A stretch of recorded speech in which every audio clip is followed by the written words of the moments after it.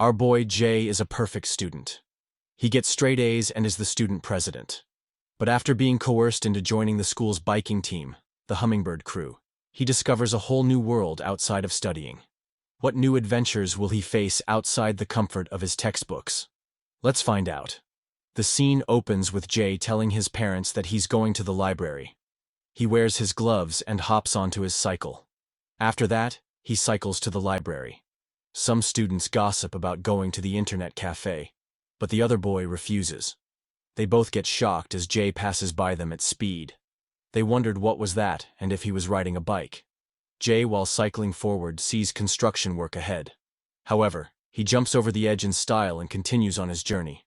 Some couples are having a good time while sitting on stairs, but Jay interrupts their moment by passing right beside them. He starts cycling with ease as he enjoys the wind and warm evening.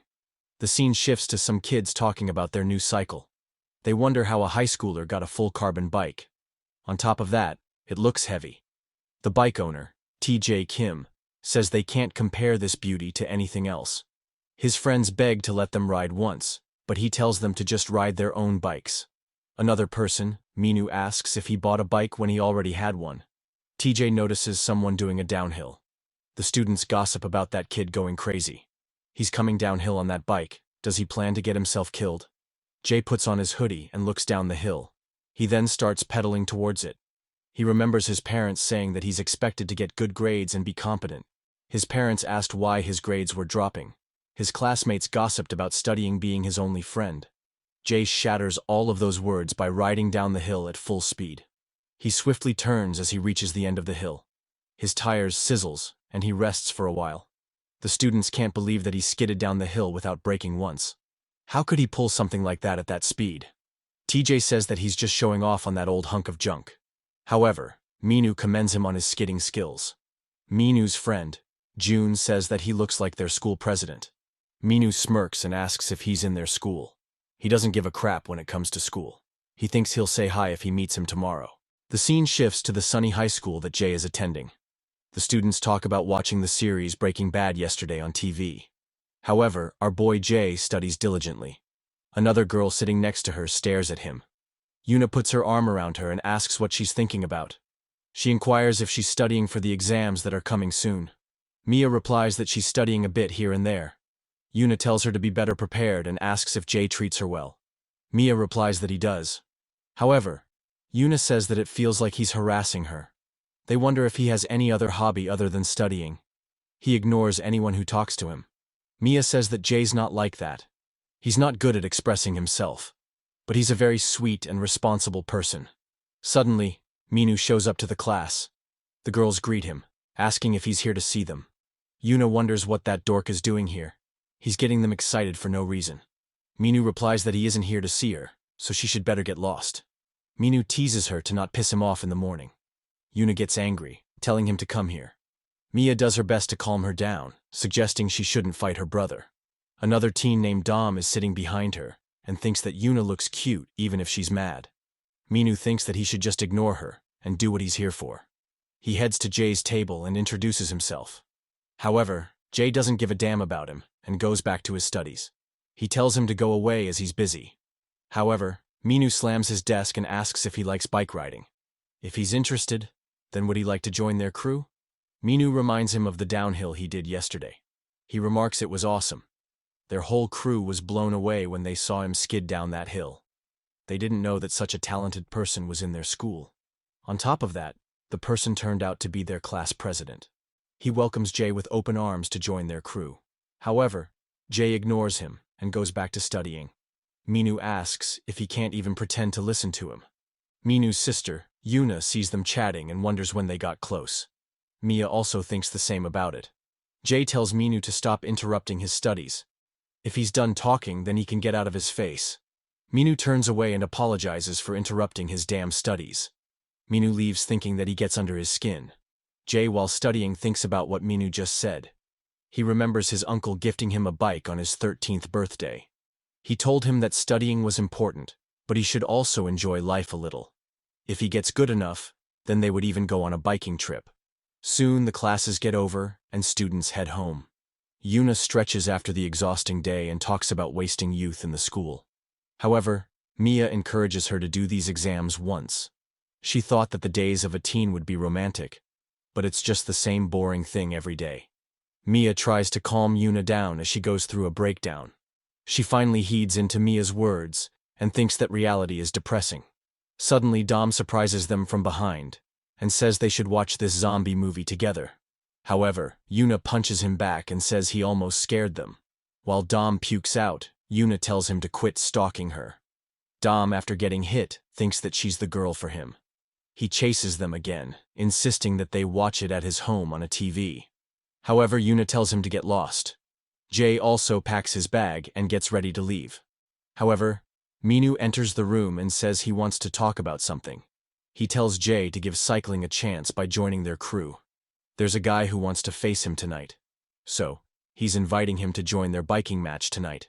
However, Jay gives him a straight no. He tells Minu to quit bothering him and keep playing with his little friends. Minu says that a guy named TJ was trash-talking about his bike before. He was saying that his bike is an old piece of crap. It doesn't bother him if he doesn't show up, but he hates people who think that bike specs are all that matter. As far as he can tell, he has been riding that bike for a pretty long time. He would love to see TJ's face if he destroys him in a race. They will be meeting tonight at the Green Park. He can decide if he wants to come. Later that night in the Green Park, some kids are showing stunts on a cycle. Minu is sitting on a bench while listening to some music. Suddenly, a person places a chill Red Bull on his face, and Minu suddenly jumps up. June tells Minu to chill out and have a drink. June asks if he's sure that Jay will come today. It has been quite a while. Minu replies that they can't do much except wait. June says that he's right. They will do a practice run if he doesn't show up. June asks why he's suddenly obsessed with Jay. However, Minu tells him to keep it down. People will get the wrong idea if he hears him. June then asks the reason for inviting him. Minu says that it's simple. He's riding that bike for a long time. He thought if Jay rode with them, it would be more fun for him. Soon, TJ shows up with his bike and asks where that kid is. He's quite late. Minu tells him to wait a bit more. TJ asks if that dork chickened out of it. However, Minu tells him not to be so cocky. If he's so anxious, then should they do a warm-up round? TJ asks if he can ride with his injured leg. He always wanted to rematch him though. Soon, Jay enters the park with his cycle, and the folks wonder if he's the same kid from yesterday. Minu stands up and says he wishes to race him and his carbon bike, but they will do it next time. TJ extends his hands and talks about how he wasn't going to show up today. However, Jay ignores him and moves past him. This act greatly annoys TJ. Jay reaches Minu, and Minu replies that he's glad he came here. Jay tells him to get him straight into the race as he's busy. Minu agrees and says that June will explain the rules. June greets him as his senior from the same school. Jay, on knowing him as senior, bows in respect. This greatly shocks Minu as he's always being a jerk to him. June says that he'll explain to him the race for today. The race will be one-on-one and the person who makes it back first wins the race. The track is simple, and he should know it as he's familiar with this place. In any case, they have put guys at each corner for safety and to make sure they stay on the route. The guy he'll be racing would be that nasty-looking mofo over there. Jay tells him not to bother him after this race. Minu agrees to his condition, and Juness hands him a helmet. Minu notices that he's taken the brakes off the cycle to lighten it. He believes that every little second matters in the race after all. Both Jay and TJ get on their cycle to race, and TJ mocks him to keep up with his carbon bike. Minu tells TJ to quit bragging and focus on the race. However, TJ tells him to shut up. He knows what he's doing. June puts on a camera on his head and says he would film them from behind. A member says that they will start racing as soon as this cog hits the ground.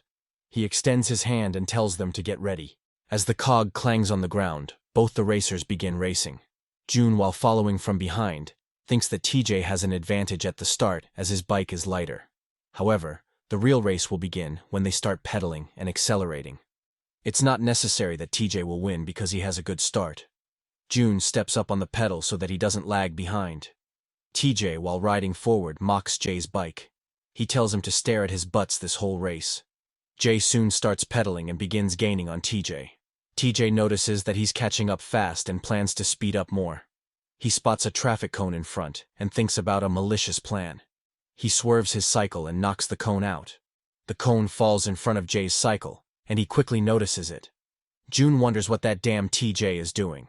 Jay swiftly turns his cycle and avoids the cone. He quickly takes back control of the cycle's momentum, and June tells him to look ahead. Jay sees that he's about to ram into the car parked at the corner. However, Jay jumps onto the vehicle, rides over the top of it, and breaks out. This maneuver greatly surprises June and TJ. Soon enough, Jay starts his hunt again. June breathes a sigh of relief as Jay avoided a possible accident. He tells TJ to quit messing around. TJ apologizes and says that his foot slipped. He thinks that this punk is crazier than he thought. June thinks that TJ might get someone killed with his cheap tricks. He also thinks that Jay's tricks are insane. He can't believe he pulled a 360 flip in such a short time. He wished that the other guys could have seen that live. Jay starts pedaling faster and catches up to TJ again. He tells him to get over this stupid race quickly. After that, Jay starts going faster. TJ wonders if he's trying to psych him out. He suddenly notices a sharp turn ahead and sees Jay rushing forward. He calls him an idiot for accelerating on a sharp turn. He must have a death wish today. Jay accelerates more and starts drifting around the corner. Jay passes from the corner quickly while TJ lags behind him. TJ remains astonished at his skill. Even June is surprised to see Jay pull a drift around that corner. He has no idea where he learned to ride like that. He rides that bike as if it's an extension of his body part. As for TJ, he's struggling to catch up to Jay.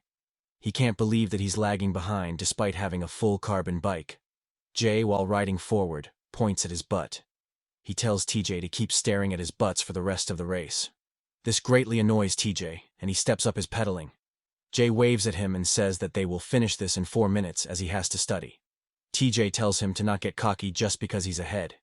He hates these freaking sunny high pricks. TJ steps up his pedaling to chase after Jay. June hopes that everything is okay. Someone might get hurt if they keep at it. TJ tries to get past Jay, but Jay blocks him skillfully. TJ gets frustrated and says he'll take him at the downhill. As the downhill comes, both start speeding up.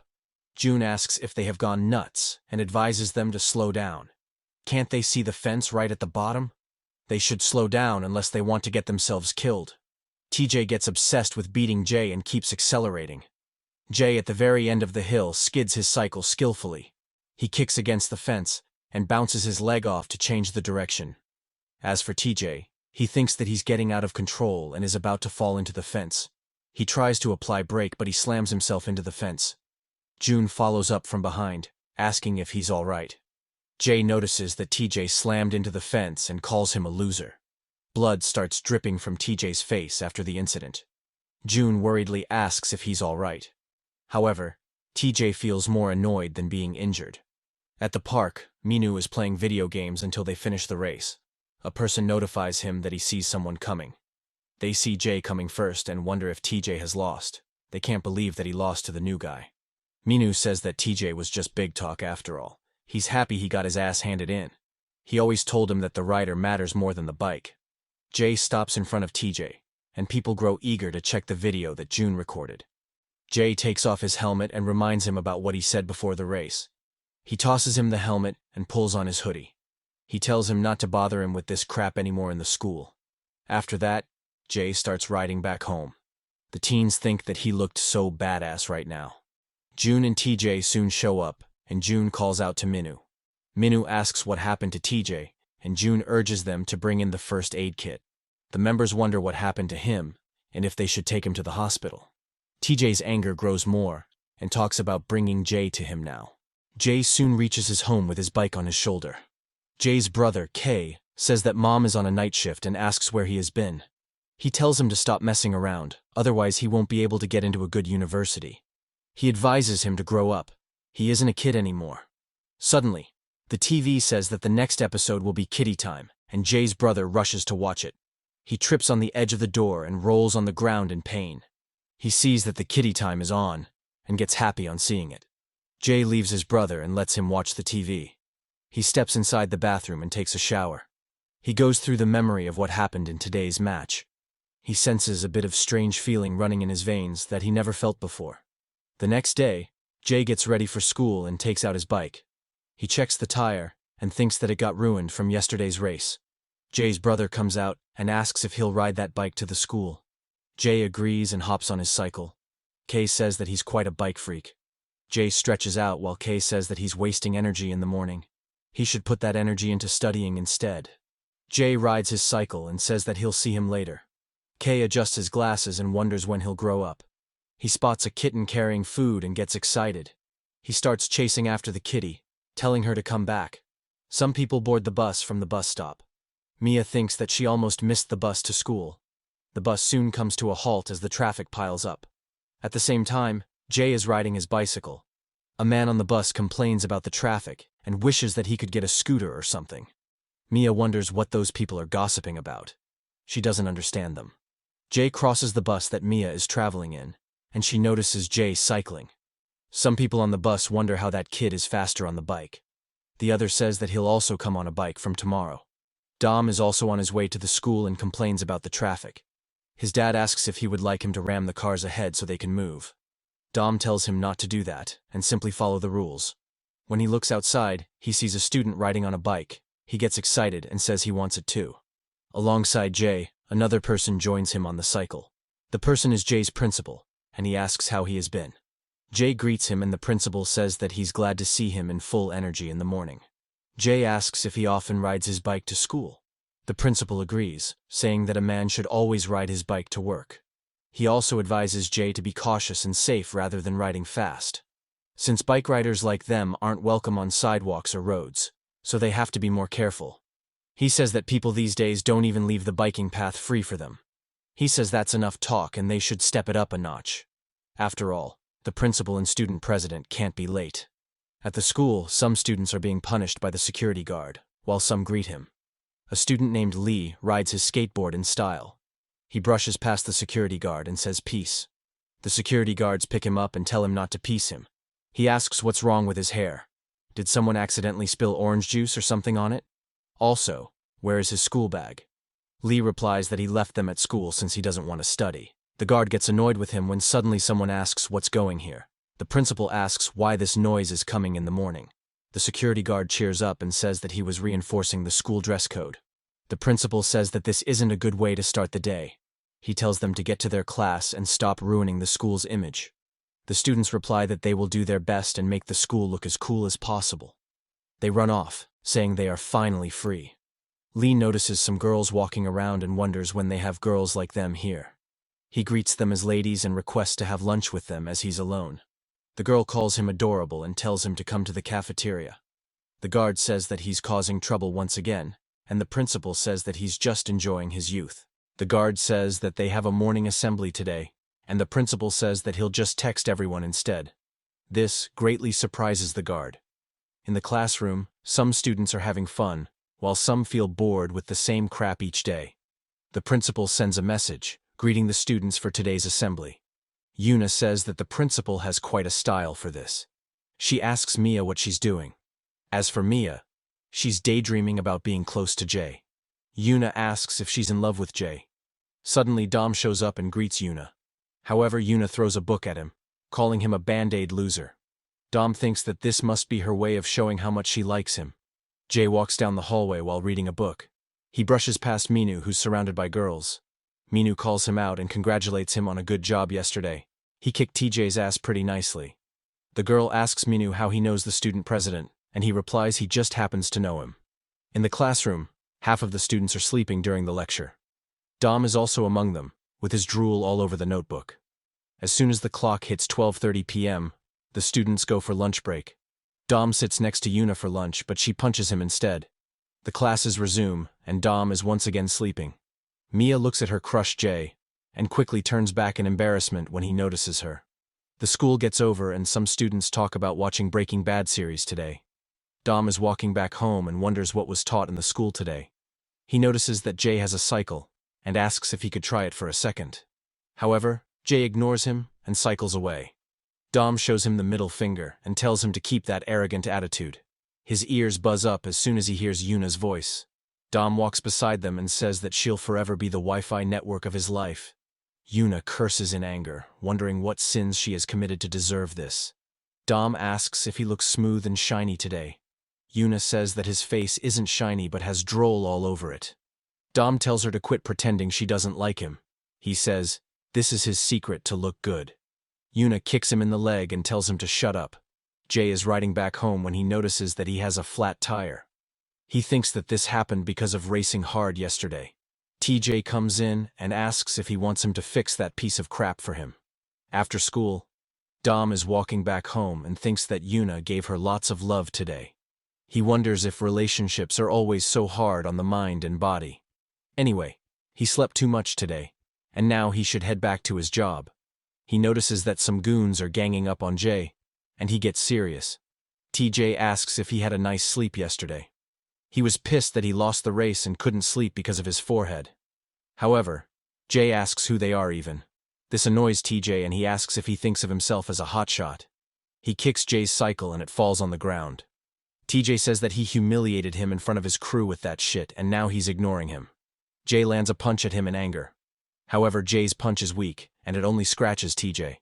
TJ gets angry and asks how he dared to punch him. His friends say that the student president must have gone nuts. They start beating Jay, asking if this feels good now. They crush his glasses and beat Jay very badly. TJ asks how he'll go to school tomorrow now as his face is messed up. He should remember his face now. Jay replies that he doesn't know who he is and what he wants. So, he should just screw off from here. TJ asks if that's the case, then he'll have to beat him till his senses come back. He grabs his shirt and says he'll start with his filthy mouth. Dom steps up and tells them to cut it out. TJ gets up and asks who this dork is. Dom asks if they think they are tough when taking someone 3-1. He was starting to get bored and asks if he could join as well. TJ says that he's inviting him to get beaten and shouldn't blame him later. TJ's friend tells him to stop. They suggest they let this go. His other friend whispers that this guy is dangerous. TJ gets freaked out after hearing about his sins. TJ leaves the place and says he can't stand these losers. He should thank his friend for saving his ass today. He tells his boys to leave while Dom asks where they are going. Dom thinks that those idiots must have sensed the power he holds and ran off. He extends his hand to Jay and asks if he's okay. However, Jay says that he's fine, and he should just forget about him. Dom gets annoyed and wonders why everyone is acting like that in front of him. At the same time, Minu is walking back home with some girls. TJ walks past him and makes fun of him for being a spoiled son. He calls them as sunny high losers, and the girl wonders what their problem is. Minu notices Jay in front and tells the girl to head without him. He just remembered something important, so he has to go. The girl becomes slightly annoyed and asks what came all of a sudden. Dom says that his bike is trashed and he's a mess. Is he sure that he can walk back home? Minu shows up and asks Jay what happened to his face. Did he get into a fight? Dom says that those mountain-high kids were beating him up, so he came and stopped them. Minu wonders if it was the guy TJ. He believes he must be after revenge for losing the race yesterday. Jay asks if he enjoyed the show. Now they should get going and leave him alone. Minu apologizes and says that he didn't mean to get involved in this. Jay tells him to forget it. He should never mention his crew again to him. Minu suggests that they at least get him to a pharmacy and treat his cuts. However, Jay tells them to get lost. Minu asks what's wrong with him. He could at least walk him home. Once again, Jay tells them to stay out of his life. Dom thinks that he's being too stubborn here. He steps up and smacks Jay on the back. Dom says that he didn't hit him that hard, and Minu asks if he has gone crazy. Who the hell hits a guy who has already been hurt? He thought they were blabbering a lot, so he just shut their mouth. He picks up Jay and says he'll walk him home. He tells Minu to carry his bike. Minu asks where they are heading then, and Dom replies that he doesn't know. Minu asks if he knows where Jay lives, but he doesn't know that. Minu asks if he was out of his damn mind back then. Why did he knock out Jay then? Both Minu and Dom take him to the pharmacy first. Minu purchases the medicine and wonders what they should do with Jay next. On the other hand, Jay's brother is walking back home. He thinks about heading home and then going for a tutoring lesson.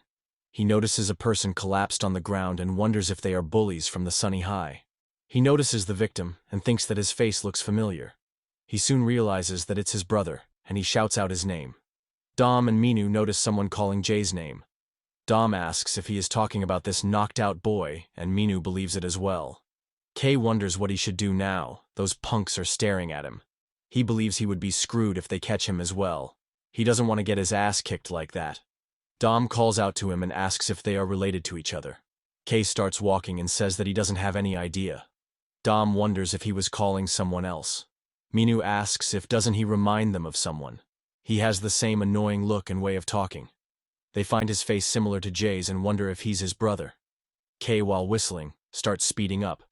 They both get annoyed and ask why he's trying to act calm while running like that. They start chasing him, telling him to stop. They finally catch up to Kay and ask why he was ditching his brother. Kay replies that he needs to look out for himself. Dom thinks that he's selfish like his big bro, and Minu wonders if this thing runs in their family. Kay says that Jay is now picking up fights and making a couple of loser friends. How pathetic. Soon enough, they reach the home. Dom applies bandages and antiseptic on Jay's face. He says that he has done everything, and the rest depends on the patient. Minu pats him on doing a great job, and Kay wonders who these idiots are. Minu asks why he's wearing a band-aid under his nose. Is he trying to act cool? Dom replies that it's his little secret. Minu rips off the band-aid and says that the secret can go to hell. Minu remains shocked after seeing it, and says that the principal will scold him a lot if he finds it out. Minu asks if there's anybody else at home. Kay replies that his parents aren't at home very often, and Minu thinks that this place is similar to his. He sees that Jay's room has books everywhere, and thinks that he has such a boring life. Minu asks why he's still glaring at them. Kay says that he wants to see if they lied about being his brother's friend and plan to steal something. He can't believe that Jay has friends. Minu thinks that Jay's brother is just like him. It makes him want to punch him in the face. Dom looks at a photo frame and wonders if this is Jay's bike in this. Minu peeks in and asks, whose photo is this? They see the picture and wonder if this is Jay's brother in the photo. However, Kay corrects them and says it's Jay in the picture. Minu now has more questions about Jay, since when he was riding and why he showed up yesterday. Dom asks what he's mumbling about. He notices Minu carefully and starts seeing Yuna in him. He wonders if he's tripping or something. He believes he must have been lonely lately. Yuna and Minu are siblings, but Dom doesn't know about it.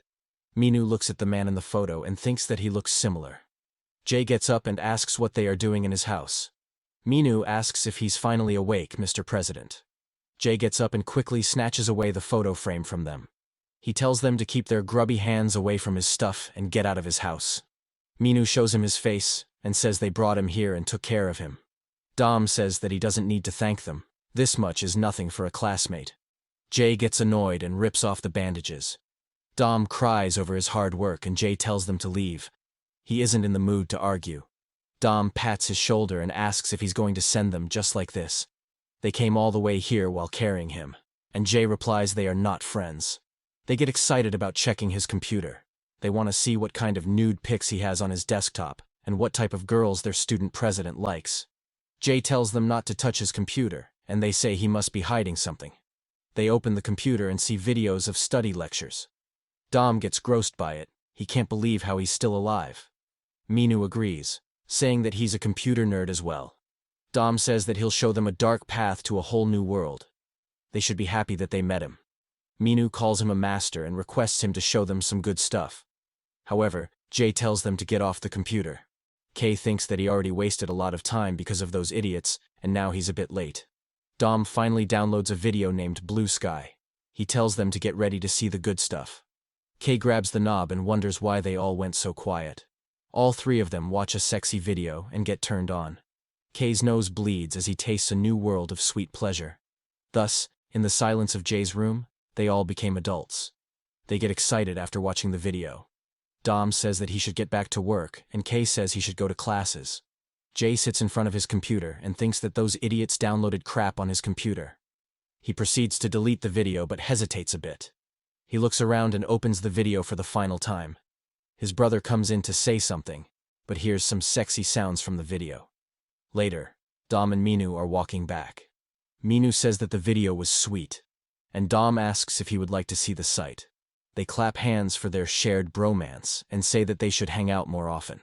Dom says that he's heading to work, and they will see him at the school. They part ways, and Minu wonders if he works part-time after school. Minu takes out his phone and thinks he should end things properly today. He tells his boys to gather at the park. They will be having an emergency meeting tonight. They should make sure that TJ and Mountain High come especially. The people soon gather at the designated spot and wonder what came up so urgent. TJ comes in and tells the losers to complain in front of Minu instead of whining here. They ask TJ if something happened between them, and he replies he doesn't know. June says that there must be a reason as to why he called an emergency meeting. TJ mocks him, telling him to suck up to his little Sunny High pal. Soon enough, Minu arrives at the park, and the people notice that he's pissed off.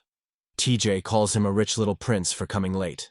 Minu takes off the ring he's wearing and the people wonder what he's trying to do. Minu goes straight for a punch on TJ's face. TJ, after being punched, gets up and spits out blood. His friends help him up, and they ask if he has gone nuts. June also asks the reason for his action. He needs to explain what happened. Minu tells him to stop giving their crew a bad name.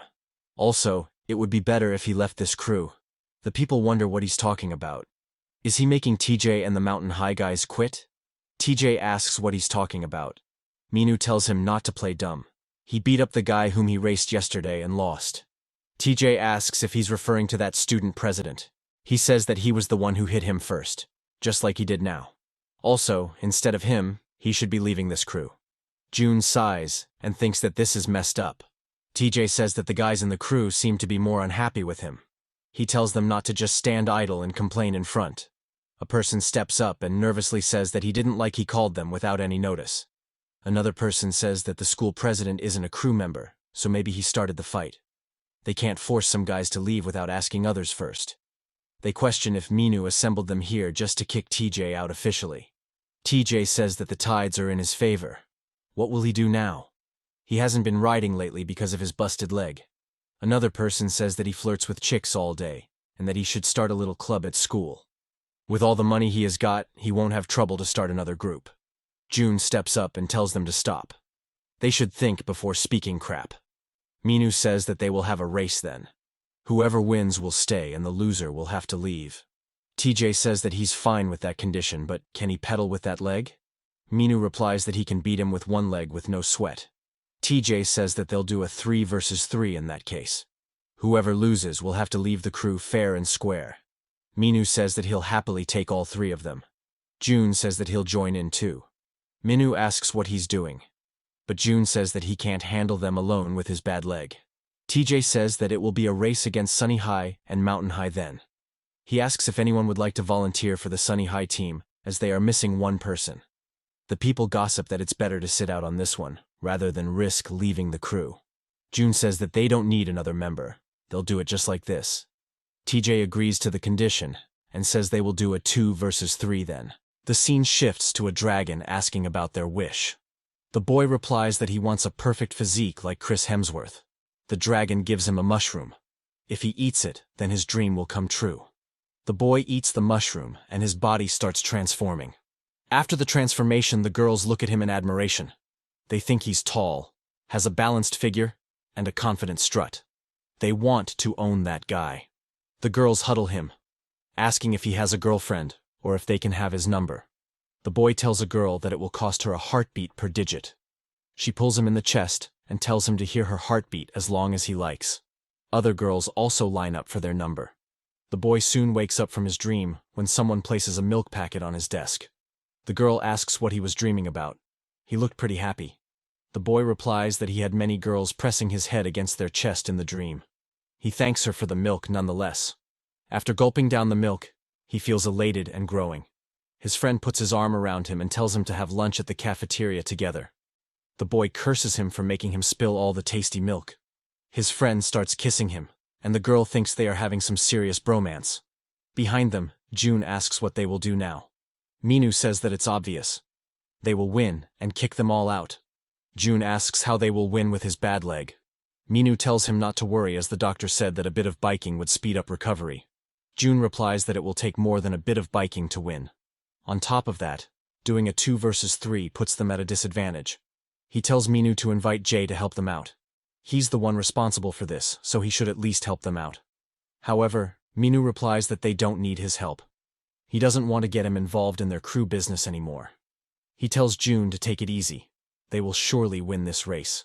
On the other hand, Jay is focusing on his studies.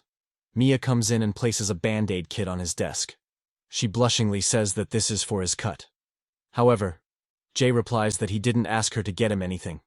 Yuna slams the table and asks what's the meaning of this. Can't he say things politely when a girl is showing interest in him? She was worried, as she saw a cut on his face this morning. She even ran to the pharmacy. Mia shuts Yuna's mouth from embarrassing her further. Dom pats Jay on the back and asks if he slept well last night. He hopes he didn't stay up late. Yuna asks how they know each other. Dom says that they bonded over a computer screen yesterday. Yuna wonders what he's talking about, and Mia guesses they did something with the computer screen. A student calls out to Jay and says that a third year is calling him. Jay gets up and Dom says that he's getting popular. Dom approaches Yuna and asks if they should bond together. However, Yuna picks him up and slams him into the ground. The third-year student, June, is standing outside, waiting for Jay.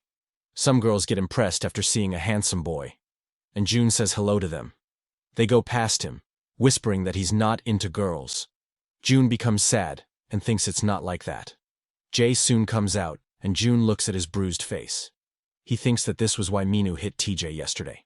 They both stare at each other, and June wonders if he doesn't remember him. He wonders if he has some face recognition disability. June gives him a detailed explanation, and he remembers he's the guy from before. June says that he has a favor to ask. He says that Minu stirred up a mess after his face got bruised by TJ. He said he didn't want to get him involved in this stuff anymore. June asks if he could help them tonight in a race against Mountain Highs. However, Jay says that he doesn't have anything to do with his crew. June says that he knows he's a bit selfish, but if they lose today, then Minu will get kicked out of his crew. Jay asks why he should be concerned about what happens to him. He has heard enough. Before Jay leaves, June says that they will meet in the same park at 8 tonight. If he changes his mind, then he can come there. He apologizes for taking up his break time. The people soon gather for the race in the evening. They wonder who will win today. Minu gets ready and says it's almost time. June checks his watch and sees that it's already past 8. He wonders if Jay won't come today. He puts on his helmet and thinks they must do it without him. Both teams get ready, and the audience believes that it will be intense. June inspects TJ's bike and feels that he now has brakes and changed the front wheel as well. TJ, being cocky, mocks Minu. He tells him not to overdo it unless he wants to get his both legs messed up. Minu tells him to shut up and just focus on the race. A boy says that they will start now. Before he starts, he'll go over the rules. Suddenly, a girl comes on her bike and tells them to wait. She takes off her helmet and thinks that she made it in time. She introduces herself as Harry. She's a biking show commentator on a YouTube channel. She heard they were racing tonight, so she rushed here. The guys get blushed after seeing a girl interested in biking. She asks if it would be okay to broadcast the race today. Minu gives her a thumbs up and says that it will be an honor. TJ smirks and thinks that he will now humiliate Minu online as well. She puts on her earphones and sees that everything is working perfectly. She starts the stream and asks the viewers if they can hear her well. The boy clears his throat and says that he'll explain the rules. Today they will be having a relay race. It's like a normal relay where they hand the baton off to a runner and run around the track. Instead of batons, they will be using LED armbands. If they apply force, it will wrap around their arm. The runners will be standing at the designated spots.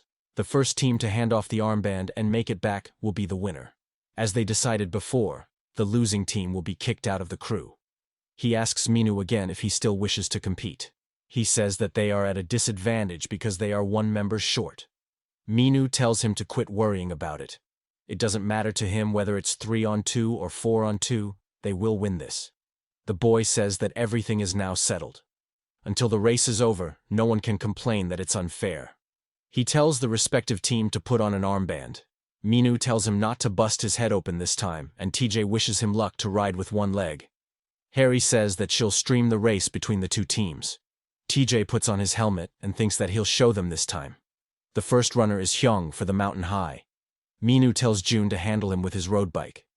The first part of the course has a lot of curves, so he'll have an advantage over his fixed bike. June asks if he's sure that he can handle 2 racers with his one leg. Minu says that he'll beat TJ and Mountain High at all costs. June agrees with his strategy and says he'll handle Hyung. June suggests him not to force himself too much. The first runners soon reach the starting line. Harry gets ready with her streaming phone over her head. The boy says that the race will start when the cog hits the ground.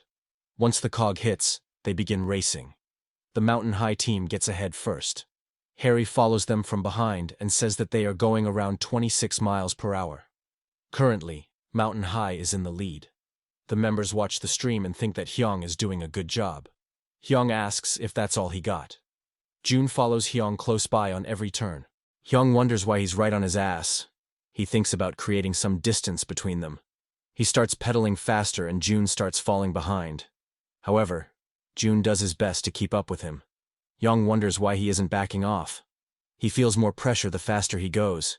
He wonders if he's pulling a slipstream on him.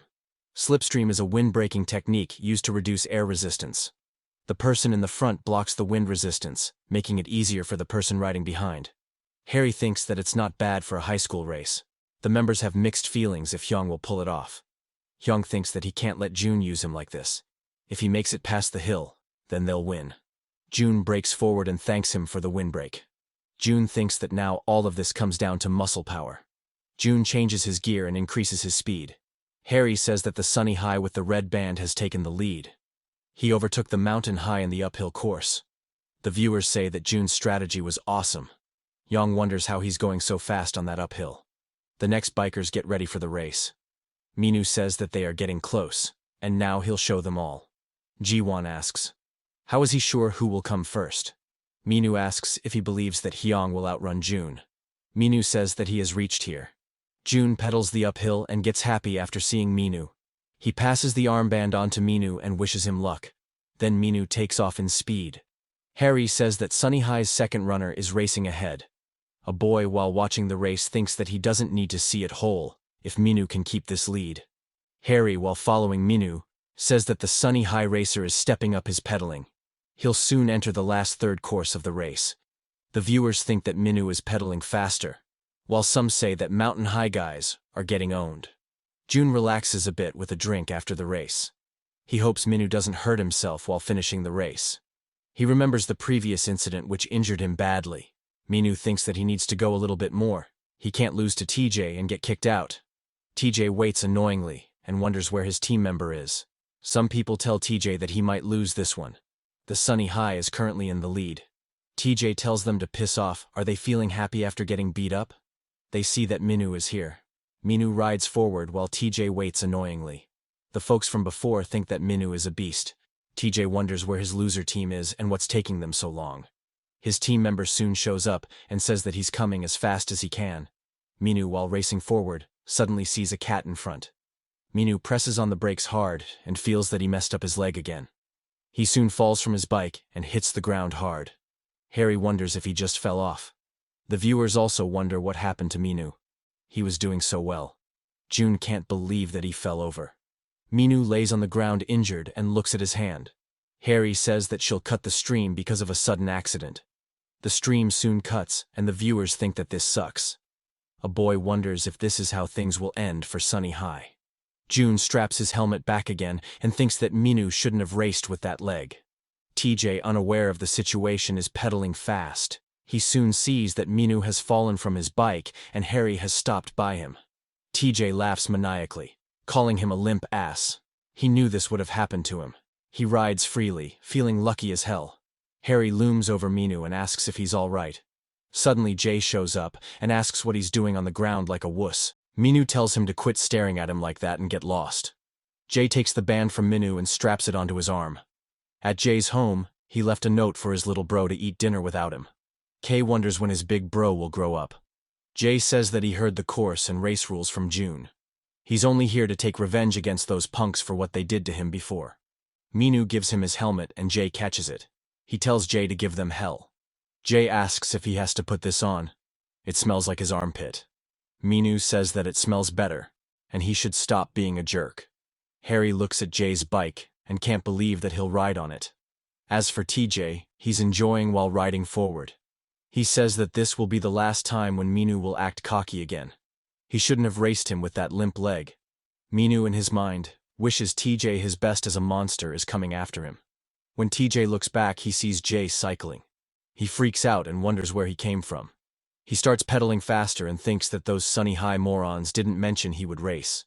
He feels that Jay is charging forward like a bull. He has come too far and can't lose here.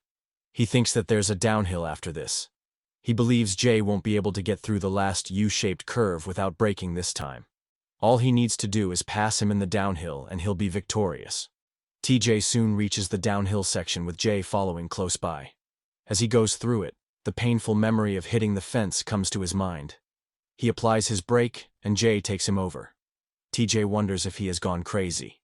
Jay uses the rock wall technique on the downhill, and TJ can't believe it. Rock wall is a trick that allows one to do a 180-degree turn with the front wheel as the axis. Jay reverses his bicycle, and TJ wonders if he has gone crazy.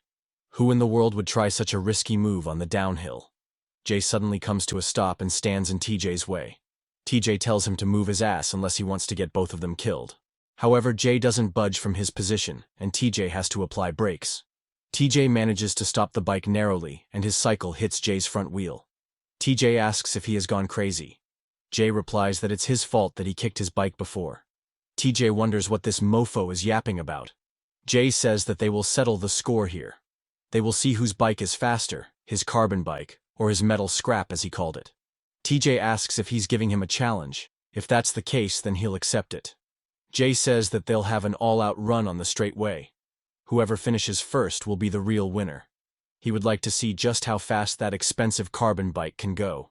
If his lightweight bike loses to his so-called hunk of junk, then he shouldn't blame the bike, but blame himself.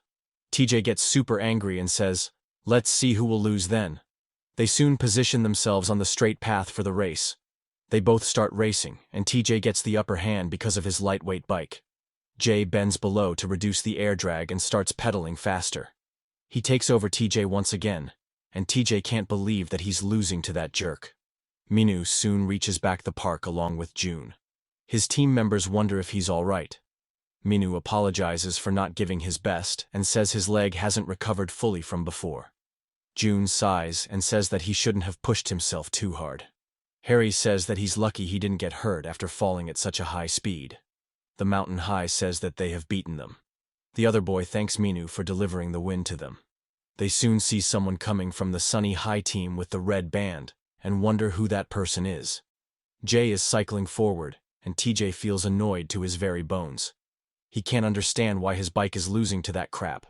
The people find that the person is Jay, the student president, and he won against TJ. The Mountain High folks complain that they cheated. They ask from where he came. Jay opens his jacket and lets off the steam. TJ curses him after losing. Jay says that he's the hunk of junk, not his bike. He should practice some basic pedaling before taking him on. TJ gets annoyed and asks what he's talking about. The referee blocks TJ from going any further. The people have more questions as this Jay guy isn't from their crew, and if this is Sunny High's win. The referee asks why was another team member added in between the race. Having someone who's not involved in their crew isn't fair. He asks Minu if that's what he said before the race. He said that it would be 3-on-2, and that the result would be final. The moment he fell from his bike, the race was over for Sunny High. Minu replies that he doesn't need to analyze those things for him. He grabs the badge and says he'll stop complicating things any further. He rips off the badge and says he'll leave the crew. Minu says that they shouldn't have any complaints now. Since he's leaving, they should take care of his crew. The Mountain High morons smirk on seeing him leave. June puts his arm around Minu and says that he did well. Minu apologizes that he too got kicked because of him. June says that it's okay. He joined the crew because of him. If he isn't in the crew, then what point does it make to be there? Jay calls out to Minu and tosses him his helmet. Minu thanks him for riding together today, and Jay silently puts on his hoodie. He starts leaving, and Minu thinks that he's still the same prick. June and Minu also leave the place. June asks if he's all right, and Minu replies that his leg hurts a lot. He teases June to prepare for his entrance exam now, and June gets annoyed.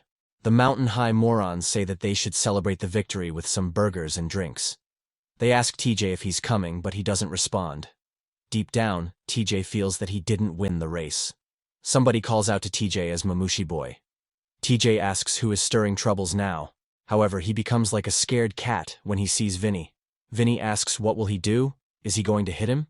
TJ nervously asks what he's doing here, and Vinny asks if there's something wrong with him being here. TJ says that wasn't what he meant.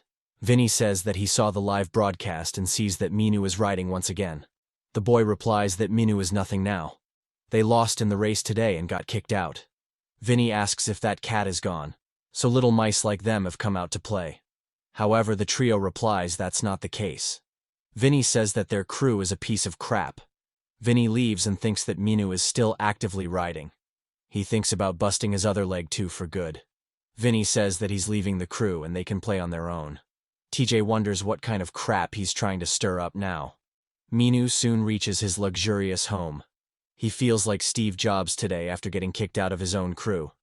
If it weren't for his damn leg, he would have won. Minu's parents also reach the home at the same time. Minu wishes his dad a good evening, and he asks what's wrong with his face. He was supposed to be studying. What is he doing that he keeps getting injured? Minu's stepmom tries to calm him down, saying that Minu is still in his teens. She gets worried and asks how he got that cut on his face. She approaches towards him and asks if he fell off his bike while riding. They need to treat it. However, Minu tells her to get her filthy hand away from him. Minu's father slaps him and asks if he has gone crazy. How could he talk to his mother like that? He's the oldest son and is supposed to set an example for his siblings. Minu says that all of that could go into crap. Does he think that this woman really likes him? She's just after the money because mom isn't here. The father gets annoyed and asks how he dared to say that. He's the one who uses his money and buys crap like stupid bikes. Isn't he the one who is using his father for money? He should better hand over his credit card and wallet. Minu drops the wallet and credit card as he said. He says that he doesn't need his money. He tells him to go and live a happy life with that gold digger. Minu's father curses him and the driver tries to calm him down. His father tells him not to think about entering his house. Yuna curls up in her bed and thinks that all of this is her fault. Later, Minu sits on a bench along with his bicycle parked near him. He checks his phone and thinks that he can't ask anyone for help. He doesn't have a penny to his name and got kicked out of his crew and house. He considers himself damn unlucky. He sees a family having a great time, and it reminds him of his childhood. Their family had a total of 5 members and he was the eldest son. They were so happy at that time. He cries a lot and wonders when all of this happened. Beside Minu, Jay appears and grabs a Red Bull from the vending machine. Minu looks shocked at finding him here. Jay asks if he's crying like a baby because he lost. Minu replies that he wasn't crying. Jay says whatever and continues slurping his drink while heading back home. Minu stops him and asks if he can stay with him tonight. However, Jay ignores him and walks away. Minu follows him along and tries to persuade him to stay at his home for one night. However, Jay ignores him and says that it's his problem. Minu says that he's being too cold-hearted. Can he help him out just one time? Jay says that he has to study, so he should ask another friend.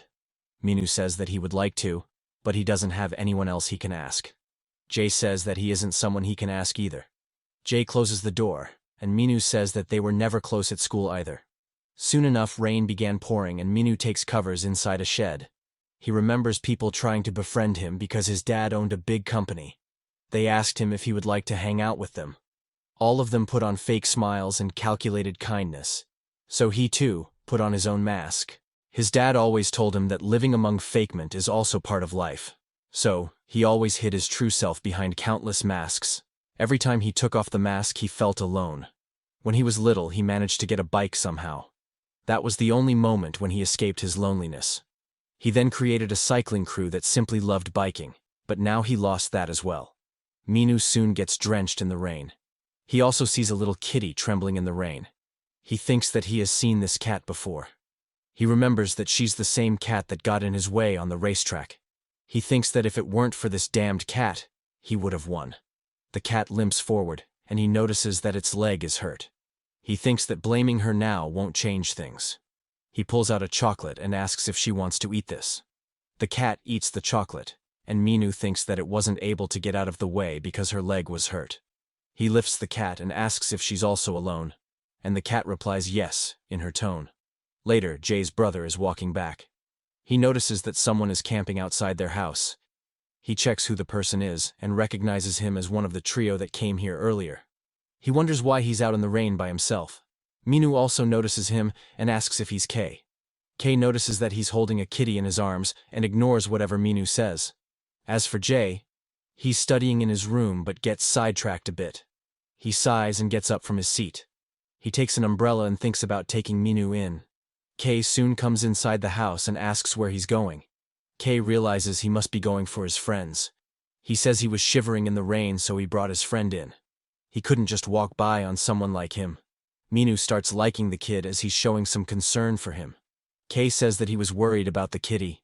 He only brought him here because he was with the cat. Minu gets annoyed with Kay and thinks it's his fault for expecting too much from him. Kay rushes to the bathroom with the kitty. He says that he'll clean her first, and then take care of her cut. Minu says that he'll leave as soon as the rain stops.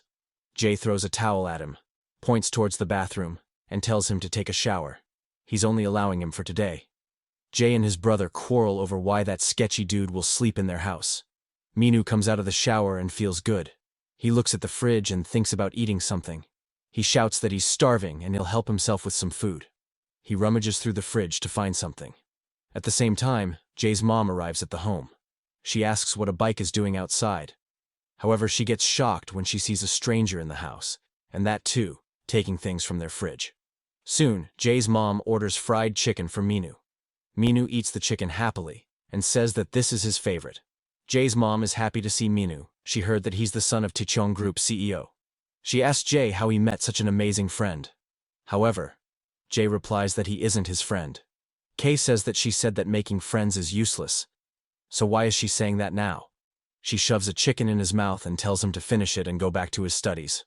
Also, he has an exam soon, so he should study instead of eating chicken.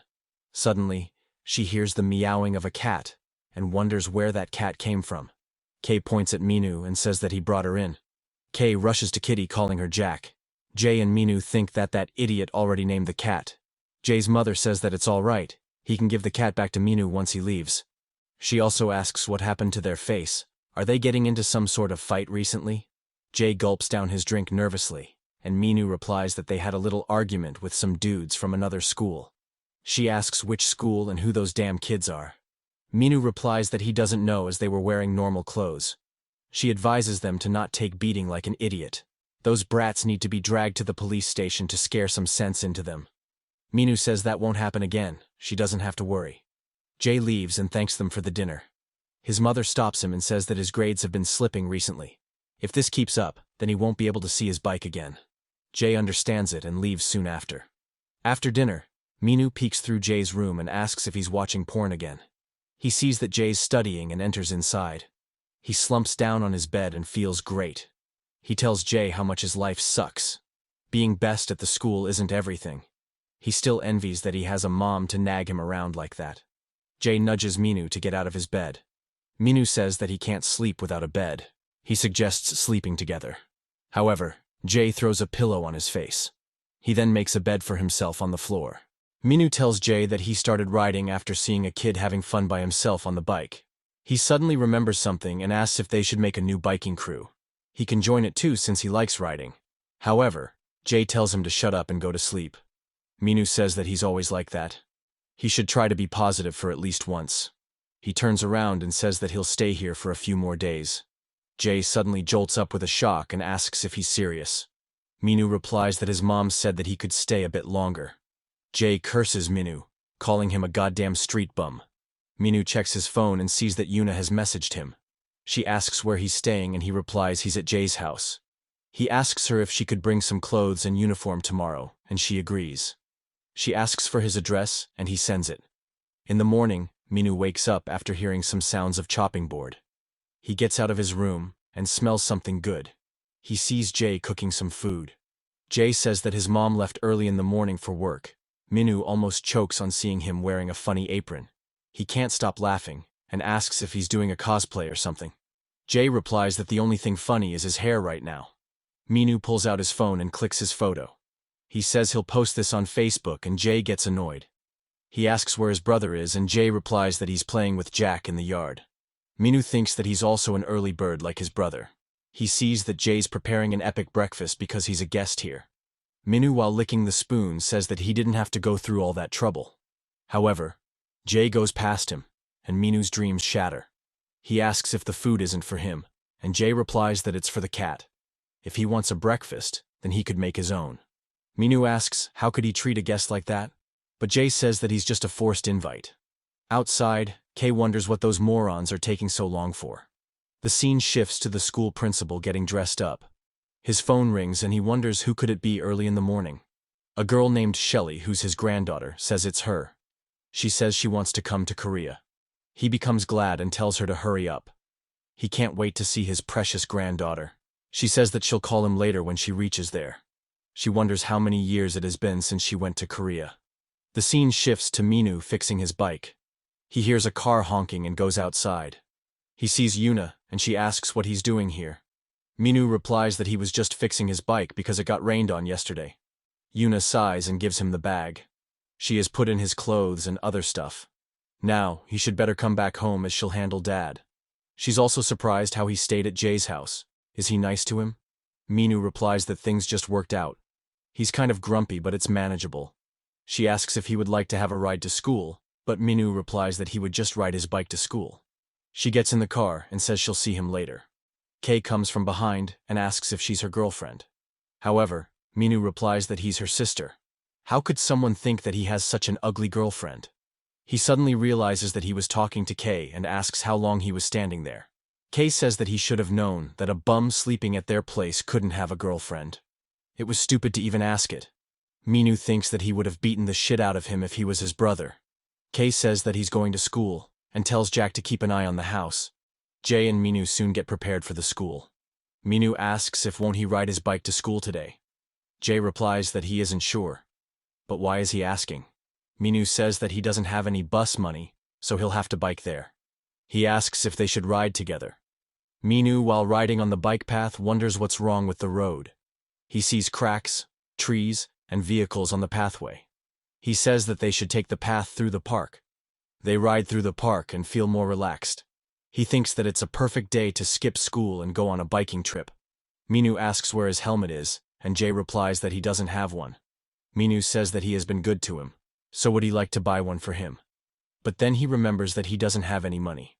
Jay tells him to quit his yapping and just leave. Minu asks if they should race to the school then. However, Jay says that he could race by himself. At the school, Yuna tells Mia about what happened at Jay's house yesterday. Mia asks if it's true. She didn't know that Jay and Minu were close enough to live together. Yuna says that they must have gotten to like each other at some point. Mia tells her not to say things like that, otherwise people might get the wrong idea. She asks Mia if they should have the student council meeting in a cafe this weekend. Mia says that she likes the idea, but would Jay allow it? Yuna says that if enough girls pressure him, then he'll have to agree. Mia blushes and says, "Okay, dokie." Yuna says that she's doing all of this for her. They'll leave at the right time, so the two of them can talk in private. Mia blushingly replies that they don't have to do this. Yuna pats her head and asks why she keeps holding back like that. Jay is a good guy, so things will work out well. Dom overhears their conversation and says that he would also like to come.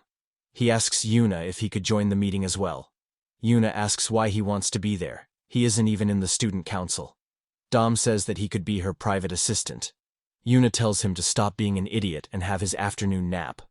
Dom suggests watching a zombie movie tomorrow, but she tells him to get lost. Mia from the window sees that Jay and Minu rode to the school together on their bike. Mia says that the weather is nice and asks if she should get a bike too. Yuna says that it's a good idea. She could buy a bike and ask Jay to teach her. Dom says that he'll also buy one soon, and Yuna replies that she doesn't care. Minu enters the hallway with his bike on his shoulders, and the girls greet him. Some boys in the class are looking at an adult magazine and having fun. A girl snatches the magazine away from them and asks what they are doing at school. The boy replies that the magazine holds the key to their love life, so she should return it. The girl replies that she's doing her job as class monitor. Do they have a problem with it? Well, nothing beats the losers in the face of class monitors. The boy notices that Minu has brought the bike into the classroom. He asks why he brought it here. Minu replies that it's expensive and he can't just leave it outside.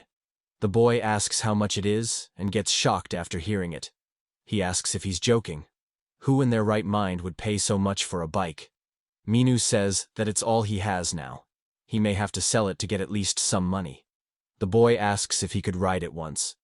However, his confidence falls down the cliff when he sees that the seat is taller than him. He runs away while crying. He goes to a girl and asks if she could bring her some milk. The girl pats her and says she'll bring it. Jay is walking to his classroom when Yuna greets him. She came here to ask him something about the next student meeting. She says that everyone wants to have this week's meeting in a coffee shop. What does he think about it? Jay asks if she's serious. However, Yuna cuts him in the mid-sentence and says that it's decided then. She'll text him the address later. Later, Mia shows by Yuna's side and says that the plan worked. Jay will come, so she should get dressed up. On the day of the meeting, Mia is looking through which clothes she should wear. Yuna calls her and asks if she's ready. Mia hurriedly replies that she'll get ready in a few minutes. On the other hand, Minu is chilling in Jay's room. He wonders what he's doing lying around here on a weekend with no money and no fun. He looks at the couple walking down below and feels jealous. He sees Kay chasing after Jack and thinks that his date is also going well. Suddenly, he sees Jay getting ready and asks where he's going. Jay replies that he's heading to the student meeting. Minu says that he's bored and asks if he could tag along. However, Jay says that he'll go by himself. Jay puts on his hoodie and takes out his cycle. Minu says that he'll take care of the house, so can he bring him something good like ice cream in return? Jay sighs at his increasing request and leaves. At the coffee bar, a loser tries his luck with a girl. His charming lines work on the girl, but others feel grossed by it.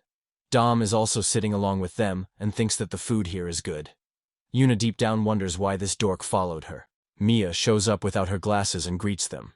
She says that they are here earlier than expected. Dom asks who is she, and do they know her.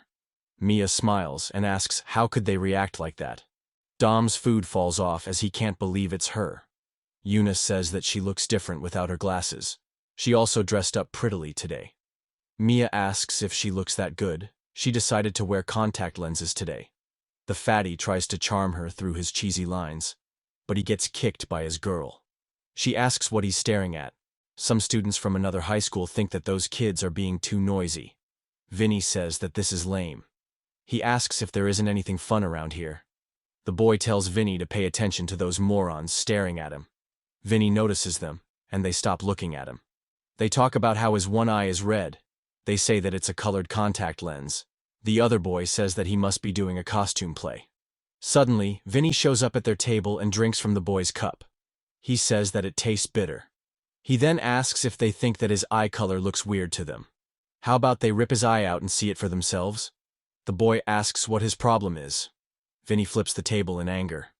Dom's group wonders what's going on there. Are they fighting?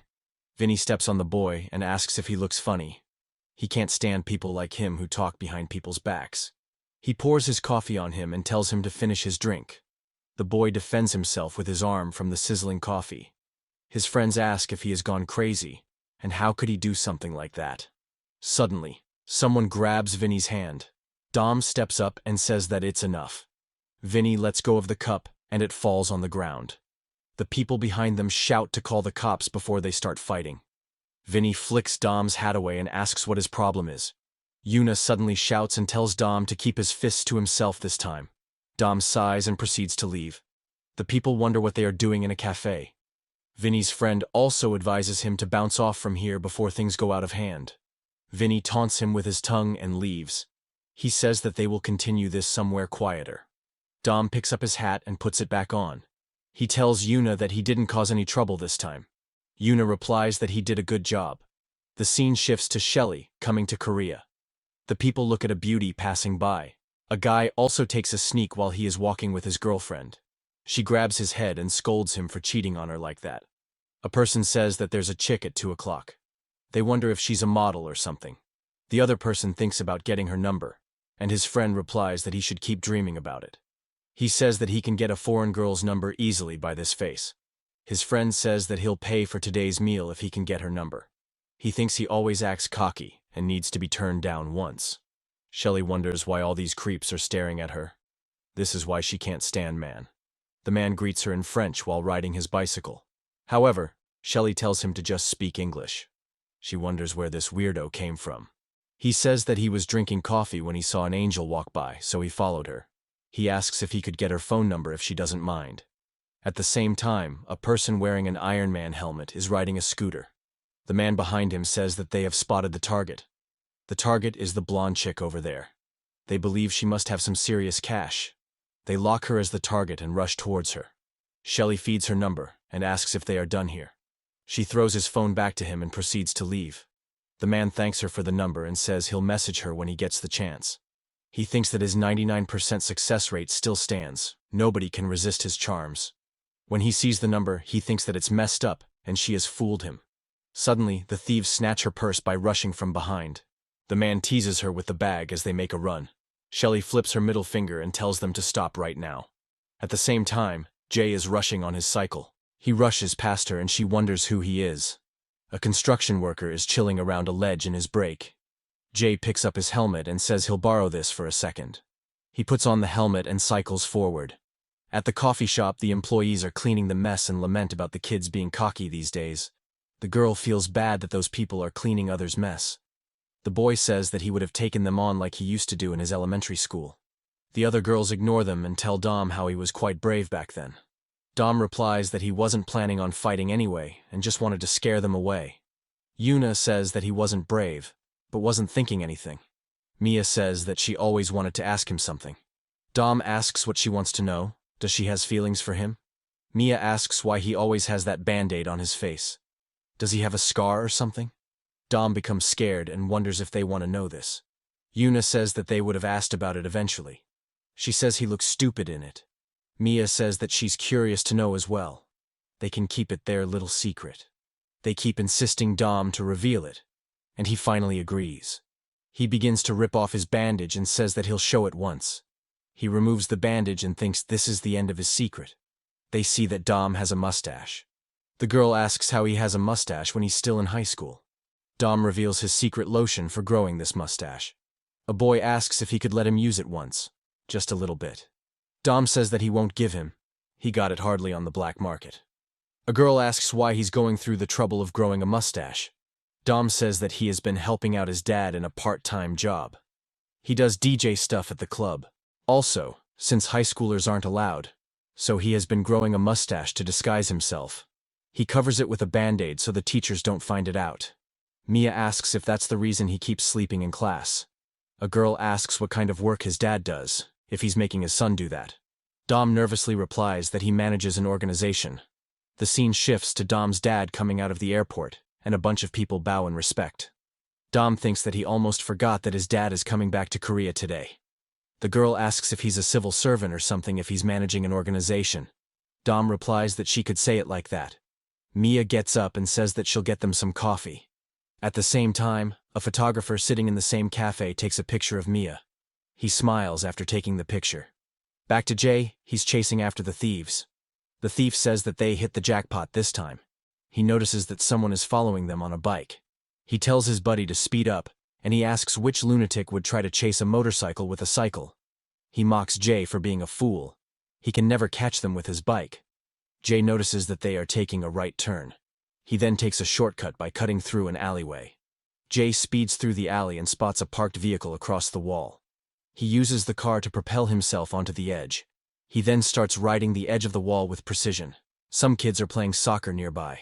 A boy kicks the ball into the air and they see a person riding a cycle over the wall. They wonder if this is Attack on Bicycle show. They cheer him and call him awesome. The thief says that they finally lost him. The Iron Man says that he was dumb enough to think that he could have chased them on a bike. Jay almost catches up to them and sees the thieves in front. The thief says that he was quite persistent and almost scared him for a second. Some kid are having ice cream and enjoying their time. They remain astonished when they see a person jump off the wall with his bicycle. Jay crashes his bicycle onto their motorbike, and all three of them fall on boxes. The boy thinks that it looked a bike fell from the sky, and the other boy wonders if they are dead. However, Jay comes out of the boxes alive. The thieves say that they hurt their bike. Jay steps up and his shadows loom over them. They start running away, calling Jay a nutcase. Once they have left, Jay picks up the purse. Soon enough, Shelly arrives in a taxi. She worriedly asks if he's okay. Jay covers his injuries with the helmet and gives her back the purse. Shelly says that they should get him to the hospital. However, Jay picks up his cycle and replies that he's fine. She asks, how could he be fine with all that blood running down his face? Suddenly Jay's phone rings and he picks it up. Shelly stops herself from troubling him further. Jay explains that he got into an accident, and Yuna asks if he got hurt. She hangs up the phone and sighs. Yuna explains that Jay got into an accident while he was riding his bike. He said that he couldn't make it today and the meeting would be postponed. Mia worriedly asks if Jay got hurt. Yuna says that he may not be too much hurt judging by his voice, other than that he didn't tell her much. A boy says that he must be making excuses, but Yuna says that Jay's not that type of person. A girl says that they should hang out a bit more, and then go. Mia's moods turn off after hearing Jay isn't coming. She says that she'll go to the bathroom for a second. Once in the washroom, she felt coming here was pointless. She comes out and hopes that Jay's all right. The photographer from before introduces himself as CJ. He says that he's working as a fashion artist for a magazine. Mia nervously says hi. CJ hands her the card and says that she seems fit to become a model. She could come to the photo shoot if she's interested. If she feels comfortable, then she could contact him by the next week. Soon enough, they decide to leave and head back home. Yuna says that it was bad that Jay didn't show up today. She tried her best to look nice for him. She tells Yuna to cheer up a bit, and Dom also feels lucky today. He drank coffee with Yuna in the morning. She asks what that guy was talking to her before. Yuna takes out the card and says that he was from a fashion magazine. He asked her to be a model. Yuna takes the card and becomes shocked. She says that it's a famous magazine. At Jay's home, Minu is watching TV. He thinks that staying at home is boring. The scene shifts to Jay going to a bike shop. He enters the shop and asks for the mechanic. The mechanic is a girl, and she welcomes him. Jay says that he came to get his bike repaired. The girl recognizes him from the last race. She asks if doesn't he remember her and explains that she filmed their last race. She provides him with some first aid and says that it's done. Jay says that he didn't come here for the first aid but to get his bike fixed. Harry says that he messed up his bike real bad this time. The fork and front wheel are totally busted. She asks if he really crashed his bike while trying to catch some thieves to give a girl's purse back. He's quite something. Jay looks at the picture of his uncle on the wall.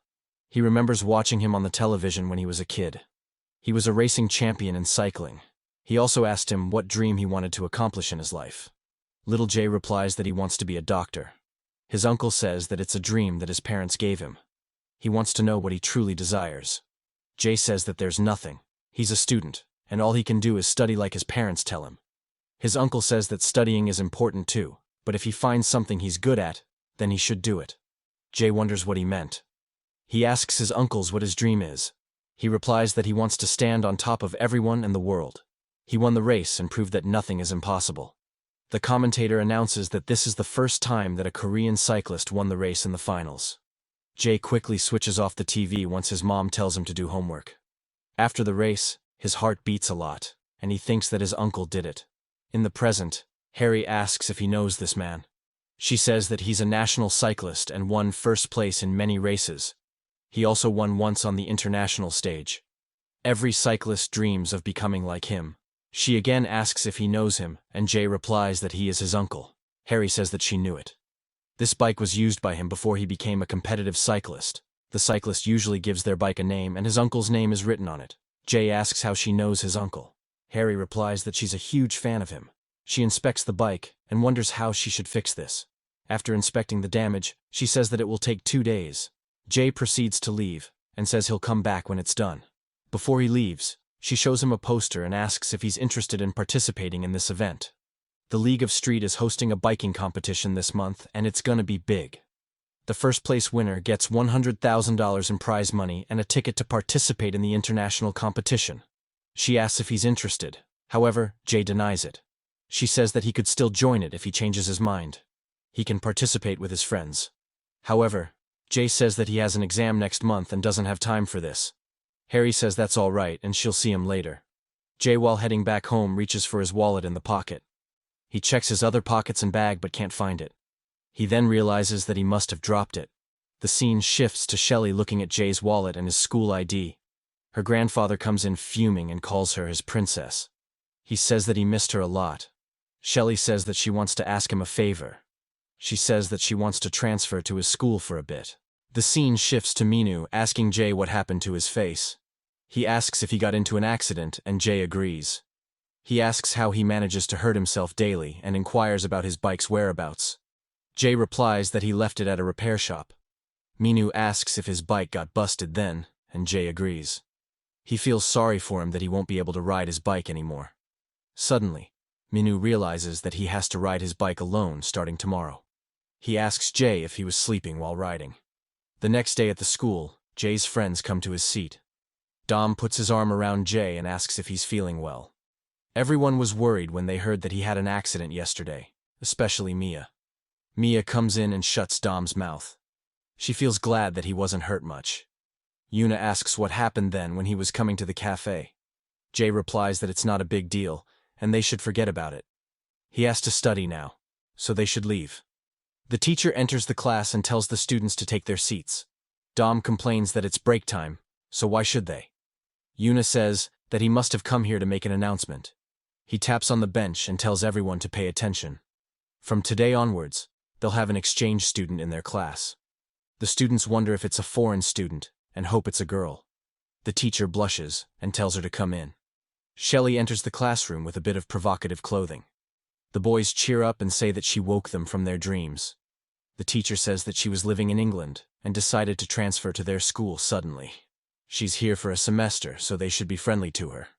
Shelley introduces herself and says that she likes traveling and cycling. The boys roar in happiness, saying that an angel has descended in their class. Yuna thinks that all these boys are the same pathetic losers. Dom thinks that Shelley is pretty, but Yuna is the only girl for him. Our boy Jay studies diligently even in break and ignores all the noise around him. Shelley looks at Jay and thinks that she found him. At the same time, the security guard is strolling in the hallway and wonders what all this noise is. He looks around and sees the principal peeking in a classroom. The students say that the new student is hot, and the principal wonders why these little wolves are looking at her Shelley that way. The guard asks the principal if he's all right. Inside the classroom, the teacher says that he'll allot her a seat. Shelley moves past him and says she'll find her own seat. She looks around and sees multiple losers. She finds Jay studying and approaches him. Suddenly she kisses Jay out of the blue. The students remain in utter shock on seeing this. The class once again goes into an uproar. They ask how this damn nerd got a kiss from her. Some boys say that they want a kiss too. The principal scratches the wall with his nails as he witnesses the scene unfold. He wonders what is going on between those two, and how he dared to kiss her Shelley. Some students also come out of their class to see what's happening. The principal says that his Shelley was never interested in boys. Then how is this happening? He starts fainting, and the guard rushes to save him. Even the school teacher cries and asks what they are doing in the school. Jay wipes the kiss and asks why she did that. Shelley replies that she didn't get a chance to thank him before for saving her purse from thugs. She hands him his wallet and says he dropped it earlier. She turns to the student sitting next to Jay and calls him out. She asks if he won't mind much with changing seats as she wants to sit here.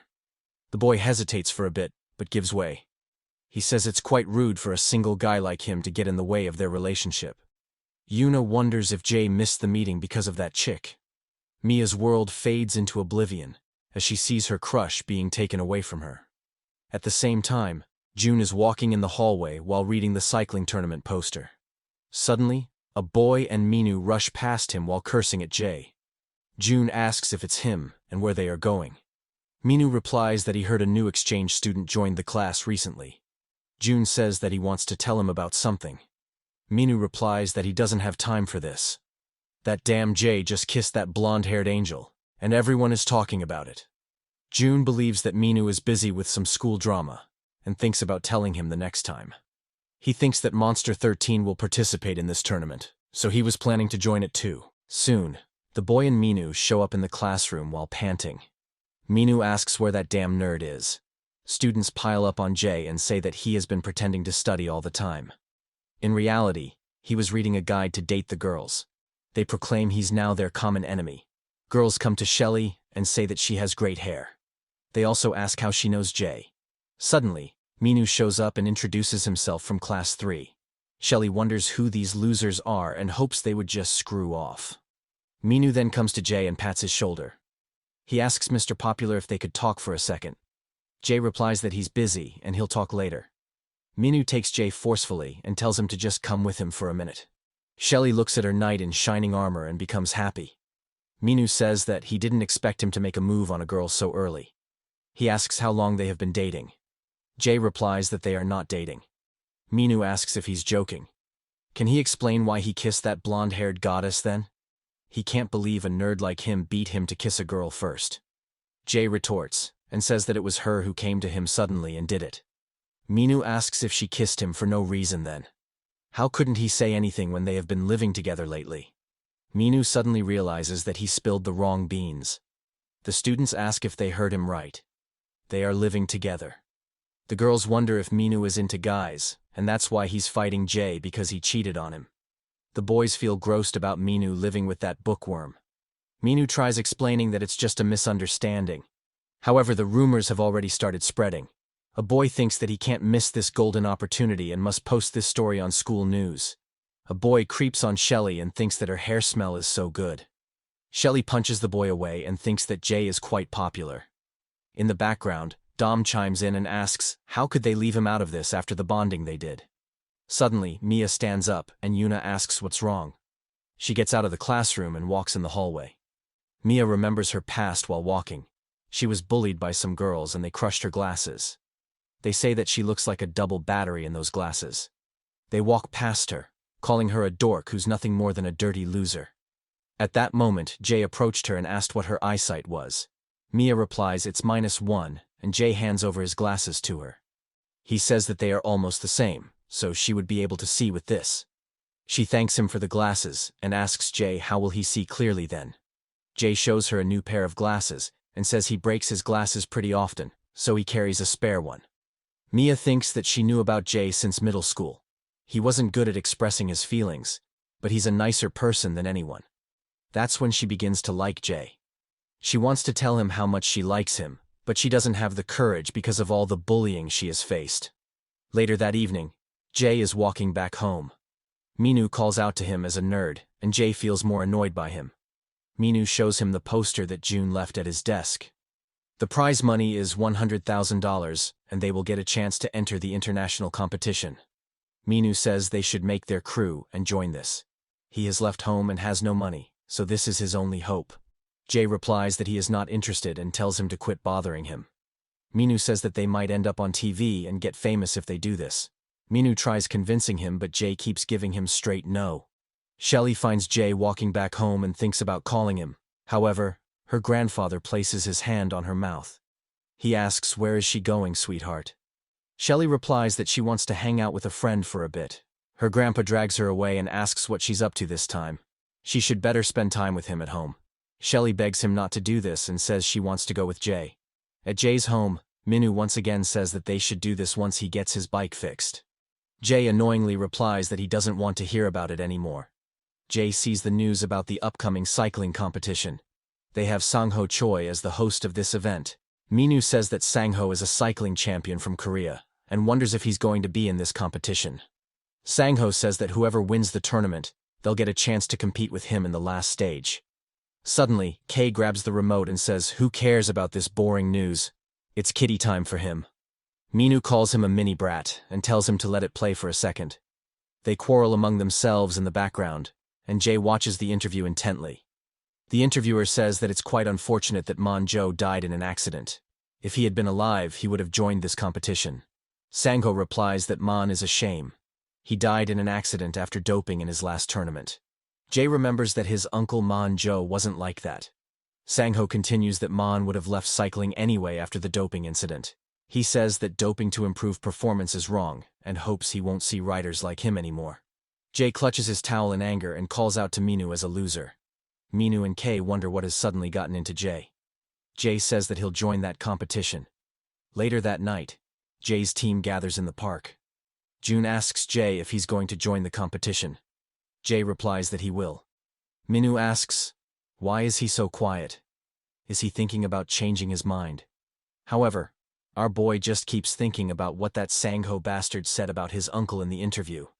June says he doesn't know the reason why he's joining suddenly, but he's glad that he'd be riding with them. June also adds that they don't have enough people to call themselves a crew. Minu says that those Zephyrus punks will also join the competition. If they end up facing against them, he'll kick their asses this time. June tells Minu not to stress out. They can't undo what's done. Minu asks if shouldn't they make a name for their new crew, and June agrees. June asks if they have any good names in their mind, and they ponder over it. Minu says super cool crew sounds great. However, Jay says that it's childish, and June also agrees. Minu blurts more names like Tiger Crew, Big Giant Crew, Ultra Crew, and what else. Jay tells him to stop coming up with these absurd names. June suggests going home and thinking about it tomorrow at school. Jay says that he hates being on the same crew with this dimwit. Minu suggests they go with some manly name like Super Cool Crew. Jay tells him to stop trying. Tomorrow at the school, the teacher is teaching English. Our boy Minu ignores everything and tries to come up with a crew name. He thinks that this is the hardest he has ever thought in his entire life. After the class, the trio try to come up with names. Jay checks Minu's notebook and asks if these are the only names he came up with last night. Minu says that they will have to use Super Cool Crew as they don't have any other choice. Jay replies he doesn't want a stupid name like that. Minu asks Mr. Smartass about what names he has on his mind. Jay replies anything except Super Cool will work. June thinks that Minu kept their last crew name Zephyrus after he saw some anime. Shelly comes in and asks Jay what they are doing. Once she hears that they are making a bike crew, she asks if she could join as well. Both Minu and Jay look surprised upon hearing it. June says that the competition could be a bit dangerous for a girl. However, Minu says that a beautiful girl like her is always welcome to join. She only needs to push the pedal, and he'll handle the rest. He asks if she knows how to ride a bike. Shelly replies that she's a better rider than him. Inside the classroom, Yuna asks Mia why she has been so down since yesterday. Mia says that it's nothing much, she isn't feeling great. Dom comes in and says they could hear this hip-hop song to gain some energy. Yuna says that Mia isn't feeling well, so he should take his stupid music and screw off. Outside, Minu suggests keeping the crew name to be Goddess and her boy toys.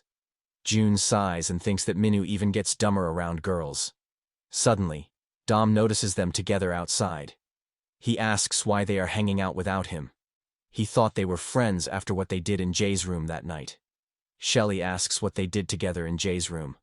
Mia looks at Shelly and feels a bit jealous. She walks away and Yuna asks if everything is okay. In the afternoon, they hang out on the rooftop and enjoy the scenery. Minu asks Dom why he's still here. Dom says that he wants to join their biking crew. Minu asks if he has a bike. Dom says that he was thinking about getting one from a reputed online site. Minu says that they'll talk when he has one. June asks if they should keep their crew name as Sunny Crew, as they are from Sunny High School. Minu says that it kind of sounds cheesy. Shelly says that they suck at coming up with names. The principal peeks at them behind the wall and sees his Shelly. He grits his teeth in anger and wonders why she's next to that kid again. He also thinks that she hasn't seen her look so bright in ages. Suddenly a bug flies in front of Dom. Both Dom and Minu freak out on seeing it. Minu says that it's a hummingbird. However, June tells him that there aren't many hummingbirds in Korea. He believes it's a hawk moth, and a lot of people confuse it with hummingbird, as it looks similar. Hummingbirds are known to flap their wings 90 times per minute. Minu remains shocked at hearing the fact. He wonders how fast he could go if he pedals his cycle 90 times per minute. He believes it'll probably be faster than a motorcycle. Minu says what if they could pedal as fast as a hummingbird? June and Shelly also say the word hummingbird with a question mark. Dom asks, what's with all of that humming? At the same time, other people look at the poster and get ready to join it. Monster 13 is also making his preparation. A girl smoking her cigarette also thinks about joining it. A loser says that he'll beat everyone with his precious bike. TJ also thinks about joining it and believes this would be fun. Later that evening, Jay and Mia are cleaning the blackboard. Mia nervously asks Jay if he's dating Shelly. Jay asks what is she talking about. Mia replies that everyone is talking about how he's dating a foreigner, so she's just curious. Jay says that they are not dating and asks who's spreading crap like that. Mia feels relieved and says, never mind. She asks if they are making a crew or something earlier. Jay agrees and says they are making a biking crew. Mia exclaims that it sounds fun and asks what their crew name is. Jay replies that they are going with Hummingbird. Mia says that Hummingbird sounds quite cute. She asks if they have made their crew logo or emblem. If not, she could make one for them. She wanted to work in design after graduation, so she would like to make a logo. Jay agrees and thanks her for doing it. Mia blushes and says sweet. Jay says that they should pack their bag and leave. Mia asks Jay one more thing. She was planning to buy a bike soon and asks if he could teach it to her in his free time. Jay says that he'll teach her when he has got the time. After school, Jay visits the bike shop. Harry welcomes him, and Jay gets straight to the point. He asks if his bike is ready. Harry replies that he came later than she thought to be. At the same time, Dom reaches his home, and his father invites him to join them. He tells Dom to have a drink with his old man. Dom replies that he's tired and has got work in a bit. His father asks if can't he act a bit happy after seeing his father. It makes him a little sad. He puts his arm around Dom and asks if he's dating chicks at school. Dom asks if he's gone crazy. He's not into those things. His father says that he wasn't stiff like him when he was his age. He'll only have one chance to be young, so he should enjoy it till it lasts. He also asks if anyone is troubling him at the school. The brother of Dom's father tells him to stop bothering his kid and eat with him. Dom asks if he can buy him a bike so he can do some exercise. He asks why to buy a bike all of a sudden. He asks his underling how much a bike costs these days now. He replies around $50 for a decent one. He understands it and takes some money out of his wallet. He hands the money to Dom and tells him to get a nice bike. Dom asks if he's joking right now. Later, Dom browses through the net to look for bikes. He thinks all of them are so expensive. He wonders what he's supposed to do with $50. Even a pair of duplicate sneakers costs more than that. Suddenly, Dom comes across a bike, costing $100. He thinks that it's a great deal, but also feels sketchy as there aren't any pictures. Dom's assistant says that he should text him. Dom's heart thumps as he thinks about asking for a $50 discount on it. Dom sends the message and says that he could pay $50 by now. He wonders why isn't he replying, and if he wants to rip him off. His assistant says that if he tries to rip them off, then they will rip that person off. Dom sees that he answered. The person says that he must be a student and agrees to give him the bike for $50. He sends his bank details to transfer the money immediately. Dom thinks that he's getting a new bike for such a cool price. Now he can join the Hummingbird crew. The person selling the bike thinks that this kid must be a high schooler with no money. He thinks that he would get at least some money from him. Back at the bike shop, Harry asks if they are entering the competition. She tells Jay to make good memories together. She also advises him to take good care of his cycle as his uncle gave it to him. It took her a while to fix individual parts. The front wheel he was using was completely busted, so she switched it with an arrow wheel. Carbon arrow wheels are lighter than regular wheels, so it'll keep his bike light. The arrow wheel minimizes air resistance, allowing him to ride faster, but it could be hard to control when there's a crosswind. One little crack can destroy the wheel, so he shouldn't ride around dangerously. Jay asks how much the repairs and wheel set cost. Harry says that the arrow wheel was just taking dust lying around in the corner so he could have it. As for the repairs, he can pay her when he wins the competition. She's rooting for them to get the first place. He should win for his uncle's sake, especially after that whole doping incident. The scene shifts to Vinny's home. His home is a mess, and his friend also tells him to stop living like a pig. He says that school is over and he shouldn't sleep the whole day. Vinny asks what time it is. Sung replies it's 8 p.m. His friend also adds that he didn't come to school today and wouldn't answer his phone. So, he came to check if he was dead or not. Vinny's mom left a note for him to tidy his room and eat food from the fridge. Sung says that his mom came here this morning. Vinny tells Sung to forget about the note and asks how much money she has left. He replies about $10 and Vinny asks what he's supposed to do with that. It'll be gone with some cigarettes and a few drinks. Sung says that the homeroom teacher will expel him from the school if he misses classes. He should better come tomorrow. Vinny sighs and calls the school a pain in the ass. The next day at school, the teacher is beating Vinny. He asks if he takes the school as his playground. He'll never graduate unless he smartens up and stops doing whatever he wants. What kind of bastard is he who doesn't come to school without a bag? The teacher gets annoyed with him and tells him to get up. He scolds him for turning the school into trash. If he screws up one more time, then he'll be expelled. He calls his hair color stupid and wonders why a freak like him ended up in their school. Vinny grows tense as the teacher says that he'll ruin the school's image if he graduates from here.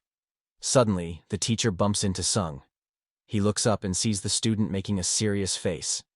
He walks past him and wonders who this kid is. He grumbles that useless punks like him shouldn't be allowed at the school. Vinny's friend asks if he's all right. However, Vinny doesn't respond. He looks up and sees some students looking at him. They quickly get back inside the classroom once Vinny notices them. They think that they are screwed now as Vinny looked right at them in the eye. Soon, Vinny arrives in their classroom by slamming the door. He tells those morons to show up who were looking out at the window just now. The whole class remains puzzled as to who messed with the top dog of this school. Vinny tells them to get over here while he's being nice. A boy apologizes and says he just happened to be looking outside the window. Suddenly, Vinny approaches him with a chair in his hand. He smacks the boy and says who cares about his sorry. The scene shifts to Jay's school. A poster gets pasted about Minu and Jay dating. Plus, Shelly is Jay's girlfriend. Some boys click Shelly's photo and think that she's hot. As for Shelly, she's talking with her father. She says she wants to do bike riding here and asks if he can send her the cycle. She thanks him as he agrees to the condition. Dom is also on his phone and is quite agitated that he's even doing property damage. He thinks that this bastard is ignoring his calls and texts. Yuna wonders why that dork is on his phone all day and has a pissed-off look on his face. Besides Yuna, Mia is trying to come up with a logo for the Hummingbird crew. Yuna asks why is she drawing when it's lunchtime. Mia replies that she's working on a design. Yuna asks what design and if it's a logo. Yuna says that Minu and Jay finished lunch quickly and then went outside with their bike. She asks if she knows where they went. Mia guesses that they probably went to hand in the application for the competition. Yuna asks if they are entering a competition together. She guesses that it should have been obvious as they are living together. Suddenly, Mia says that it's done, and Yuna wakes up from his sleep. She holds the logo and thinks that it's good. The scene shifts to Jay and Minu standing outside the post office. Jay asks if he had to come all the way here to mail the application with him. Minu says that they are on the same team, so they should move together. Did he want to study at school while he did all the heavy work? Jay says to forget it and tells him to hurry up as they are wasting time here. Minu suggests eating something before they go. Jay replies that he's not interested and tells him to eat something by himself. Minu thinks that this bastard doesn't even compromise a single time. Suddenly Minu sees a weirdo with his bike and wonders what's wrong with him. The loser calls his bike Sweet Sena-chan and says he'll be back soon. He kisses his bike and says he likes her a lot. He pulls out a lock and says he will lock her now, so that nobody else can take her away. It'll be a little rough for a while, so she should understand it. Minu thinks that this weirdo has an even weirder taste than he anticipated. Just thinking about kissing a picture is giving him creeps down his spine. Jay says that they need to go, and Minu says they should get out of here quickly. Suddenly the loser calls out to him and asks what did he say. Minu asks if he's talking to them. He asks if he called his Sena-chan stupid. Silly person, how does he dare to insult his Sena-chan? He says. He calls Minu a bastard and tells him to take back his words. Minu says that this guy's an otaku freak. The otaku grabs Minu by his shirt and tells him to apologize. Minu asks Jay what he should do, and Jay tells him to hurry up and apologize. It's his fault to begin with. Minu says that he takes back what he just said. His Sena-chan is very pretty, ha. The freak lets go of Minu's shirt and tells him not to look at his girl with his filthy eyes. He picks up his envelope and says he got him upset for nothing. Minu notices the envelope and sees Manga Crew is written on it. He wonders if this otaku dude will compete in the League of Streets. The loser adjusts his glasses and says that only he can call Sena-chan by name, so he shouldn't call her like that. He goes to the post office and tells his Sena-chan to wait a bit more. Both Jay and Minu remain puzzled by his bizarre action. After sending the post, they start riding back to school. Minu says that the otaku freak pissed him off quite badly there. Jay says that he probably got upset because he said bad things about his girlfriend. Minu wonders if that anime girl is his girlfriend. Quite weird. Suddenly, a boy passes by them on his cycle in speed. He calls them stupid high schoolers and says they are slow. He taunts them to see his super cool bike from the back. Minu thinks that another weirdo popped out again. The scene shifts to Dom's assistant attending a call.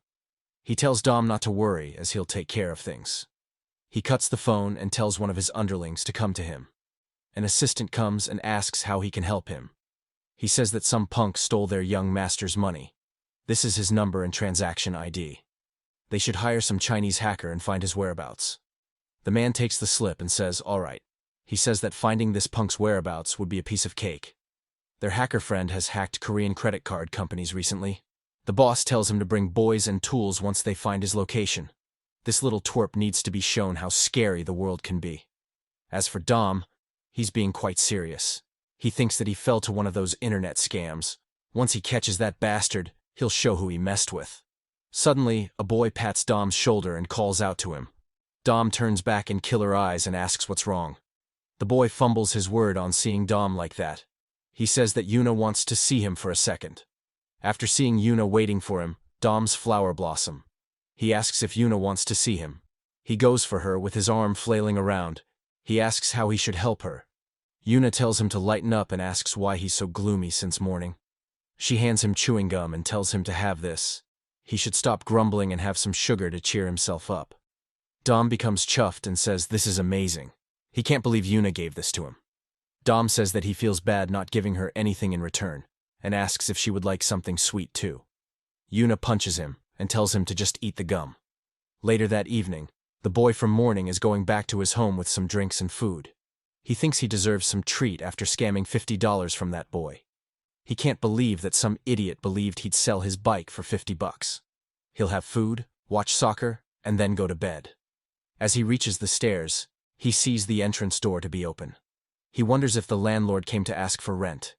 He cautiously goes to his room and sees it to be open. He wonders if someone broke into his apartment. He slowly creaks it and hopes he didn't get robbed. When he enters his home, he sees some thugs with various weapons waiting for him. He wonders who all these people are and drops his food in fear. The man ties the boy up with some duct tape and he cries in fear. The boss says that he picked a fight with the wrong kid. If he was thinking about scamming someone, then he should have prepared for the consequences as well. Because of a twerp like him, they had to come here and waste their time. He tells the kid to think of today as the day when he brought a $50 ticket to hell. When the young master comes here, he should better prepare himself to be buried alive. The boy starts crying horribly as his fate is now sealed. Soon, Dom shows up, and the man greets him as the young master. Dom approaches the scammer, and the scammer thinks he's just a high school kid. Dom pulls something out of his pocket, and the boy wonders if he's pulling out a knife. However, Dom pulls out the gum he got from Yuna, and says that it's sweet. Even though it's not banana-flavored, it's still good. The scammer wonders what is he talking about. Dom's assistant asks what they should do with this little idiot. But Dom just thinks about the gum he received from Yuna. Dom asks where his bike is. He soon notices it parked in a corner. He checks it out and thinks that it's brand new. He didn't know that one could get such a good bike for $50. The boy begs him not to do anything to his bike. Dom says that the bike is in quite good condition. Dom's assistant wonders if something good happened to the young master. He was talking about killing this kid earlier in the morning. Dom takes the bike and helmet and says he won't be riding this anymore. Dom leaves and says he got what he came here for. He tells his boys to just let him go. His assistant says, "All right." The boy cries in fear, thinking that he almost reached heaven. The assistant says that he's a lucky bastard, and tells his boys to let him go. They bury the boy in the ground along with his food. The kitten eats his chicken, and the boy thinks he's doomed now. At Jay's home, Minu is once again hogging at Jay's place. He tells Jay that he'll show him something cool, but Jay tells him to screw off. He has to take an online class. Suddenly, Minu senses something by the window. Jay asks if he downloaded crap on his computer again. Someone tosses a pebble at the window again. Minu asks if he heard that sound right now. Jay replies he doesn't know. It must be a cat or something. Minu looks out of the window and sees Dom showing his new bike. Minu becomes amazed at seeing him have a new bike. Minu test rides the bike and says that this thing kicks ass. He also thinks that he has seen this bike somewhere on the street before. Minu says that this bike must be expensive, and asks how much he paid for it. Dom replies that he bargained it down to $50 from a used site. Both Minu and Jay remain shocked, and Dom asks if he paid too much for it. Minu asks if he's serious. Did he do something to the guy who sold it? Minu says he got it for cheap. Dom says that the owner just gave it to him because he didn't need it anymore. Minu says that the owner is a freaking angel. He practically got this bike for free, and Dom also agrees. Our boy Jay thinks that he should better study now. Dom asks how they ride this thing around. There are no brakes, so he was scared to ride it. Minu suggests him to practice skidding. That way it would be easier to ride fixed-gear bikes. Dom asks what skidding means. Minu explains that it's a technique to stop fixed-gear bikes with leg power. After building up speed, you pedal in the opposite direction to stop the bike. Minu hops on the cycle and says he'll give a demo. Minu skids in style, and Dom gets excited. He says he'll give it a try now. Dom puts on the pedal and wonders why it isn't fitting. He cries as his Jordan gets scratched. Minu suggests him to get some new shoes first. Slip-on or canvas shoes would be better than sneakers. Dom finally straps the pedal on his shoes and says he'll now give it a try. Dom starts pedaling, and he feels something weird with the cycle. He says that the bike isn't stopping. It feels like he is being dragged along with it. Minu tells him to skid like he showed before. He needs to get the pedal on a horizontal level and then pedal in the opposite direction. Dom thinks that he can't lose to a stupid bike and tries pedaling in the opposite direction. However, it doesn't work, and he shouts that it's not working. His pedals are going too fast for him to stop. He begs someone to stop this as he can't stop it alone. Minu asks where is he going. Minu thinks that he has gone too far now and believes Dom doesn't have athletic ability. He thinks about going to the shop tomorrow and getting him some breaks first. The next day at school, a girl says that she's stressed about a pimple on her face. Another girl replies that nobody will notice it. She says that she has to look good for Minu. Another girl hopes that Minu will realize that they have feelings for him. Suddenly, a boy brushes past them while lifting their skirts with his hand. He says that they are wearing pink and white today. Nice choice. The girls grit their teeth in anger and call him a little perv. The boy does the same to other girls while skateboarding down the hallway. He thinks that everyone is wearing white today, which is the color of purity. He then notices Shelly inside the classroom, and he smiles on seeing her. He thinks that he should greet her good morning at least. However, the girls from before block his way. Some talk about using him as a toilet plunger while some say that they will beat the crap out of him. A girl punches him, and the boy replies that he was just giving what the readers wanted. Well, your sacrifice won't be in vain, boy. We enjoyed the show. The girls gang up on him and start stomping him.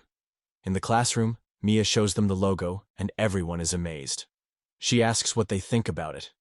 Minu grabs Mia's hand and says that he loves it. They will definitely use this as their crew logo.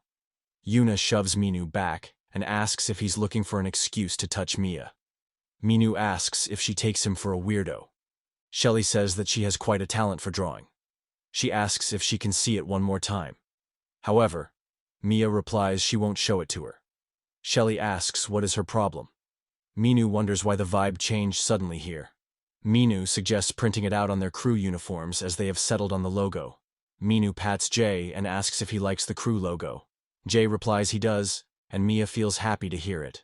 She says she'll finish this and send the image in a file. Suddenly, Dom shows up to the class with his feet wobbling and says what's up.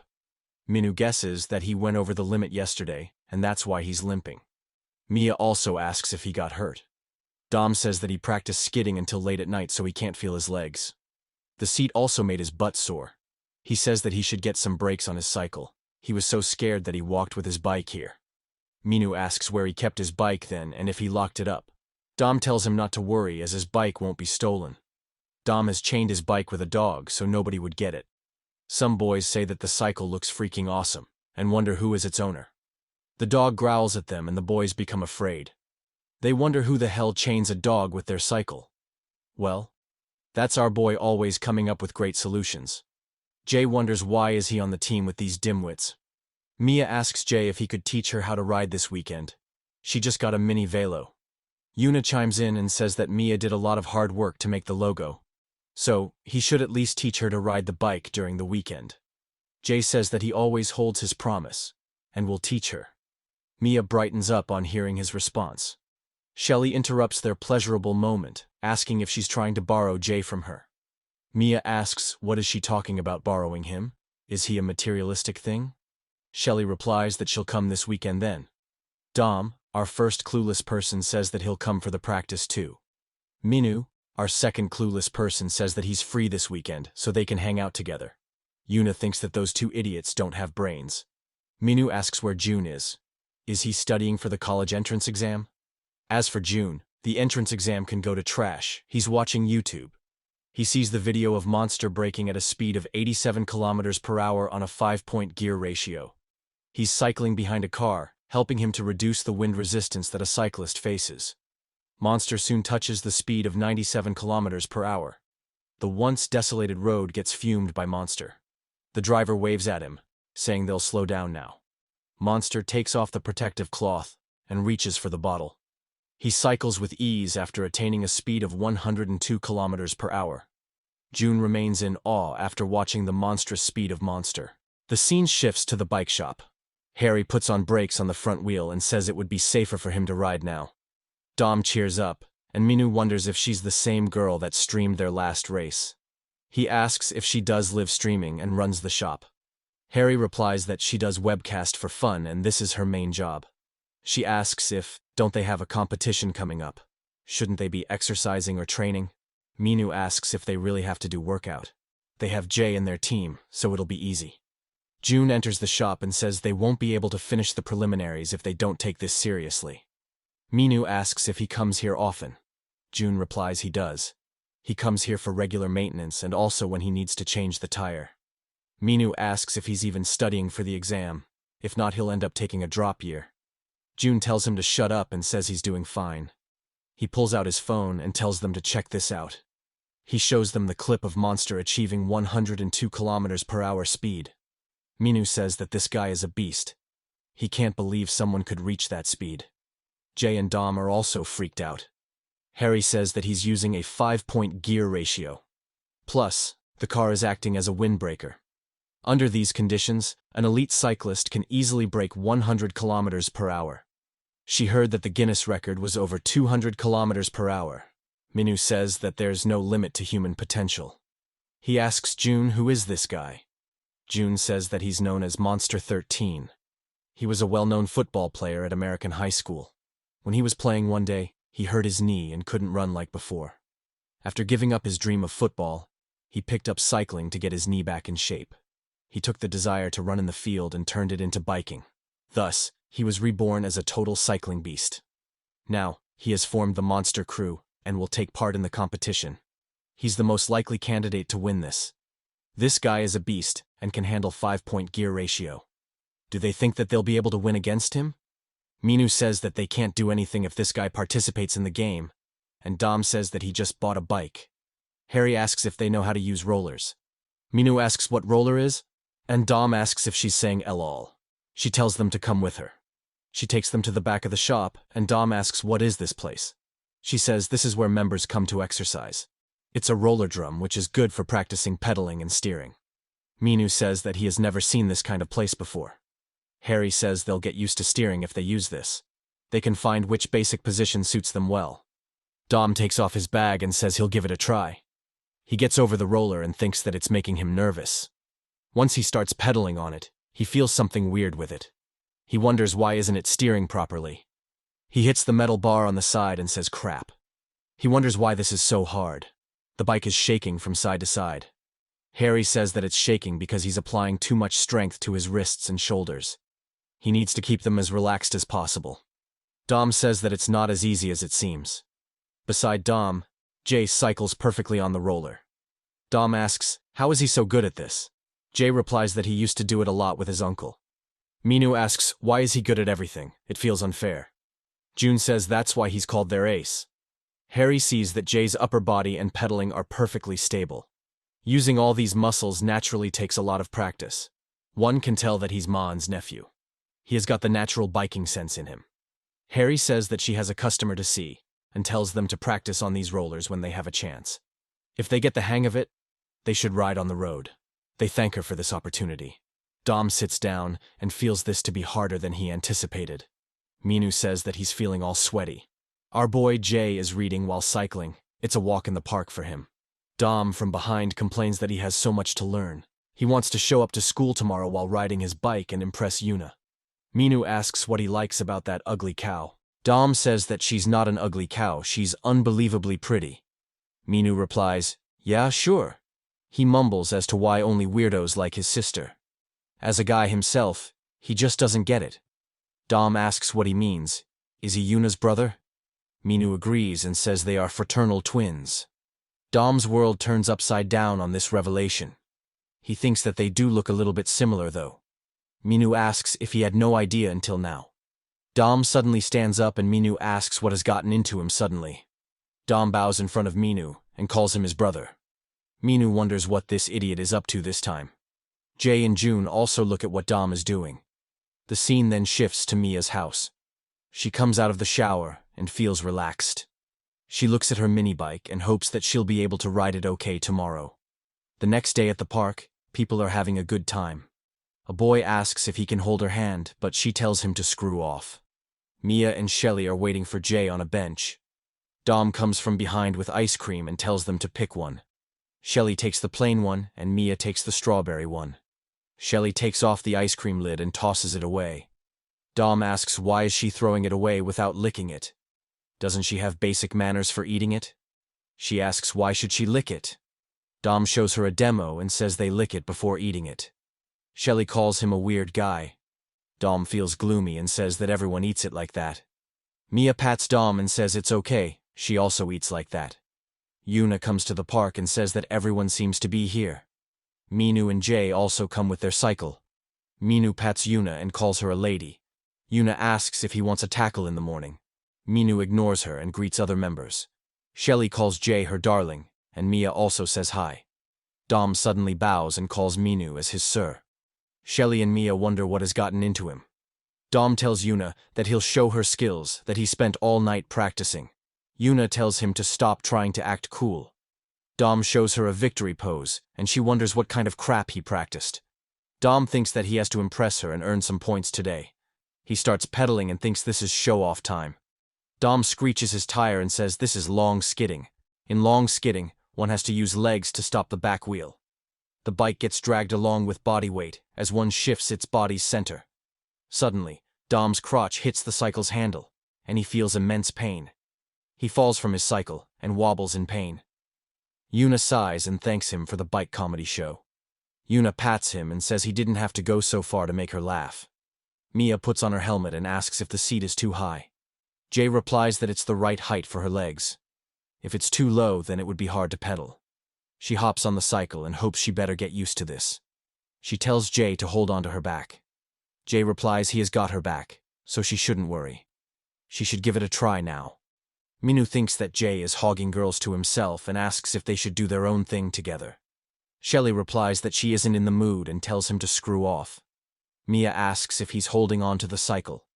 Jay replies he is and tells her to pedal forward. He suggests her not to put too much strength into her shoulders and relax them. As Mia tries to relax her body, she gets knocked off balance. However, Jay grabs the handle and stops her from falling. He tells her that she's making her body too tense. Mia blushes and says she'll give it another try. Shelly sees that Mia is hogging Jay for himself and gets annoyed. She goes for them and says she can't stand it anymore. She approaches Mia and tells her to stop flirting with him. Minu looks at Jay and remembers his past. He used to give his little sister a ride like he's doing now. He tells her that Dad didn't buy this bike for her. Little Yuna says that Dad bought him this bike if he looked after them. Little Minu sighs and says okay. When they were riding, little Jay passes by them on his cycle. Minu's sister says that he's so fast. She says they should try to catch up with him. Little Minu tells her to hold on tight and says they will go now. He took her off, and little Yuna told them to wait for them. At present, Minu sighs and thinks those memories are good. Shelly asks Jay if he can teach her to ride as well. Jay asks if doesn't she already knows how to ride a bike. Mia chimes in and says that she's the one who should stop flirting.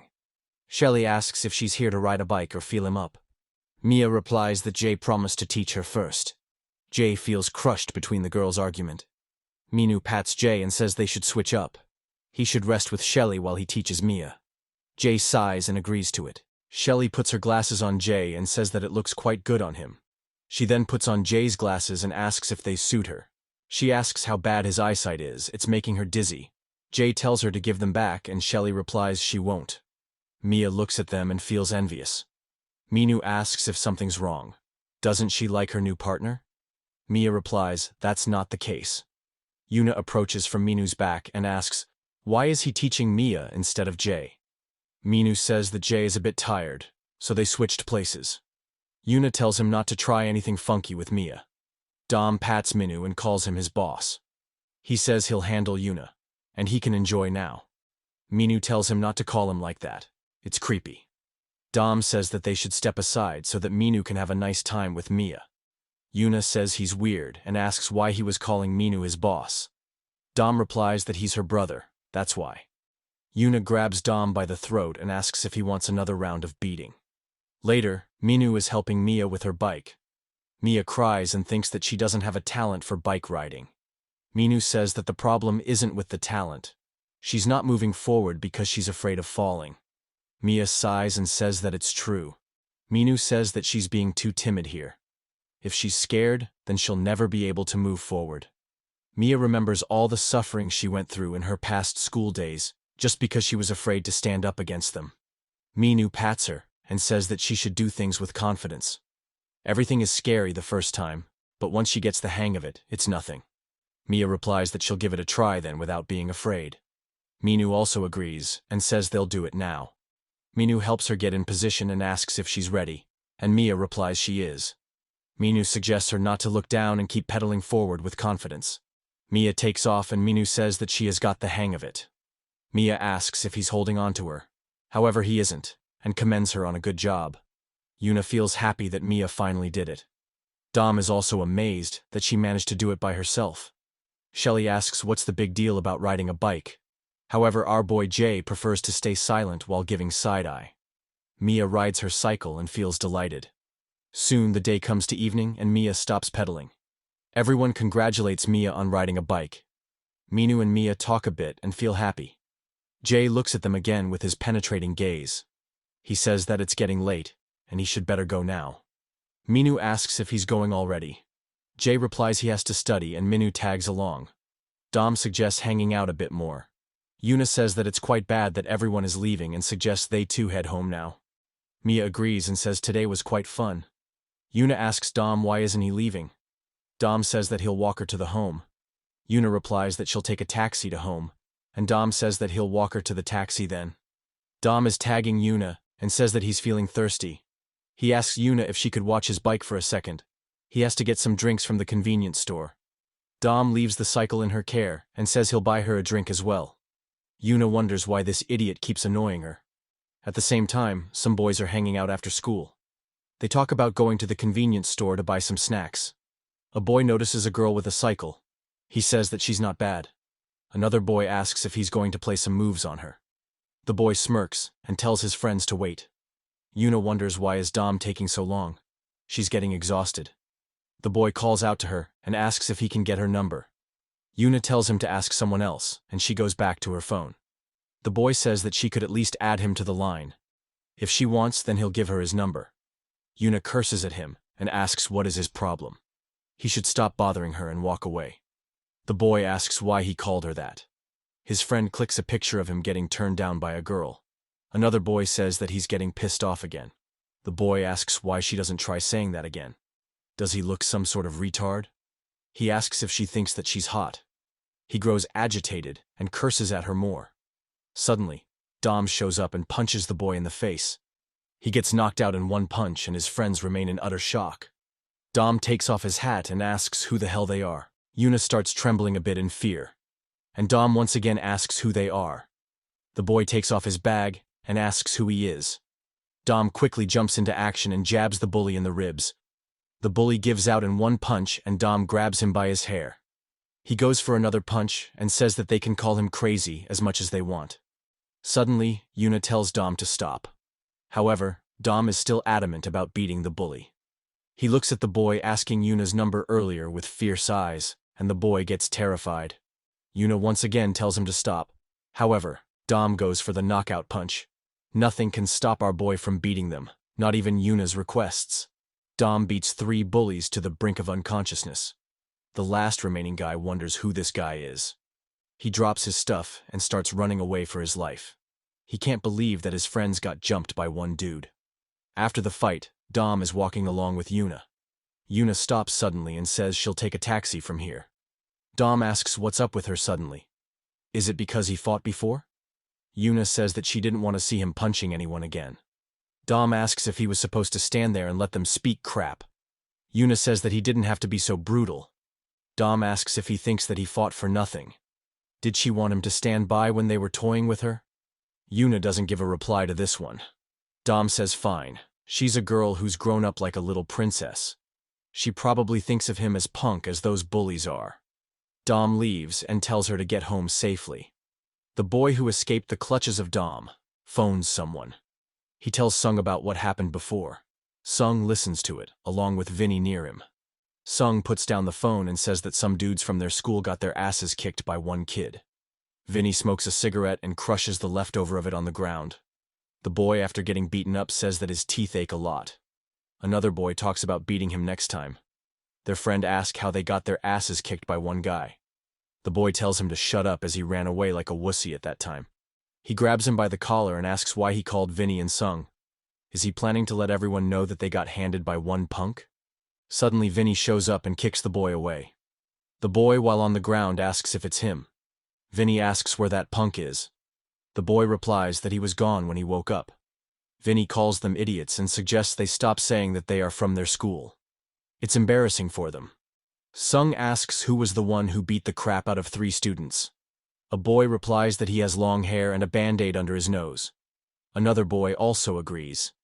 He says that he has the picture he took of his girlfriend. He shows them the photo and says that the quality is a bit bad. Sung asks how they are supposed to find him with this girl's picture. The boy whose photo was taken along with her asks why he took it, and they should better delete it. The boy replies that he was just taking it as a joke. Vinny sees that she has a cycle with her.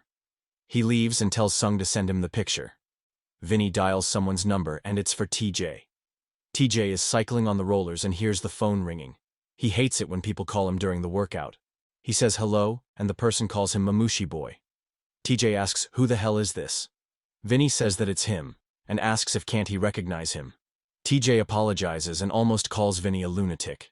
Vinny says that he sent him a picture and he should look at it. He asks if there's anyone in his crew who rides this bike. TJ replies that he hasn't seen this track bike in his crew. He asks Vinny why is he looking for it. Vinny says that he's looking for someone with long hair and a band-aid under his nose. He was wondering if it was someone he knew. TJ feels the information of long hair and band-aid familiar. He wonders if he's talking about that Sunny High student president's friend. TJ relays the information to Vinny, and Vinny understands that the punk is from Sunny High. After the phone call, TJ sits down on his couch. He smiles happily and starts laughing wildly. He doesn't know what is going on. But that punk from Sunny High would be facing Vinny the lunatic.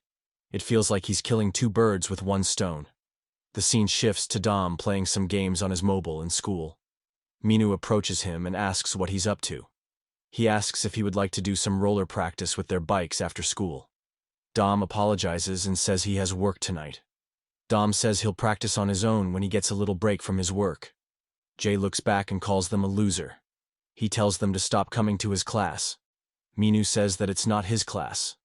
Plus, they are part of the same school. He asks Jay why he doesn't come to their class. Jay asks why he should come to their class. Some girls gossip about those lovers arguing. The other girl also agrees and says that the rumors must be true. Suddenly, Shelly comes close to Jay with her phone. She tells him to say cheese in front of the camera. She takes the photo and says he looks handsome in it. Jay asks what she is doing.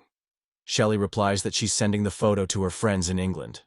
They didn't believe her, so she's sending proof. Jay tells her not to send the picture. However, Shelly has already posted the photo on Facebook, and the post asks people to like it for his boyfriend. Shelly says that it's too bad that she posted it, and Jay grows angrier. A boy sitting next to Jay thinks that he would have taken 100 photos with her. Yuna and Mia also enter the class. Mia asks if they should watch a movie together. Yuna notices Dom, and Dom too sees her. She goes past Dom with her head down and Mia asks if everything is okay. Dom also says that he's feeling tired, so he should take a nap now. Minu wonders if something funky happened between them. They are acting weirdly. Mia asks if something happened between her and Dom. Yuna asks what she feels about it. Mia replies, it seems that they had a fight. Yuna says that it's nothing like that. They are not even close enough to fight each other. The scene shifts to the evening. Dom comes to take his cycle and compliments his dog, Jordan, on guarding his bike. He says that he'll skip class today, so they should head home early. When Dom removes the shackles, Jordan runs like a mad dog. Dom chases after him with his cycle and begs him to stop. Later, Dom rides his cycle with his dog on the back. He tells Jordan not to run away like that. The people look at Dom and wonder if he's a dog trainer. After school, some students discuss that they'll get a bike tomorrow, while some say good evening. The boys who got beaten up by Dom are camping outside his school. They wonder when the hell he'll show up. The boy notices the girl who was with that punk yesterday. He says that they found her. Mia asks Yuna if Dom seems a bit strange today. He's skipping classes today. Yuna says nothing happened between them. Also, it's not the first time that Dom has skipped classes. Mia hopes that everything is okay then. The boys approach Yuna and ask if they remember them. Another boy asks where that punk is from yesterday. Mia gets behind Yuna and asks who these guys are. The scene shifts to Dom balancing his cycle. His assistants cheer him on and count the time for him. Dom struggles a bit, and his assistant says that he just made a new record. Dom puts his feet down, and they say that he balanced for 7 seconds. Dom thinks that balancing the bike is so hard, and his assistant says that he's quite an athlete. Suddenly, Dom's phone buzzes up, and he wonders who could it be at this hour. He picks up the phone and says hello. The caller is Mia, and Dom wonders why is she calling her. Mia cries and begs for help. She says that they took away Yuna. Dom becomes furious on hearing it. Dom's assistant says that it's time they head to work. However, Dom starts cycling with explosive power, and his assistant asks where he is going. The scene shifts to the place where the boys are taking Yuna and Mia as hostage. The boy tells her to reveal his boyfriend's location and stop talking trash to him. Yuna asks what his problem is. They started this mess, so they should get out of her face before she calls the cops. The boy laughs at her, saying she could call it now, but the next day won't be good for her. Mia steps in and tells them to stop. She also tells Yuna that she has informed Dom about their situation. Suddenly, Vinny shows up while brushing past other members. At the same time, Dom's assistant is stuck in the traffic. They can't believe that their boss is so fast on his bike. At this rate, they might miss him. Another man informs more of his boys that Dom got a phone call, and then he suddenly rushed to the school. As for Dom, he's cycling at full speed while ignoring traffic signals. He remembers his past when he met Yuna. Some trash was harassing her and was trying to take her forcefully. At that time, Dom showed up with his leg fractured, but full of confidence. He said that his dad won't be happy if he sees this type of stuff happening here. The man bows down in front of Dom and apologizes.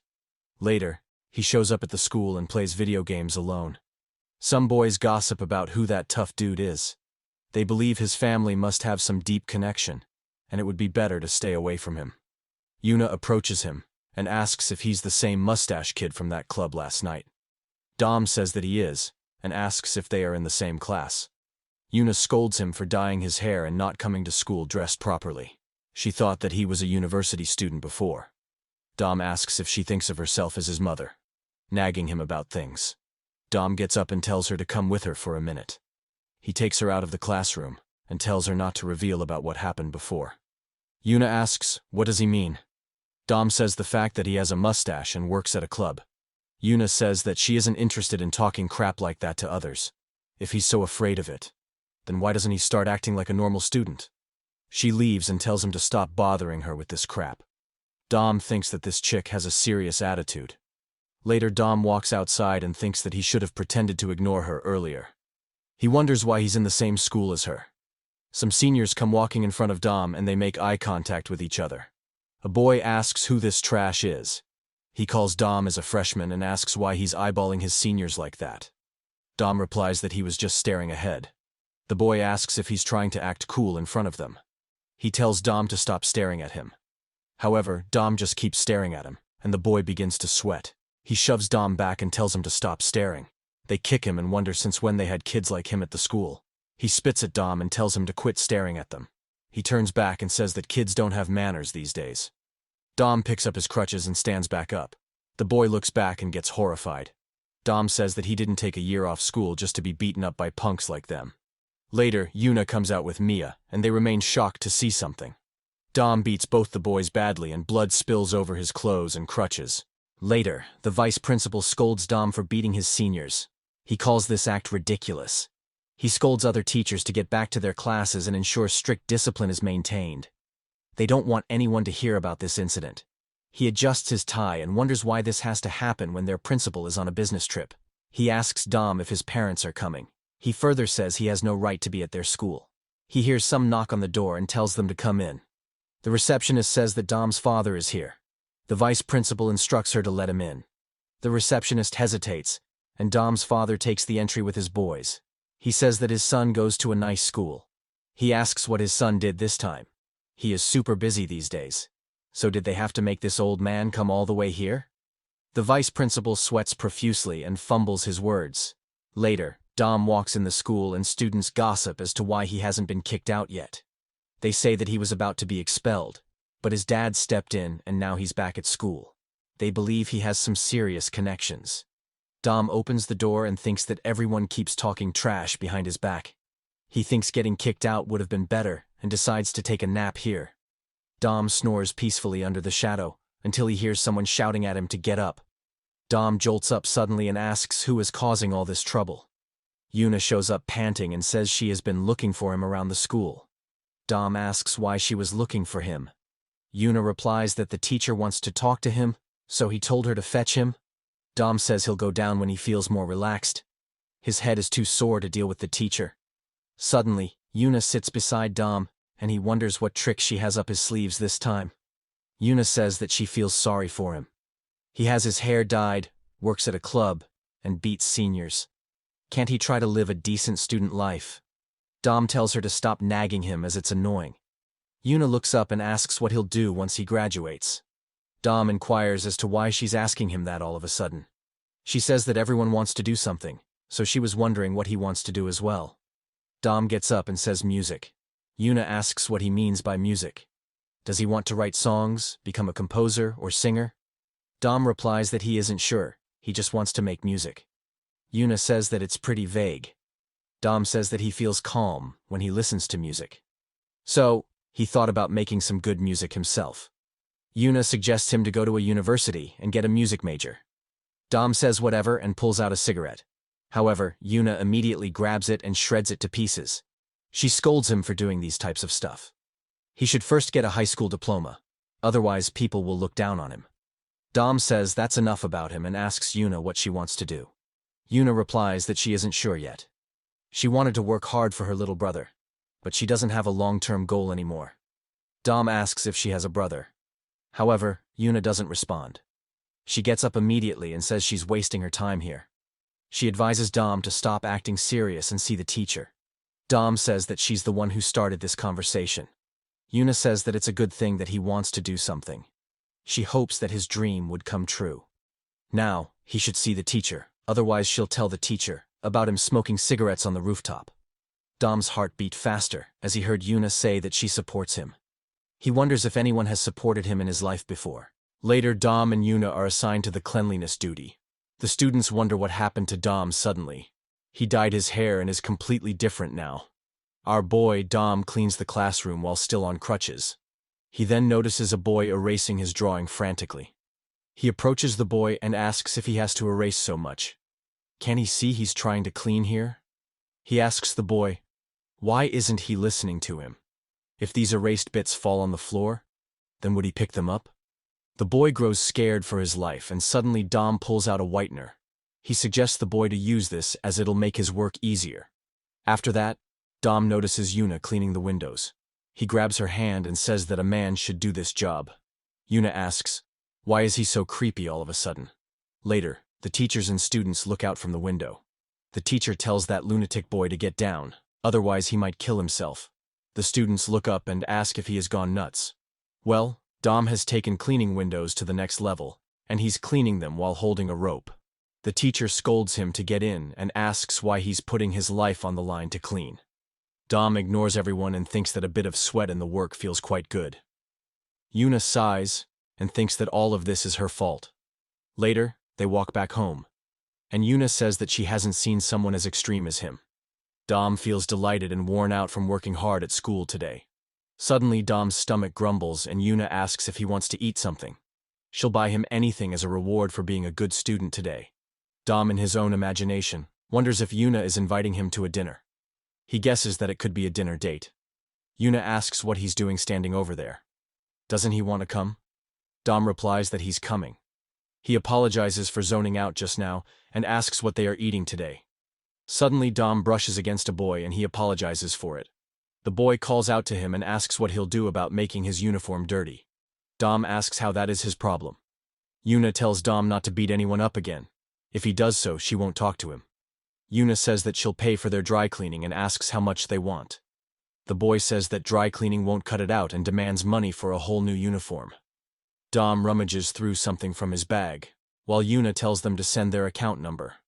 Dom pulls out a box and asks if they would like to have this limited edition instead of cash. The boys ask if he's scamming them. Dom removes the box and says he barely managed to trade this with a rapper guy. The boys wonder why it's shining so much, and Dom shows them the ultra-rare Jordan sneakers. He asks if they would like to take this instead of cash, and the losers ask if they are real. Yuna wonders what's so great about a pair of shoes. She doesn't get boys. The boys take them and say they will make a fortune if they sell them online. They thank Dom for the shoes and advise him to look where he's going next time. Yuna commends Dom for resolving things peacefully. Dom smiles and says he'll graduate peacefully without causing any trouble. There's no reason for him to get his hands dirty. Yuna says that she'll buy him whatever he wants, and Dom talks about having chicken for dinner. Later, Dom's assistant receives a message from him to take care of those guys. The man looks up to see if these individuals match the info they got. While the boys were going around a corner, they see some man coming towards them. The boy asks who they are. The man tells him to hand over the shoes and they can end things without bloodshed. Later they hang both the losers upside down by a tree. They sob uncontrollably and think they are doomed. At present, Dom thinks that he broke that promise with Yuna a long time ago. He pedals frantically, and Jay and Minu catch a glimpse of him. Minu asks if that was Dom just now and wonders where he was rushing to. Dom eventually reaches the place while sweating heavily. Everyone looks at him and Yuna thinks that he did show up. The bullies gossip that he looks like an old man. Vinny says that it was him. They have been waiting for him a long time. Dom asks what they are doing with the girls.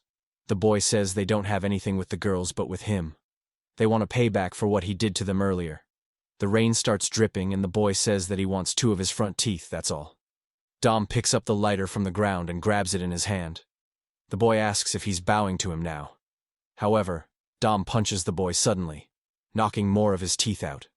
He tells everyone not to think of running away like a little rat now. The boys wonder who this kid is. They believe he wants to get his ass handed over badly. Yuna steps in and says they are the ones who started this mess. They should end things here and go their separate ways. Dom says that this isn't something they can walk away from. He advises Yuna to take Mia and stay back. The boy tells him to stop acting cool in front of his girlfriend unless he wants to get killed. Dom tells him to shut up and bring it on. He punches a boy away coming at him and punches another one next to him. Another troublemaker comes from behind, and Dom jabs the lighter in his eyes. The man screams in pain and the boys say they need to grab him from behind. They suggest charging all at once on him. Yuna looks at the fight and wonders what she should do. Mia suggests her to call the cops now. Yuna replies they can't. Mia asks why not. If they don't, then things might go out of hand. Yuna says that Dom will be punished as well if the cops show up. And if the school finds out, then he'll be expelled as well. Mia asks what they should do then. Suddenly, someone throws his jacket onto Yuna. Minu tosses his bag and walks like a Chad. He says he followed Dom and found out that he got himself into another crap now. Dom feels exhausted and a boy tries to punch him from the side. However, Minu shows up and punches the boy away. Minu asks why he's getting jumped by these trash people. Suddenly, the boy gets back and punches Minu. He asks who the hell he is. Suddenly, Vinny notices Minu and calls him out. He says that it's been quite a while since they saw each other. He didn't know that he was friends with this loser. He asks how his broken leg is doing these days. Minu tells Vinny that he should have settled down, but that doesn't seem to be the case. Dom punches another boy and tells Minu to stay away from that red-haired guy. He wants to take him on by himself. Soon enough, Jay also shows up at the scene. Mia looks flustered, and Yuna asks how they found out about this. Jay says that they saw Dom racing his bike on his own, so they came after him. Jay looks at both the idiots fighting and breathes out. He puts down his bag and then proceeds to take off his jacket. He tells Yuna to keep an eye on their bikes. Finally, our boy is going to show what he's capable of. At the same time, some guys record the ongoing fight. They don't know who is fighting who, but it looks interesting. Jay is exhausted after taking some hits and packing some punches. TJ says that the student president is quite good at fighting. After much anticipation, Vinny and Dom face off against each other. Dom rushes forward, but Vinny throws his shirt at him, obscuring his vision. He then punches Dom and follows it with more punches. He lands the final hit on Dom against the wall and everyone hears a loud thud. Dom slumps down after taking the hits, and the boys laugh at him for going down after taking a couple of hits from Vinny. Vinny takes his shirt and says this is a lame way to end things. However, Dom grins and says it's not over yet. He says that one of them has to die for this to end. Vinny approaches him and asks if that's the case. He goes for a punch and says he'll have to kill him now. Dom evades the attack and headbutts Vinny in the face. Vinny stumbles backward and Dom lands a clean hit on him. Vinny falls down and Dom gets over him. He starts mowing down punches on Vinny's face, and eventually, Vinny gives out. Suddenly, Yuna grabs Dom and tells him to stop. He promised that he wouldn't fight anymore. Dom comes back to his senses and lets go of him. Vinny's goons stop fighting and wonder if Vinny just lost. Suddenly, Vinny's friend shows up with a bat and says that's enough. He says they should end things now before it gets dragged out anymore. Before Vinny could smash the bat at Dom, someone flashed their light at them. Dom's assistant comes out of the car and asks if they are taking an evening stroll. They ask if they could join them as well because this seems to be quite fun. The boys start running away, wondering who these men are. Sung sighs and thinks this is lame. He carries Vinny on his shoulder later. Yuna feels relieved that it is over. The man tells his boys to round all those little rats here. However, Dom tells him to let go of them. Things will become worse if they get involved. The man panics and agrees to his boss's request. Jay dusts himself and Minu asks if he's all right. And Jay replies that he is. TJ's gang ends the recording and says this is quite bad that it ended too quickly. The assistant asks Dom about who those guys are and to which school they go. Dom says that it's okay, they should end things before they get out of control. The man asks if shouldn't they hunt down those guys so that they won't do this again. Dom tells him to chill out. If they get involved, then he won't be able to continue his school. Also, his dad shouldn't hear about this incident. Mia asks Yuna who Dom is, and she tells Mia to look at it by herself. The man grabs Jay and Minu and asks what they should do about them. Dom says they are his school friends, so he should let them go. The man apologizes and puts both of them down immediately. Minu remains in utter shock and asks Dom who these guys in black suits are. Is he some kind of gang boss? Dom says that these guys work for his father. Minu now remains in more shock than before. Jay looks at his bike lying in the rain and feels relieved that it's all right. The next day, the students gossip about what happened to Jay, Dom, and Minu. All three of them are badly injured and covered in bandages. Minu asks if they are talking about them, and Jay also thinks the same. Dom asks what happened to their bikes. Minu says that it got rained on yesterday, so he had to take it apart. By taking it apart, he literally took it apart and hung it like clothes in the sun. Jay and Dom open the classroom door, and the students look at them in shock. Dom asks what is happening here. Mia calls out to them and Yuna asks if they saw the posted video. Dom asks what video and if it's a sex tape they are talking about. Suddenly the teacher comes behind them and tells them to come with him to the principal's office. In the office, the vice principal shows them the video and asks if this is them in the video.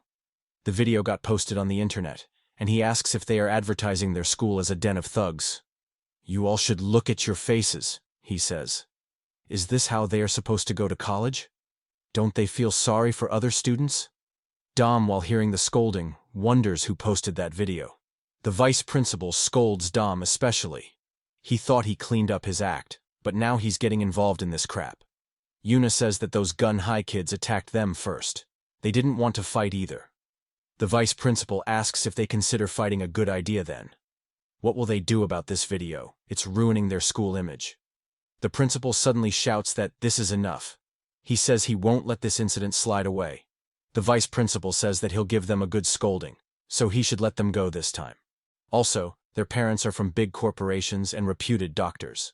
The principal asks what their parents' job has to do with this. He says that the school violence is an unforgivable offense, so he'll suspend them all from tomorrow. All three of them remain in utter shock, especially Jay. Shelley hears all of this from outside the door and is also taken aback. The principal calls out to Jay and says that he's disappointed in him. He was supposed to be a model to other students, but now he got involved in this. He thought of him highly. Suddenly, Shelley enters the office and asks if he's really suspending all three of them. She says that guys fight each other all the time, so he can't do that. The principal insists that he can't let school violence slide away, despite the circumstances. Later that evening, the trio gathers in the park and feels sad. Minu says that he would be a dead meat if his parents found out about this. Dom apologizes to them, as it was his fault for getting them involved. He's thinking about dropping out of school and taking responsibility for this. Minu throws a pebble at Dom to knock some sense into him. He tells him to stop talking stuff like that. If he was in his place, he would have done the same thing. In fact, he feels better after kicking their asses. Especially that punk Vinny Hong. Also, he's rooting for him and Yuna, so he shouldn't say sorry. Dom keeps thinking of what Minu said about supporting him. He imagines Minu to be some sort of old man, cheering him on. He sniffles and calls Minu his bro. Minu asks Jay what happened to him. He has been quiet this whole time. However, Jay doesn't respond. Minu throws a pebble at him and asks what's wrong with him. The pebble knocks Jay out and he falls to the ground. They wonder if he's in shock after getting suspended. They tell Jay to wake up, but he doesn't budge at all. At the same time, the principal is thinking about what happened till now. He went to the cycling competition as a board member that is being organized. Another member says that he still makes time even after being busy at school. He replies he enjoys it. The member says that he saw a few Sunny High students on the participation list. The principal asks if that's true. Sangho, another board member, asks why a bunch of nerds are entering this biking competition. He jokes that they may not even pass the prelims. This greatly annoyed the principal, and he's thinking about that in the present. After the trio were suspended, Yuna tries calling them, but they don't pick up. She sighs and wonders if they all canceled their cellular plan. Mia asks if they are not answering, and Yuna agrees. Mia says that she called Jay's phone as well, but it was turned off like she said. Yuna sees Shelly going with a backpack and asks where she's heading off. Shelly replies that Jay is not here, so there's no reason for her to stay at the school. Suddenly, a boy comes rushing to Shelly, asking if she would like to hang out with him. However, Shelly knees the boy and tells him to get away from him. The boy, even in pain, thinks that her knees are beautiful. Shelly then puts on her helmet and glasses and starts riding away. The scene shifts to the park where the trio are coming with their bike. Minu asks what kind of mental training the principal will make them go through. The principal asks what took them so long, they should better get their asses over here. Minu complains about what's wrong with him and his outfit. However, our boy, without wasting a word, quickly dashes forward, and Minu says that he's cheating. Jay approaches the principal and says one. After him, Dom and Minu also come in. The principal scolds them for moving like they are half asleep. Do they think this is some kind of game? He tells Dom and Minu to run up the stairs and see who can reach it first. Dom and Minu just stand puzzled, and the principal tells them to move already. After going through the stairs, they even pant more heavily. The principal asks why they are panting already. They are just getting started. Starting today, he's no longer their principal. He's a white-bearded Vulcan who will train them mentally. They should say yes, sir, when they answer. The trio shouts, yes, sir, and the principal asks if that's the loudest wimps like them could say. They should now put their arms around each other's shoulders and do sit-ups. Minu says that they might die today with how the principal is acting. Dom says he's already feeling dizzy. The principal starts the counting and they start doing the sit-ups. The scene shifts to some boys seeing 18+ stuff in a magazine and getting turned on. The class monitor comes in and sketches over the magazine. The boys look grossed by her actions and ask why she did that. The class monitor feels annoyed and scolds them for seeing lewd stuff at the school. The boy says that she ruined their favorite model. Suddenly, June enters the class and says what's up. He asks the pervert boy if he has seen Minu. The boy says that Minu won't be coming to school for a few days because he got suspended yesterday. Surprised, June asks, what did they do to get suspended? The boy says that Minu, Jay, and Dom got into a fight with kids from Gun High. The principal got so pissed that he suspended all three of them. June sighs and thinks this is impossible. As for the trio, the principal is still a nightmare for them, even in suspension. All three of them are exhausted, and Minu says that he can't feel his legs. The principal asks how young guys like them could get tired so easily. The break time is over, so they should assemble already. All three of them wonder if they still have more to do. Dom stands up and feels all worn out from the squats and leg exercises. He believes they would be buried alive if they were caught fighting again. The principal says that he'll give them a mission. If they succeed, then he'll revoke their suspension. All three of them cheer up on hearing it and ask what the mission is. The principal points to the tires on his behind and asks if he can see them there. He wants each one of them to tie it to the seat of their bike. Then they will have to drag it to the top of the hill. All three of them ask if he's serious. The principal replies that he's damn serious. He further adds that all three of them have to make up to the top. Even if one of them fails, then he'll extend the suspension. The trio looks baffled and says this is worse than suspension. The scene shifts to a boy looking at a bike online. He wonders why all these bikes are so expensive these days. Even the crappy specs are overpriced. His friend asks if he's reading too much of Windbreaker webtoon lately, and now he wants a bike. The boy says that he just wants one. Suddenly he notices a bike parked in front. He says that it looks cool. He wonders if anyone owns it. Also, it doesn't have a lock. His friend says that someone must have left it here for a second. The boy hands his stuff to his friend and says he's super lucky today. His friend wonders if he would seriously try to do that here. He advises him not to do that unless he wants to end up at the police station.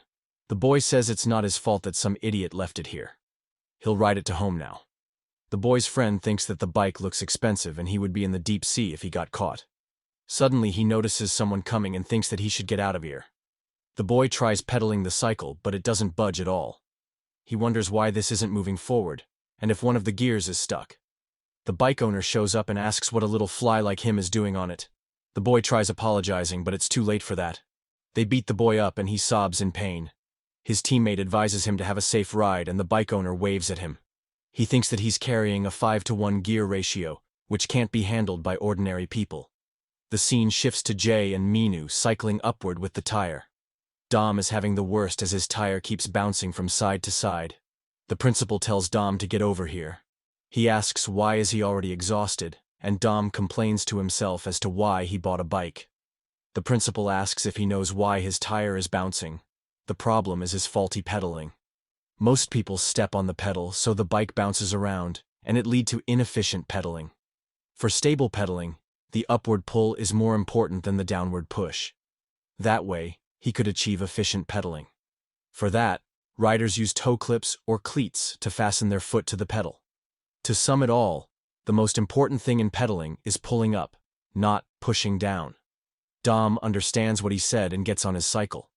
He thinks that the upward pull is more important, and improves his posture to a certain extent. The principal looks at him and seems somewhat satisfied with it. Suddenly, Shelley comes on his cycle calling out to Jay. She brushes past her grandpa, and he asks, how did she know their whereabouts? Shelley blushes on seeing Jay, and asks if he's having a hard time.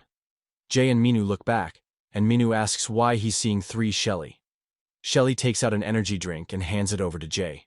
She rummages through her bag and says she brought some snacks for the side characters as well. Jay gulps down the drink and feels refreshed. Both Dom and Minu make a crybaby face on seeing Jay drink it alone. Jay feels pity and hands over the energy drink to them. On the other hand, the principal keeps wondering how Shelley knew they were here. Dom apologizes once again and says they are going through this because of him. Minu tells him to cut the crap and advises him not to get emotional. Shelley asks if sorry is all you two have to offer. Because of them, her Jay got suspended as well. He shouldn't just stand there and say sorry. He should better suck up to it and take responsibility. Jay interrupts Shelley and says that's enough. He asks what the point of bringing this up now is. She should just go back and stop bothering them. Shelley says that they can't come to school, so she is worried about him. However, our boy just tells her to screw off. Shelley's tear shows up on hearing Jay's response, and Dom and Minu freak out. Shelley runs away while crying, and the principal asks what happened to her lovely granddaughter. She cycles away while sobbing, saying she hates all of them. Her grandpa tries to call her back, but to no avail. Dom and Minu pile up on Jay, asking how he could talk like that to a girl. He should better go and apologize now, jerk. Jay tells them to shut up. He has to get rid of this suspension, so they should get back to work. Minu says that he's cold-hearted like always, and Dom feels worse than before. By the evening, Dom is once again cycling, but without the tire bouncing crazily. He feels he can't take it anymore. He's using muscles in his legs that he didn't even know he had. He's not even halfway there, but he's feeling dizzy. He can't have Jay and Minu being held back because of him. Minu calls out to Dom and says that it's getting dark. It would be better if they call it a day for now. Dom says that he'll practice a bit more, so they should head out first. Minu asks why he's working so hard. Things might get dangerous if it gets dark. Dom says that he is not a baby, so he shouldn't worry about him. He'll head home before dark. Minu asks if he has to work so hard on the first day itself. Jae chimes in and says that he's going to study now. Minu asks what kind of beast he is. He's still thinking about studying even after getting the suspension. Minu says that he'll talk to him later and advises Dom to get back before dark. Dom gives them a thumbs up, and Minu leaves along with Jae. Dom thinks that he wouldn't have to be here late if he was able to ride like them. After pedaling with tires for the whole day, Minu feels much easier to pedal now. They blow through the streets at a speed never matched before. After school, Yuna is waiting for Minu, and Mia waits for Jae. They see a boy walking past in front of them, and Yuna asks if he looks like Jae. Mia also agrees, and says that they do look the same. Minu and Jae, while riding to the home, find Yuna and Mia waiting at school. They ask why are they here. Yuna says that they were worried about them as they weren't answering their phones. She asks where they have been. Kay looks at his brother and wonders if she's her girlfriend. He also questions if Jae got into a fight, as he's all bruised up. Yuna asks where Dom is. Wasn't he supposed to be with them? Minu says that Dom wanted to practice a bit more, so they left without him first. Yuna asks how they could leave him there. They are supposed to be friends. Minu says that Dom insisted on staying longer. He couldn't bring him forcefully against his wish. Yuna says that she'll head over to Dom's house in that case. Before Yuna leaves, Minu tells her not to speak of the suspension in front of Dad. Yuna asks why would she say that? She isn't that dumb to talk about it. Mia tells Jae that kids at school are protesting to get a new student president since he got suspended. Jae replies that he'll have to own up to his actions in that case. Suddenly, they hear someone asking if they got suspended. Kay asks his brother what he did this time. He asks Jae if he was pretending to be a nerd while being a thug this whole time. Mia asks Jae if that's her brother, and Jae agrees. She finds Kay cute, and says they look so much alike. Kay says that he should have known after seeing him all beat up. Doesn't he know how much Mom will be angry if she finds this out? Jae tells him to shut up and says they should better go. Kay says that he's making things harder for both of them. He tells Jae to answer his question honestly. Is he the leader of bullies? However, Jae tells him to stop talking nonsense. Mia misses the chance to walk with Jae and feels dejected. Minu says that she must have waited for quite a while for them. He should at least take responsibility by dropping her at the bus stop then. Mia replies, okay, and I believe this could be a potential ship sailing in the future. Minu, while walking along with Mia, says that he would like to grab something to eat, but he's broke lately. Mia says they can get some next time with everyone else. Minu mumbles whether he should get a part-time job or something. Suddenly Mia laughs up, saying there's something funny about him getting a part-time job. Minu says that she looks pretty when she laughs. Our boy trying to get his cheesy lines to make the work, but to no avail. Minu says that if she gets rid of the glasses and changes her style a bit, then everyone will like her a lot. Mia replies that she doesn't take off the glasses because Jae gave it to her. She has gotten used to wearing them now. Minu says that she keeps talking about Jae all the time. Mia blushes up and asks if that's the case. She sees that her bus has arrived and thanks Minu for waiting with her. Minu waves at her and says, take care. Once she has left, he wonders why it has to be that damn nerd out of all the people.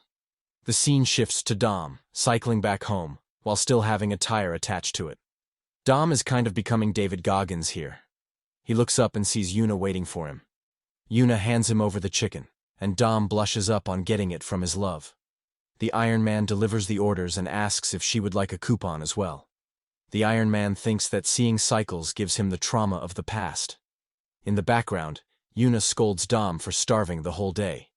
Later, Dom bites down the chicken, and feels that this is best after putting in all the hard work.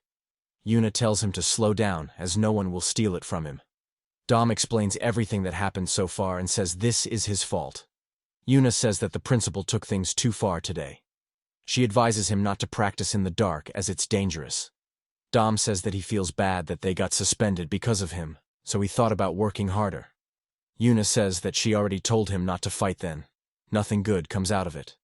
Dom apologizes to Yuna for breaking the promise of not fighting again. Yuna tells him to forget about it. She was the reason that this whole thing started, so she should be the one responsible. Yuna thanks him for what he has done so far for her. Dom blushes and remains in awe upon hearing those words. Feeling nervous, he starts chomping down on the food and chokes on it. Yuna asks what's wrong and Dom starts speaking gibberish. He gulps down the coke, but spills it out as well. Yuna tells him to slow down and stop acting like an escaped convict. The scene shifts to Vinny smoking a cigarette while balancing on his cycle. At school, he beat the boys who spread rumors about him in the school. Sung holds Vinny down and tells him to take it easy. However, Vinny kicks another boy and asks if they are not afraid of him because he lost to those Sunny High pricks. Another boy asks what happened, and a boy informs him that Vinny got his ass whooped by a Sunny High dude. Later, Vinny is called to the staff room for doing violence in the school. The teacher raises his hand to slap him, but halts himself.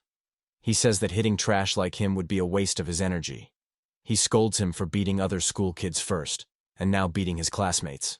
He should better clean himself up, otherwise, no one in the school or society would want him. He has filed a suspension on him, so he shouldn't come to school from tomorrow.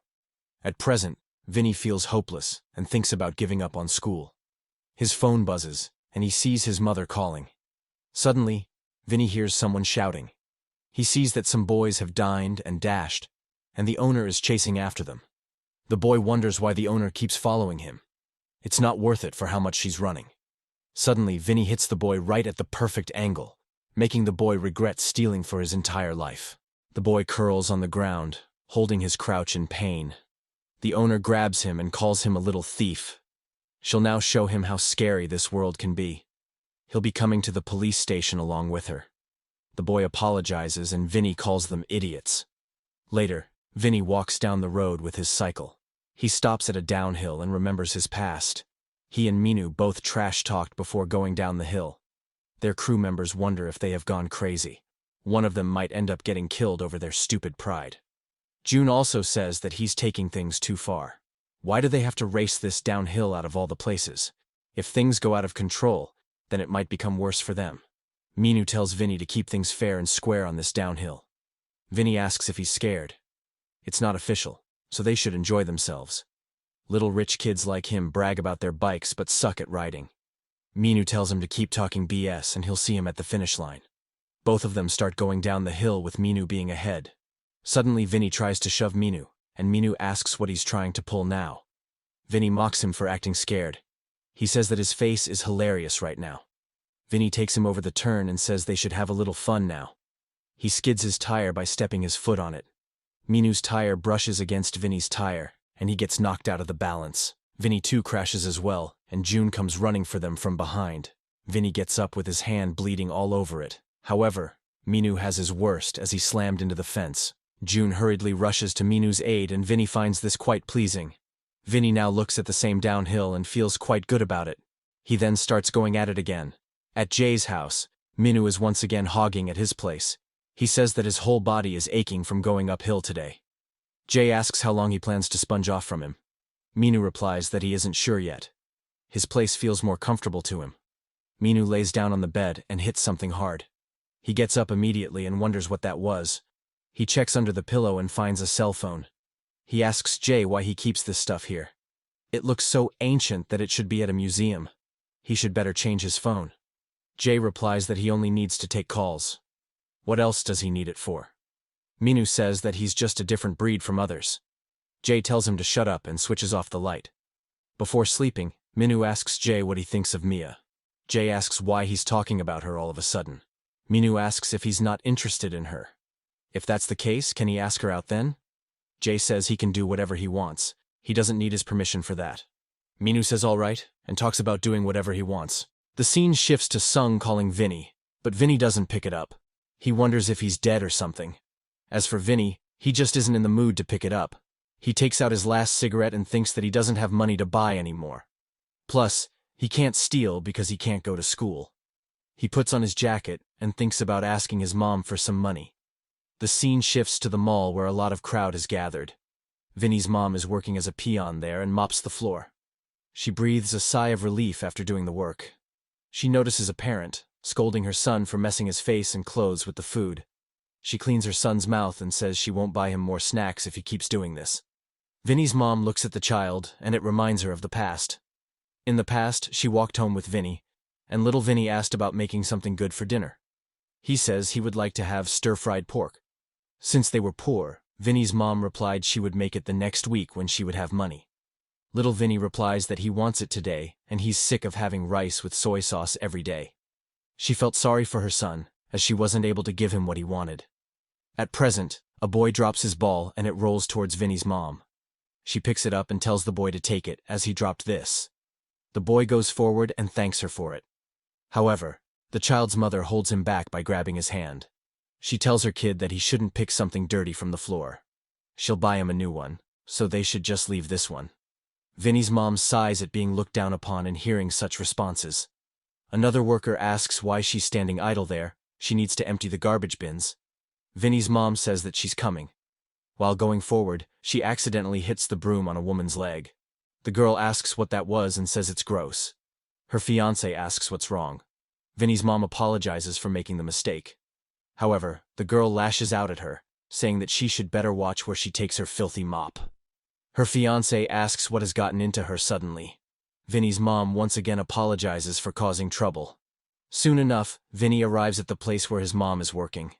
He feels sick coming here because of these rich people, and thinks about getting some money and getting out of here. Vinny looks around and some girls notice him. They whisper among themselves that the red-haired boy seems to be deformed. He has one eye colored. Vinny thinks that everyone keeps saying those stuff behind his back. Suddenly he hears a commotion going on and the people ask if there's a fight. Vinny hears a woman screaming at someone and asking for the manager to be brought here. He wonders who the hell is screaming so loud. The girl is still lashing out at Vinny's mom, saying that she ruined her shopping experience and her day. She asks if this is how they treat VIP customers. Vinny's mom gets on her knees and begs for forgiveness.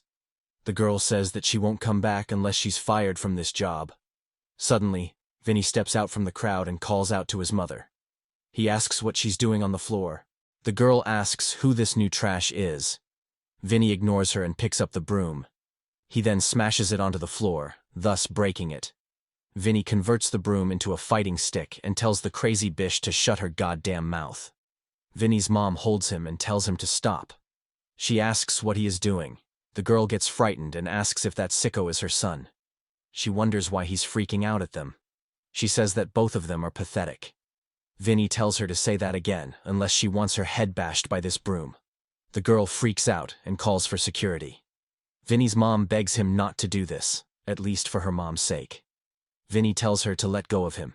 He's sick of her as well. He asks if doesn't she have any self-respect. This bitch is nothing, so why is she kneeling to her? Vinny's mom says that she was wrong in the first place and tells him to stop. Vinny says that it doesn't matter how important making money is, but she shouldn't degrade herself to this bitch. Vinny remembers his past when he was both scolded and embraced by his mother. Now that he saw her kneeling in front of others, it boils his blood. He curses at the girl and lunges forward. Vinny's mother tries to stop him and the girl too freaks out. Suddenly, Vinny's mom collapses while begging him to stop. Vinny looks at her and wonders what just happened to her. He drops the stick and shouts for her mom. Later, he takes her to the emergency hospital. The doctor puts her on an IV drip and explains that she's in the final stage of cirrhosis of the liver. She must have known it, but she must haven't told him about it. Her condition is very serious right now, and a liver transplant is the only treatment option left. The doctor explains that the cost of surgery would be around $300,000, since there are a lot of patients waiting for the surgery, so he should get the money together as quickly as possible. Vinny remembers his past when he was a kid. He was on his cycle when he saw a kid in front. The child's mother grabs his son and asks what he's doing here. She tells him to stay away from that kid. The kid asks why he has the left eye and hair red. The mother replies that he must have some weird disease. Vinny looks at his potential friend leaving and feels dejected. Suddenly, someone throws a rock at Vinny, and he looks back. Some boys ask Vinny the freak about what he's doing alone. Another boy says that he's a mutant, as he has a red-colored eye. Vinny stares at them as if he wants to beat them badly. The bully tells him to quit eyeballing him like that. He punches Vinny, asking how a mutt like him is daring to stare at him. Vinny falls with his bike, and the bully tells him to keep his eye down so that he won't bother anyone. He asks if his mom has a red eye or hair too. They believe his family must be cursed. The bully spits at Vinny, and Vinny feels disgusted by them. The bully tells him to bark whenever he sees him the next time. Suddenly, A boy comes with his cycle and slams the front wheel at the perfect place. The bully trembles in pain on the floor and asks, "Who the hell did this?" Little Minu takes off his helmet and apologizes to him. He says he didn't see him there. The bully asks if he's insane. He knows very well that he did it on purpose. Even after doing so, he only has sorry to say. Minu asks if it's a good thing to punch someone then. The bully asks how a little twerp like him is talking back to him. Suddenly, Minu's bodyguard comes rushing for him, saying how scared they were when he disappeared suddenly. A boy tells the bully that his family is so rich that they even have bodyguards. He says it would be best if they stay out of this. The bully sighs and says they should better leave now. Minu sees them leaving and calls them dumbass. Minu picks up his cycle and asks Vinny if he's okay, and Vinny replies he is. Minu asks who that jerk is. He has been picking on him for ages. The next time he sees him, he won't let him walk away like that. Vinny says that it's fine, so they should forget about it. Minu says that he's the only kid in this neighborhood with whom he can ride his bike. How is he supposed to ignore him like that? He asks if he will join his biking crew later. Vinny says that he will join it if he changes the name from Zephyrus to something else, as it sounds childish. Minu asks what's wrong with it. The name is related to the god of wind, which comes from Greek mythology. The bodyguard asks what he's doing. He should come back home now. His father told them to bring him back early as he'd be going out for dinner. Minu asks if can't he play a bit longer, but the guard stays adamant. He tells him to stop playing and just come with them. Before leaving, the guard tells Vinny to stay away from Minu. If they ever see him again with Minu, then things won't be good for him. The guard takes Minu's cycle and wonders why Minu hangs with a weird-looking kid. One guard takes Minu, while the other one carries the bike. Vinny is left alone with his cycle, feeling dejected. The scene shifts to the welcome ceremony of students moving to middle school. The principal announces that he expects them to be faithful and diligent in their studies. Some boys look at Vinny and make fun of his red eyes and hair. They wonder if he has a disease or something. Vinny stands among the crowd, listening to all the insults behind his back. He looks behind and sees his mother standing with a bouquet. When Vinny sees her, she waves back at him. However, Vinny wonders why she came here as it's too embarrassing for him. He told her not to come, and now he'll have to pretend he doesn't know her. After the welcome ceremony, Vinny's mom hands her son a bouquet and congratulates him on entering middle school. Vinny takes the bouquet and listens to all the insults going about him and his mom. Vinny's mom says that she'll take a picture of him on this special day. She tells her son to smile. Vinny, in anger, slams the bouquet and says it's embarrassing. He told her not to come here, yet she still came. He tells her to stop caring about him and just go back to work. After saying that, Vinny starts running away. Vinny's mom remains in shock at her son's response. Later, Vinny is walking alone outside the school. The bullies from his childhood greet him as a freak and say they are meeting after a long time. Vinny becomes surprised on seeing his arch-enemies here. The bully throws Vinny to the ground and says he should bark whenever he sees him. He asks if he thought he would be treated like a normal kid if he showed up to school wearing their uniform. The bully's friend advises him to stop. If the teachers catch them, then it wouldn't be good for them. The bully tells Vinny to keep his eyes down at school from now on, unless he wants his other eye to turn red. The bully leaves away with his friend, saying that his mother looks like a monster as well. On hearing those trash speak ill of his mother, the anger within Vinny sparks up. He gets up and looks at them fiercely. He tells them to stop right there. The bully walks toward Vinny and asks if he just swore at him. He says that he dug his grave now. It wouldn't matter to him if the teacher shows up or not, he'll whoop him badly. However, Vinny just stares at the bully. The bully grabs Vinny's mouth and asks what he's staring at. Vinny takes out the pen from his pocket and jams it into the bully's arm. The bully cries in pain, and Vinny quickly follows up with a punch on his face. The bully stumbles back, and Vinny thinks that these people look down on others just because he looks different from them. He wonders why such stuff gives them a sense of superiority. Vinny punches the boy again, and thinks that the only way for him to survive would be to beat these punks at their own game. Vinny did the same thing as he slowly reached high school. He ripped anyone to shreds who spoke ill about him. He believed that the world was unfair, so this was the only way for him to retaliate. At present, Vinny's mom grabs his hand, and Vinny feels sorry for her. Later that evening, Vinny is walking alone on the road. He looks at the city and the sun setting, while contemplating his life.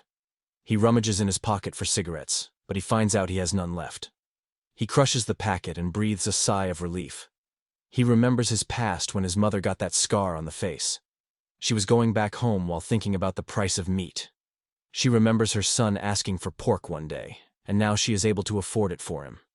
Once she returns home, she freezes up on seeing something. She drops her food and makes her way through the crowd gathered outside her house. The people ask what happened here and tell each other to dial 911. When Vinny's mom sees the house burning down, she remains in utter shock. She remembers that she left the heater on for Vinny before leaving, and gets horrified at remembering it. She rushes inside the house to rescue her son. At the same time, little Vinny comes out of the house while coughing. His vision starts getting blurry, and he sees someone's shadow approaching. Vinny's mom saves him while getting burnt in the process. Later, Vinny wakes up in the hospital with an oxygen mask on his face. He looks around to make sense of where he is. Beside his seat, he sees his mom covered in bandages after getting burnt. On that day, his world turned upside down. At present, Vinny cries alone, remembering all the hardships his mother had to go through. Seeing Vinny break down like this aches my heart. He deserves a better life. The scene shifts to Dom, Minu, and Jay cycling at full speed. Dom, while having the tire on his cycle, sprints past both Jay and Minu. Jay is panting himself and wonders how Dom just pulled that off now. Minu also wonders what that speed was. After reaching the uphill, Dom picks up his cycle and says they have accomplished the mission. Minu calls Dom a mustache kid and commends him on getting better at pedaling. The principal also chimes in and says they have gotten better than before. He's sure that this experience would have taught them that sports create healthy minds and bodies. Dom cries on hearing the principal's praises and wonders if he will be able to see Yuna now. Jay asks if they can go back to school today, and Minu says that he's a nerd like always. The principal says that they have to train harder than this if they want to enter the League of Street competition. Minu remains in awe on hearing the response and asks the principal how he knows about the competition. The principal says that he's one of the organizers of the events, and he saw their name on the application list. On hearing the response, the trio remains even more baffled. The principal says that they have been fighting with other kids instead of practicing for the competition. When he saw that a bunch of boys like them couldn't even pedal properly, he took this opportunity to train them. He didn't add the suspension to their permanent record, so they should be grateful. Minu cheers up and asks the principal how many people there will be in the competition and what the level will be. The principal laughs on hearing the response and says it's a secret. He wants them to find it out for themselves. The principal further says that he has a last mission for them to do. The trio becomes shocked and wonders if the principal will make them go through another brutal training. The principal says that he's talking about Shelly, not training. Her Shelly has been depressed lately because of someone, and she has been stuck in her room for a few days. Dom and Minu look at Jay intently as he's the culprit behind it, and Jay feels the growing pressure. The principal says that their final mission would be to make Shelly feel better and get her to come to school tomorrow. He believes friends can do this kind of thing for each other. The principal announces that they are now dismissed.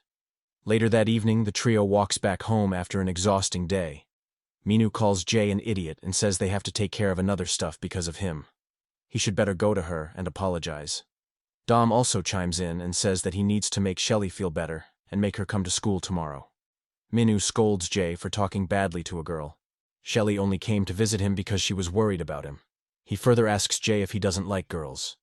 Jay locks in and says that he has no other choice if he has to go to school tomorrow. Minu remains in utter shock on seeing Jay agree so easily. Normally, he would just ignore stuff like this. Later, Jay reaches Shelly's home and stands puzzled with his cycle. He looks behind to ask Dom and Minu what he should do now. With their eyes dazzling, Dom wishes Jay good luck, and Minu tells him to grow some balls. Jay sighs and thinks that he has no other option left now. He presses the bell, and Shelly asks who it is. Jay replies that it's him. He came to talk to her for a minute. Jay doesn't hear a response and wonders if she's still angry with him. Suddenly, Shelly tells him to wait for a second, and Jay grows worried. Jay tries to soothe himself by exhaling deeply. Behind the bushes, Dom and Minu's interests peak on seeing her come out. Later, Jay and Shelly sit in the park awkwardly. A silence looms between them. Shelly asks Jay what he wants and why he called her here. Jay clutches his teeth and wonders what he should do next. Earlier, Minu suggested Jay to hand a flower to Shelly. He says that it would be rude for a guy to apologize to a girl empty-handed. Minu, with ultimate seriousness, says this weapon will soften a girl's heart. He should also say something cheesy while handing her the rose. Minu gives them a demonstration of how he would be saying sorry to her, and both Jay and Dom become disgusted by it. Minu gets carried away and says this pink rose is a sign of promise and happiness. He vows before this flower to never make her cry again. They should be happy together again. Dom feels sickened by Minu's acting and asks Jay if they should smack Minu. At present, Jay feels nervous and sweat keeps appearing on his face. Shelly asks why he isn't saying anything. Jay, withholding his emotions, reaches for the rose in his shirt. He takes it out, and his hands start trembling while holding it. Shelly looks surprised on seeing Jay pull out a rose. Jay utters the word Shelly, but starts fumbling after that. Minu encourages Jay from behind the bushes, saying he must win this. Jay keeps saying her name and starts feeling disgusted by himself. He throws the rose on the bench and gets up. He says he can't do this anymore. Dom and Minu become dejected on seeing that ditchhead lose the golden chance. Minu further says that this damn nerd is stubborn as hell. Shelly picks up the rose and tells Jay to wait. She asks if he came all the way here just to give her this. She has never been so shocked on hearing a guy tell her to screw off. Did he think that a stupid flower would make her feel better? Jay asks what he's supposed to do then. Shelly says that he has to do her a favor, and she'll forgive him. Jay asks what kind of favor she wants. Shelly hesitates for a while and says that he has to be her boyfriend for a week from tomorrow. Both Dom and Minu remain in shock on hearing Shelly's response. Usually, it's a guy who asks the girl out, not the other way around. They wonder if Jay is a god at this. Even our boy remains stunned by the absurd request. Later, the trio is cycling back home. Minu tells Jay that he was sent on a mission to apologize, but he ended up getting asked out. He asks if he studies books on reading girls' minds. He's the only dude on Earth who got a date from a girl he just told to screw off. However, Jay remains serious, as he didn't expect things will turn out like this. Minu asks what he'll do now. Is he going to be her boyfriend for a week? Jay replies that he's not sure of himself. However, he'll have to make her happy if he wants to go back to school. Dom also chimes in and says that he should go out with her and cheer her up, unless he wants the principal to kick his butt. Jay sighs and thinks that the responsibility keeps piling up on him. Suddenly, a team on a cycle brushes past Jay's group. The leader of the group, Monster 13, moves past them as well. Before going, they make eye contact with each other. Minu looks at all 5 of them cycling and thinks they are pretty hardcore. He asks Jay if he saw the size of crank on the last guy's bike. He wonders what his gear ratio is. He believes it must be in the range of 5. Suddenly, Minu realizes that they are the monster crew that June mentioned to him earlier. Dom says that they will probably be in the competition as well. He asks if he can handle the last guy if they end up riding against each other. His instincts are telling him to just go against him now. Jay and Minu look at Dom questioningly. Minu says that he's being too cocky for someone who has just learned to ride a bike. He also asks Dom how long he intends to carry the tire along with him. Dom replies that he would keep it with him for a while. The scene shifts to the bike shop where Harry works. Vinny comes into the shop, and Harry welcomes him. Vinny says that he came to sell his bike and asks how much she would give him for this. Harry looks at the cycle and sees that it has a Spinergy front wheel and has a carbon frame. It's pretty old, but it's still in decent condition. She shows him the amount on her fingers, which the author has kindly blurred out because he doesn't know the bike estimate himself. Vinny says, "All right." Harry asks why he's selling his bike. Does he plan to quit now? Or he's getting a new bike? Vinny gets straight to the point and says he needs the money. Harry thinks that this punk has quite an attitude. She tells him to wait for a while here. Vinny sighs and looks at the picture of Ma and Joe on the wall. He then looks at the poster of a cycling competition. Just glancing at the poster, Vinny's eyes lit up. Later, Harry comes back and says she brought his precious cash. However, what she finds out isn't Vinny, but the ripped poster of the cycling competition. The trio is walking back home. Minu puts his arm around Jay and tells him to be good to Shelly tomorrow. If he makes the right move, then who knows? He might end up getting married to her. Dom feels a bit jealous on hearing this. He wonders if Yuna would ever ask him to be her boyfriend for a week. He thinks that being BF for 1 week isn't enough. He wants to be with her for life. Minu feels grossed by Dom and says he'll regret being with that ugly cow. At the same time, Vinny goes past them on his cycle, and the trio notices him. Dom asks if he's the same red-haired dude who kidnapped Yuna. Minu sees him, and feels the anger burning within him as well. Later, the trio shows up at the bike shop and greets Harry. Harry says that it's been quite a while since they showed up here. Even after today's hellish training, Dom asks if they could do some roller training. This guy is just insane. Minu asks if a red-haired kid wearing a black sweatshirt stopped in here. Harry agrees and says that he came here to sell his bike, but then he just took his bike and left. Minu wonders what's up with him, selling his bike all of a sudden. Harry asks if he knows that guy. She didn't get any details, but he seemed desperate for some money. She shows them the poster that he ripped off the wall before leaving. Minu looks at the remaining scraps of the poster and deduces that it was League of Street poster. The scene shifts to the next day at school. Some boy remain in utter shock and say that this damn nerd is going out with that hottie. A boy punches the wall and says that he got rejected when he asked her out. Then why him? What's so special about him? Shelley holds Jay's arm closely, and the boys say that this would have happened when they saw this damn nerd flirting with her. Minu from behind says that he's becoming the target of other guys. Dom also advises him to be careful. Who knows, someone might stab him in blind love. Jay feels the growing pressure and closes his eyes. Suddenly someone calls out to Jay as the ex-student president. A loser says that he's looking good lately, and he's even dating in school. He should know that he got suspended from being a student president as he got into a fight and ruined their school's image. Minu asks if other kids replaced Jay from student president while they were in suspension. The loser says that the student made a wise decision, and he thought about telling them.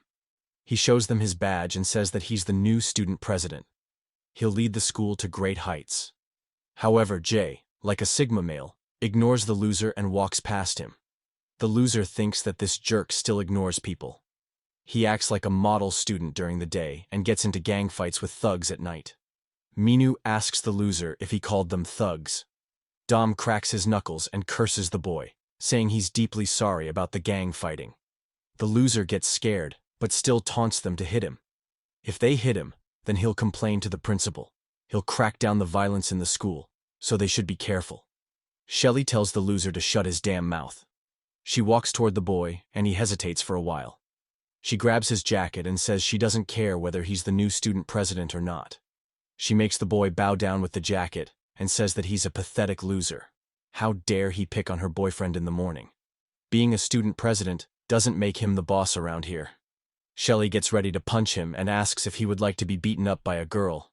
Minu and Dom hold Shelley from thrashing the boy, but Shelley keeps tormenting the boy. Another boy thinks that her angel isn't an angel anymore. The boy holding the phone thought that Shelley was going to hook up with that Minu kid, but he was so wrong. Yuna also looks at the ongoing commotion and wonders if they are dating. She can't figure out these people. She asks Mia if she's all right. Mia gloomy replies that this day has come eventually. Mia looks at Jay approaching and greets him. She says it's good to see him at school again. Also, his face got tanned since the last time. Jay just gave her a straight yes and walks away. The scene shifts to someone putting Jay's photo on a punching bag. Suddenly, someone punches Jay hard on the face. Turns out, it's the school principal who's taking his anger out on virtual Jay. He thinks this little punk is dating her innocent Shelley. She was never interested in boys, so how did she change so suddenly after meeting him? He has to control his emotions for the sake of Shelley's happiness. Suddenly, a teacher enters the room and says that she brought the gym teacher from Italy as he requested earlier. The principal tells her to let him in. A man looking quite manly enters the room and asks if he needs him. The principal calls him his boy and says he has finally come. The teacher thinks that it would be best to leave these two alone now. The manly man asks if he wants him to be the homeroom teacher for Class 1. The principal agrees and says he wants him to keep an eye on a kid named Jay as well. He has been going around with his granddaughter. Also, there's a biking competition coming up, so he wants to act as a coach for them. He asks if isn't he quite a biker himself. The manly man tells the principal boy not to remind him of the old days. He puts his hand on his chest and says his heart starts racing whenever he thinks about that time. The principal feels disgusted and questions whether it was the right thing to bring him here. The manly man smiles and asks if there are a lot of cute boys in Class 1. The principal asks why he wants to know about that. The manly teacher replies that he wants to get into the class and smell some of those fresh boys. The scene shifts to the area where people register for the biking competition. Vinny asks the receptionist why they are only accepting the group application and not taking the single ones for the competition. The receptionist tries to explain to him, but Vinny insists that he wants to participate individually. The receptionist says that the poster clearly states that crews are only allowed. He'll have to make a crew, and then he can join. Vinny asks if that means he can't participate on his own. Suddenly, a voice asks Vinny about why he's being rude to this young lady. Vinny turns around and asks who is interfering with him. 3 guys enter the place with their cycle, and the man in the middle is more of a fashion designer. The man calls Vinny a redhead and tells him to stop bothering this nice young lady. He should make a team first loser. Vinny looks at him closely, and Huang also looks at him closely. Huang recognizes him and says he has grown so much that he almost didn't recognize him. Vinny notices that this bastard is the same kid who bullied him in his childhood days. He feels burning anger on seeing him. The scene shifts to the classroom where someone is writing something on the board. The manly teacher introduces himself as Mario Nam. He further says that he would be in charge of Class 1, and it's a pleasure to meet them all. The students gossip if this guy really is their new gym teacher. They believe their life is doomed now. A boy says that he must be dreaming and thinks about dropping out of school suddenly. Mario Nam asks where the boy Jay is. The students look towards Jay in confusion, and Jay nervously says that it's him. Mario approaches Jay, and Jay feels the growing tension. Mario touches Jay on his chin and says that the principal has told him to keep an eye on him, especially. Mario winks at him and says that he's quite handsome. He would have kept an eye on him anyway without the principal telling him. Jay shivers in fear and feels grossed out by him. Dom looks at Jay and says it was nice knowing him. They should pretend they don't know each other. Mia and Yuna are shocked as well. Yuna says that even guys like him want a piece of Jay. Back to Vinny, who is facing his childhood nemesis. Huang asks what's wrong with him. Isn't he happy to see him here? He asks Vinny if he's here to apply for the competition. He used to be quite a troublesome rider when they were kids. Huang's underling asks how he knows this kid. Huang says that they lived in the same neighborhood as kids. Also, they attended the same junior high school. They were so close that he gave him a special nickname because of his colored eye. Huang's underling looks at Vinny closely and asks how he has 2 different eye colors. Another underling calls him an albino. Vinny gets annoyed by them and tells them to stop staring at him like a monkey in the zoo. They should just focus on what they are here for. The underling tells Vinny to shut his goddamn mouth. He further adds that his personality is as messed up as he looks. Huang says that he's still the same as in childhood. He shouldn't talk back to them like this. He mocks Vinny for applying to the competition without a crew and asks if he would like to join their crew. The bully's underling asks how they can accept a nobody like him. Another underling believes that the boss is out of his mind today. Vinny smirks at them and tells them to go to hell. To add more to the insult, Vinny says that he would join a school club instead of being in their lame crew. Huang sighs and thinks that he's acting so cold just because he teased him a bit when they were kids. He pats Vinny and says that it was ages ago. He should stop sucking up to the past. Vinny feels disgusted by him and says he feels like throwing up being near him. The underling asks Huang as to why he's listening to this bastard trash-talking. Another underling asks if he would like to beat this kid. Vinny turns away from those pathetic losers, and suddenly Huang calls him back. He asks if he's here to join the biking competition, so they should make a bet. They can have a one-on-one race, and whoever loses has to do a favor for the winner. If he wins, then he can borrow their crew name for the application. The underling tells Vinny to stop messing with their crew. He should cut his bullcrap already. Huang says that he doesn't have to do this if he's scared. He'll think of him as a little mutt walking away because he's a scared piece of trash. Vinny becomes serious and accepts his condition. Later that evening, some boys are smoking cigarettes and having fun. A girl notices some weird lights and wonders what they are. A group of people wear masks and white glowing jackets while riding their cycles. The boys ask if there's a new gang in town. The rider stops in front of the boys, and the boy wonders if that is a bike. The man takes off his mask and hoodie, revealing a face that matches a typical bully. Another guy asks the boys what they are staring at. They should put out their cigarettes and screw off. The boys, sensing the hostility, quickly leave, saying they have homework to do. Another underling asks why they are being asked to come here. He asks if they really have to do this. Huang asks what he'll do if he runs into a mutt in the street that bit him a long time ago. His underling asks what he means by that. Suddenly they see Vinny coming towards them with his cycle. Huang says that it's about time they teach this mutt a lesson, so he'll never bite anyone again. Huang's team members tell him not to lose. They think that if he loses this match, then they might as well quit this group from embarrassment. Vinny straps his helmet and locks in. Huang says that he has to follow the course as he told him before. The finish line will be at the end of the old container box. If he wins, then he'll help him join the competition. But if he loses, then he'll have to do him a simple favor. Vinny puts on his gloves and says he doesn't need anything from him. He came here to beat his cocky attitude today. Huang says that he'll see him at the end of the race. Both riders then hop on their cycle. Huang notices that Vinny is using riser bars for the handle. He believes this Vinny guy must be more into tricks than riding. Huang's team member asks what will happen if their boss loses in their home turf.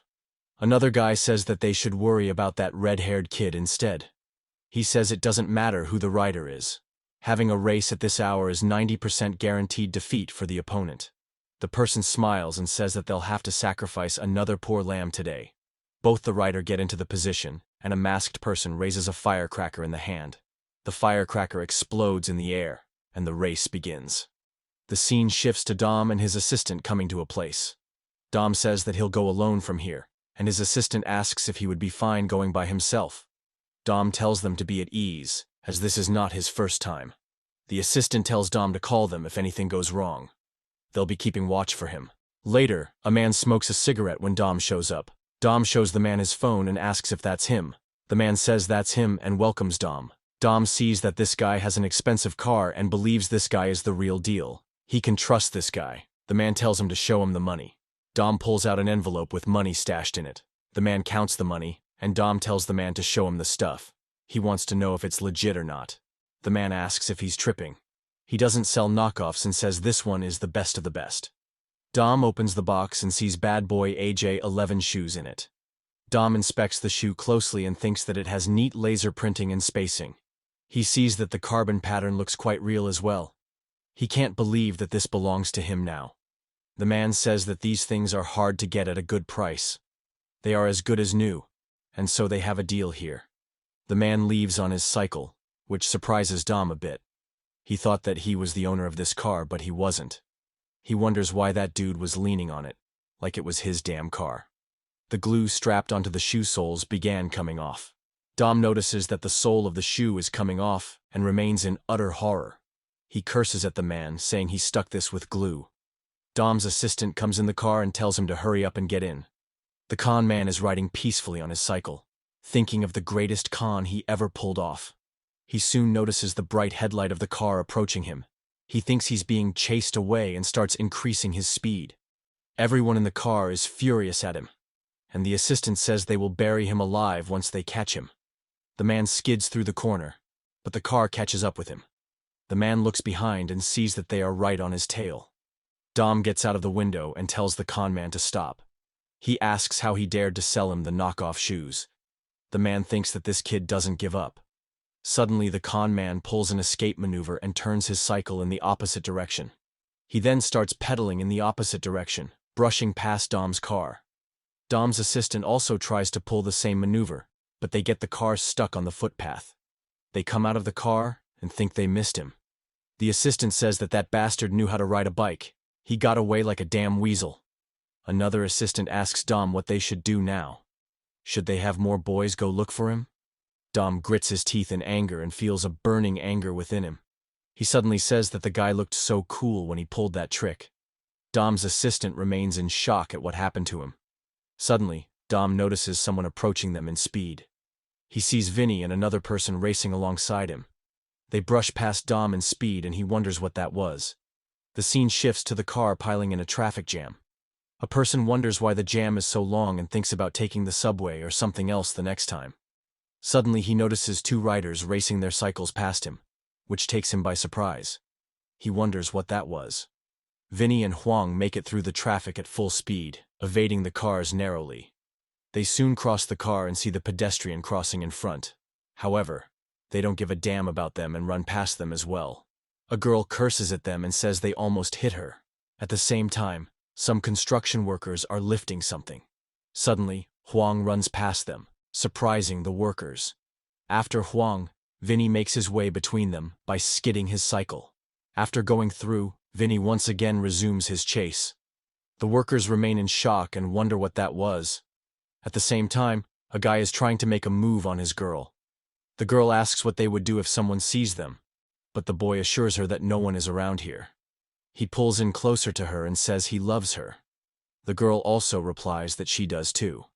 When they were about to kiss, Huang's team members flew past them. They say that they are looking quite good there. Another member tells them to get a room if they are going to do it. Just like they came in, they disappeared within seconds as well. The girl asks who they were, and the boy replies he's unsure as well. A man pulls out his hammer and says there's a shortcut he knows, so they should all follow him. They have to get there before him. Another member asks if Huang would lose to that dumbass. If he does, then it will make them all look bad. Another team member comforts him, saying that Huang will do anything to win this. Plus, he has some skills to whoop most people in a race. A team member chuckles and feels sorry for the redhead losing.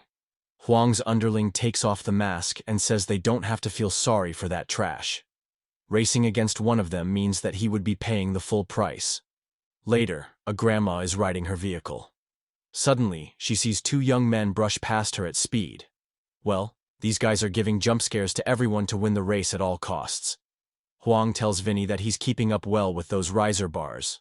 Vinny enters Huang's slipstream, allowing him to conserve his energy while Huang eats the dust and air.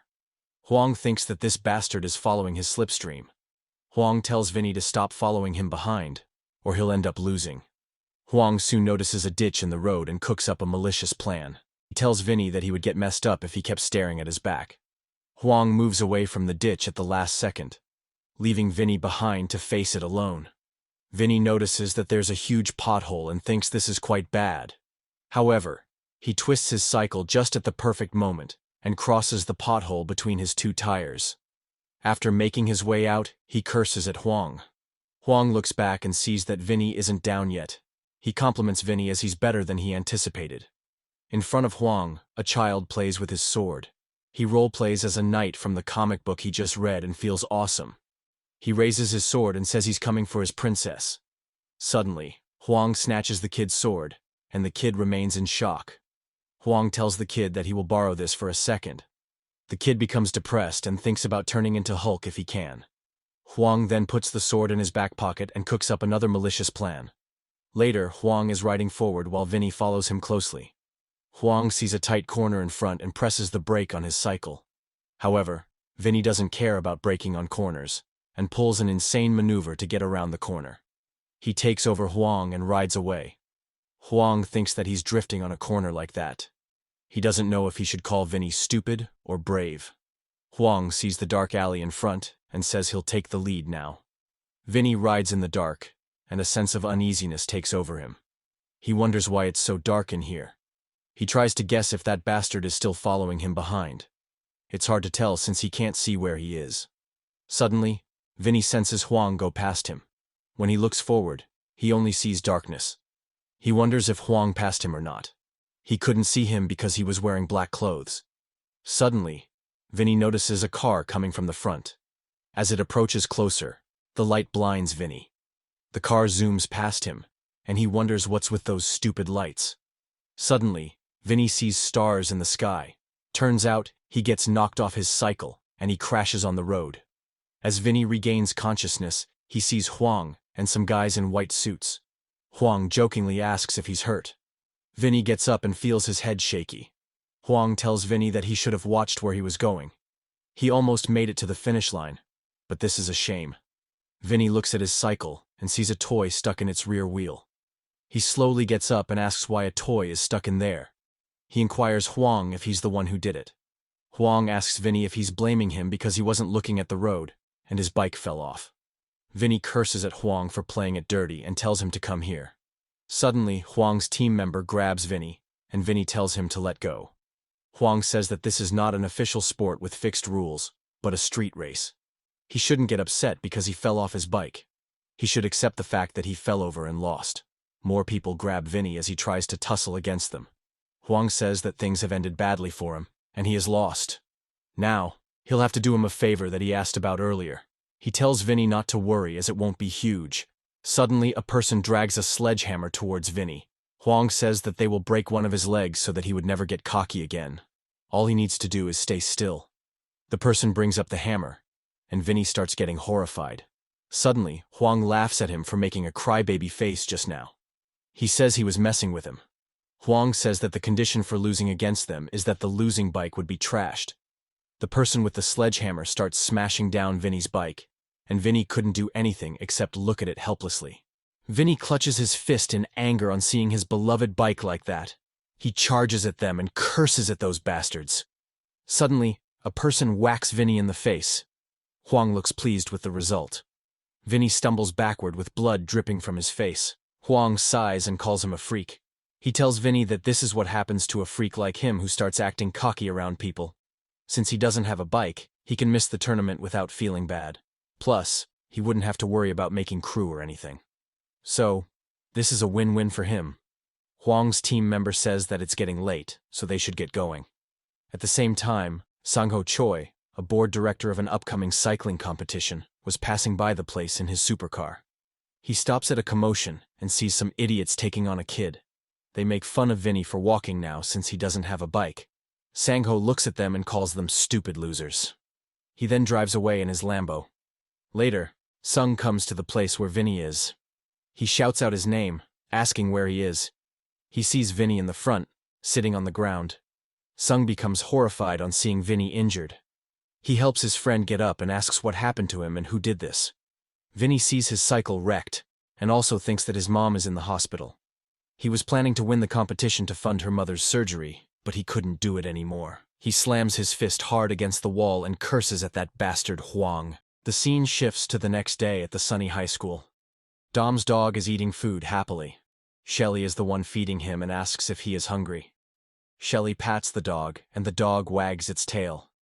Minu looks at the scene unfolding and asks if that's a male dog. Dom asks if can he see the way he's acting in front of a pretty girl. Minu sighs and thinks that all boys are the same. It doesn't even matter whether they are people or animals. Dom discusses about Vinny with Minu. He says that he saw him yesterday on the street. Minu asks if he was beating someone again. Our boy, Jay, is also standing next to them and studying. Dom says that Vinny wasn't fighting, but he was having a race with someone. Minu, surprised, asks why he was racing and with whom. Dom says that he isn't sure about it, but it was kind of crazy to watch both of them fly down the street. On seeing the race yesterday, he's thinking about doing more roller practice today. Minu wonders if that Vinny bastard was racing with TJ's gang. Suddenly, Yuna and Mia chime in. Mia asks them what they are all doing here. Minu brushes his hand past the hair and asks Dom if they look good. Dom becomes nervous and says they are the same as always. Mia asks the guys what size they wear. If they don't mind, could they tell her about it? Dom remains puzzled as to why she's asking about the size. Mia says that she knows someone who works at a clothing store. So, she thought about making team uniforms as a gift for using the hummingbird logo. Minu suddenly holds Mia's hand, which takes her by surprise. Minu asks Mia how her heart and face can be so beautiful. She's almost like an angel. Dom also chimes in and says, "Bravo." Yuna looks at Minu and thinks that he's hitting on Mia again. It's like he never wants to miss an opportunity to get close to her. Shelly hears their conversation and tells Mia that she'll take the medium size. She used to wear the small size, but because of her chest, she has to wear the next size. Dom blushes on hearing Shelly say that and says it's kind of sweet. He soon corrects himself and says that the medium is sweet. Minu also becomes blushed while Mia and Shelly become annoyed at her. However, Jay doesn't give a damn about her. Suddenly, Mario Nam approaches them, and everyone becomes nervous, especially Jay. Mario asks what they are doing here. The class is about to start soon. Suddenly, Mario catches sight of something interesting. The interesting thing is the Dom's dog, and the dog is trembling in fear on seeing Mario Nam. Mario bends down and says that this little boy becomes cuter the more he sees him. He just exudes masculine beauty. Mario says he seems yummy, especially his male smell. The dog becomes afraid of Mario and starts barking at him. However, Mario calls him a little doggy and tells him to be quiet. He can't be loud at school unless he wants to be hit on his lips. The dog can't take it anymore and starts running away while crying. He also drags Dom's cycle along with him. Dom too starts running after his dog and tells him to get back here. He's supposed to guard his bike, not drag it around. Mario looks at the dog running away and calls it silly. He's getting shy for no reason. Everyone looks speechless on seeing Mario's inner beauty and decides to head inside quickly. Later, someone parks his bike in front of the sunny high school that Jay is attending. The person takes off his helmet and puts on his glasses. It's Vinny's friend, Sung, and he makes his way to the school. The scene shifts to the students playing soccer during lunchtime. A person kicks the ball in the air, and it lands near opponent's team's place. Everyone shouts to stop that kid. Some guys ask where the defense is. They need to come here quickly. The pervert boy is with the defense team and is standing idle on the ground. He wonders why everyone is trying so hard to get the ball in. Suddenly a boy brushes past him and asks what he's doing here. They bet fried chicken with Class 5, so they must win this match. Hwarang picks his nose and thinks that he's only here to balance the number of players, not because he wants to run around. He'll just stay here, so the rest of them can focus on getting goals. Suddenly, Hwarang hears some girls cheering the Class 3 boys, and this piques Hwarang's interest. The girls give the boys good luck. Another girl says that he looks hot when he's running. Another girl agrees and says that he's quite athletic. Also, she likes athletic men. On hearing the girls talking about them, everyone's ear buzzes like a dish TV antenna. Suddenly the boys become serious and say that the girls are talking about him. Another boy says that she was talking about him, not him. Everyone turns into a brute man and tells them to move away. Another boy tells him to bring it on. Suddenly Hwarang takes the ball from them, leaving them utterly baffled. The folks tell him to stop that boy. Some wonder if he was on defense just now. Hwarang maneuvers the ball swiftly, escaping every defender of opponent's team. He locks in and kicks the ball. Along with the ball, he accidentally throws his slipper as well. The goalkeeper sees a ball and a slipper coming towards him, and wonders what kind of move this is. The goalkeeper defends himself from the slipper, but the soccer ball brushes past him. Hwarang breathes a sigh of relief after the goal. He passes his hand through the hair and looks up, believing that the girls would be wanting a piece of him now. However, he finds out is that no girls are looking outside the window. Hwarang becomes dejected on seeing his effort going to waste. However, not everything went to waste as he got praises from his teammates on scoring such an awesome goal. They ask if he wants to play on offense. A girl slurps her drink and looks at Hwarang. She can't understand whether he sucks at sports or not. The boy sitting beside her says that she doesn't get him. He says that Hwarang becomes super fast and strong whenever he gets a girl buff. The class monitor says that he's a desperate loser. She can't understand why he's always chasing girls like that. The boy says that all guys are just like that. June, who is sitting in the classroom, looks down below. He thinks that everyone else is having fun outside at lunchtime. However, he's the only one stuck here. He slumps down on his desk and thinks that he wants to have fun as well, but these damn entrance exams are in the way. Also, they have a race soon. The scene shifts to Jay studying while sitting on the bench. Shelly is also sitting beside Jay and asks what he's studying. However, Jay doesn't give a reply to her. Shelly once again calls him, and Jay finally looks at her. Shelly blushingly asks if he would like to study together at her place after school. She knows 3 languages, so she can teach him well. However, Jay says no thank you in French, and this takes Shelly by surprise. Minu looks at Jay and Shelly sitting together and feels jealous. He further says that this damn nerd must be a eunuch or something. Dom also asks if his brain is damaged or something. He can't believe that Jay doesn't want her.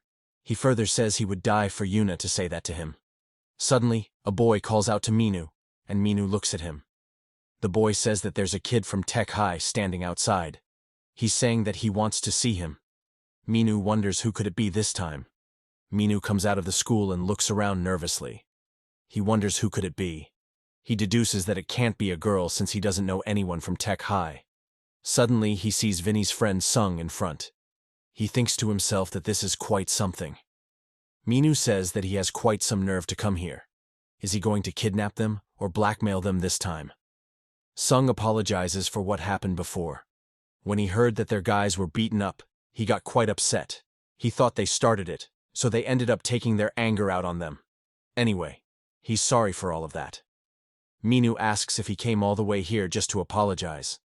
Sung becomes a bit nervous and says that he needs his help. He wants him to help Vinny out. Minu gets irritated and asks why he should help him. Sung says that he used to be in a crew with Vinny, and more importantly, they were friends when they were little. Minu remembers the good old days, but it doesn't matter now. He asks Sung what if they were friends. Sung says that if Vinny keeps going at this rate, then he's afraid that something bad might happen to him. He begs Minu to please help him. Sung clutches the poster in his hand, as he feels bad for Vinny truly. Even Minu is moved by Sung's words. Dom followed Minu from behind and saw Minu having a conversation with Sung. He rubs his head, as he thinks that this situation is quite troublesome for them. Later, the scene shifts to Vinny's room. Everything is a mess. Bottles and food are lying around for days. After having his cycle broken down, Vinny stays in a corner and remains depressed. Earlier, Vinny took Sung along with him to visit his mother in the hospital. Sung looks at Vinny, and it reminds him of his broken cycle. At present, he relays all of this information to Minu. Minu takes the cycling poster and asks Sung if Vinny needs money to pay for his mom's hospital bills. Is that why he was going to join the competition? But then, some punk came and smashed his cycle. Sung agrees and says that winning the prize money from this competition was his only option. $70,000 is not an amount one could just laugh off. Sung also says that he and Vinny used to be in a biking crew together, and they used to be good friends. He doesn't know what drove apart both of them, but right now he's the only one who can help out Vinny. He knows his friend very well. He isn't the type to ask for help from anyone, but it's hard to just stand by and watch him fall apart like this. Minu scratches his head and says that things are getting complicated. He asks if his bike can be fixed. Sung replies he doesn't know much about the bikes, but to him, it seems that the damage to the wheels and frame is beyond repair. Also, the powertrain seems badly mangled as well. In any case, he'll take care of the bike. So, he would appreciate his help if he could get Vinny to join the competition. He truly needs the prize money to help his mom, since his mom is the only family he has. Minu recalls his past when he used to spend happy moments with his mother. Suddenly, Dom approaches them and Minu asks how long he has been standing there. Dom shed tears and asks if can't they let Vinny into their crew. From what he just heard now, that poor asswipe must have been through a lot. Although the red-haired upset him when they kidnapped Yuna. But still, they should look out for each other. Aren't men supposed to help each other in times of need? Both Sung and Minu remain speechless on seeing Dom getting way too emotional. Minu thinks that Dom is kind of right here. He tells Sung that he wants to know one thing. Why is he trying so hard to help Vinny? Sung recalls his past when he was tormented by bullies, and it drove him to the point of committing suicide on the school rooftop. However, at that time, Vinny stopped him, and now he owes him his life. Sung tells Minu that Vinny is a great friend of his. Later that evening, everyone gathers around in the classroom to discuss something important. Minu explains what Sung told him and asks about their opinion. Minu tells the nerd to put down the book for a minute. He wants to know his opinion as well. However, Jay asks, who are they even talking about here? Minu asks what kind of nerd he is when he can't remember that red-haired punk. They fought with him and got suspended because of him. Jay replies that he can't recall anyone who did that. Minu wonders how he's going to pass exams if he has trouble remembering people's names. Jay says he doesn't care, so they should decide whether he should join. Minu still can't understand Jay, whether he tries to act cool or he simply doesn't give a crap about all of this. Shelly says that she isn't sure about it either. So, she'll go along with what everyone else decides. Minu then asks June for his opinion. June says that he was one of the first members of the Zephyrus crew, and he was kind of better rider than him. He would be happy to have him on the team.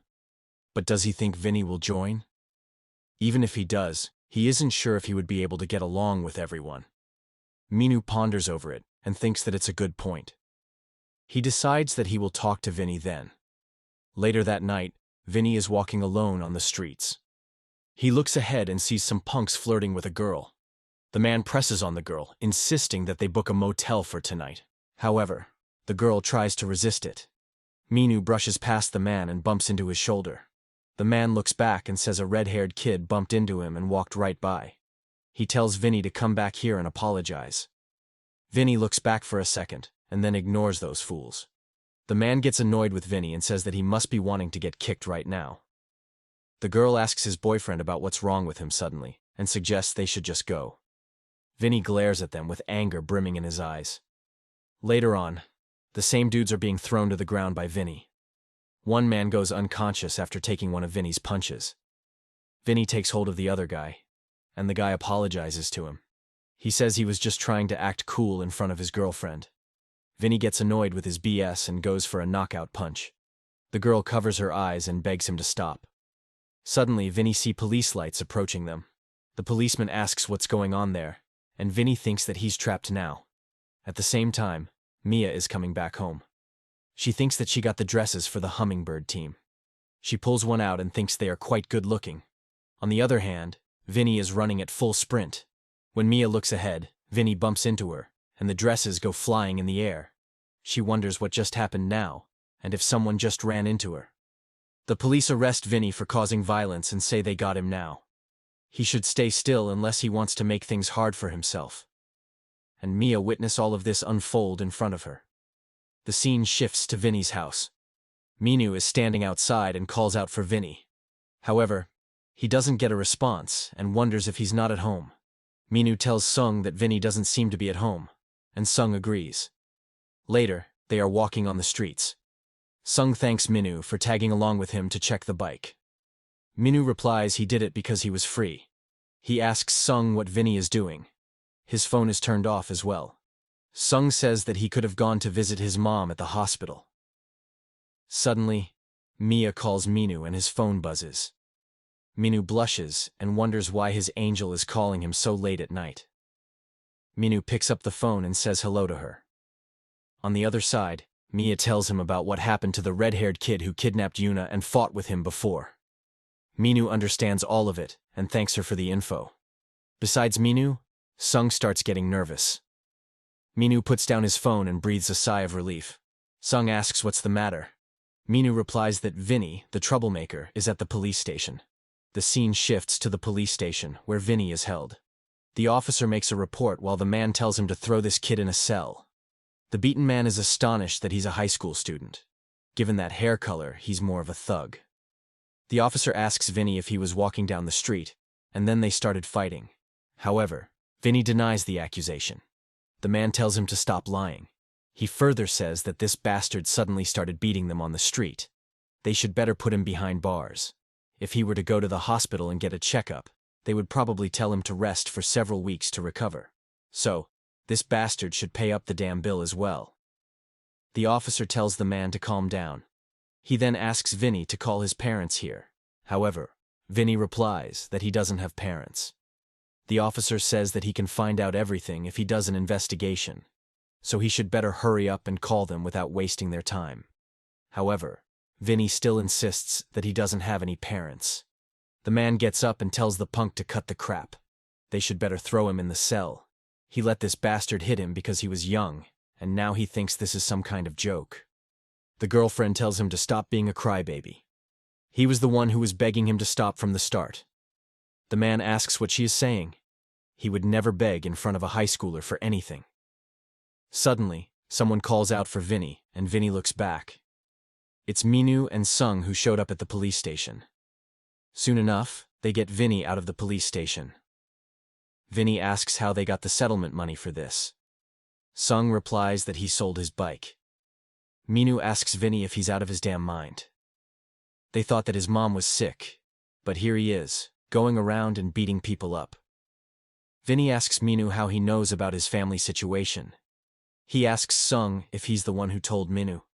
Why does he goes around telling everyone about his screwed up life? Sung becomes angry and lashes out at Vinny. He told Minu because he needed his help.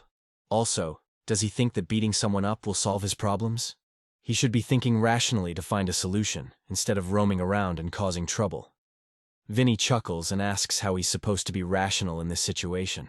Minu stops the heated argument growing between them and tells them to calm down a bit now. Vinny asks why should he be calm. Also, he should stop acting like a saint and get out of his face, it pisses him off. Minu asks why he's blaming him for no reason. Vinny asks if he's playing dumb. It must be nice for him to be a spoiled little rich boy without any real problems.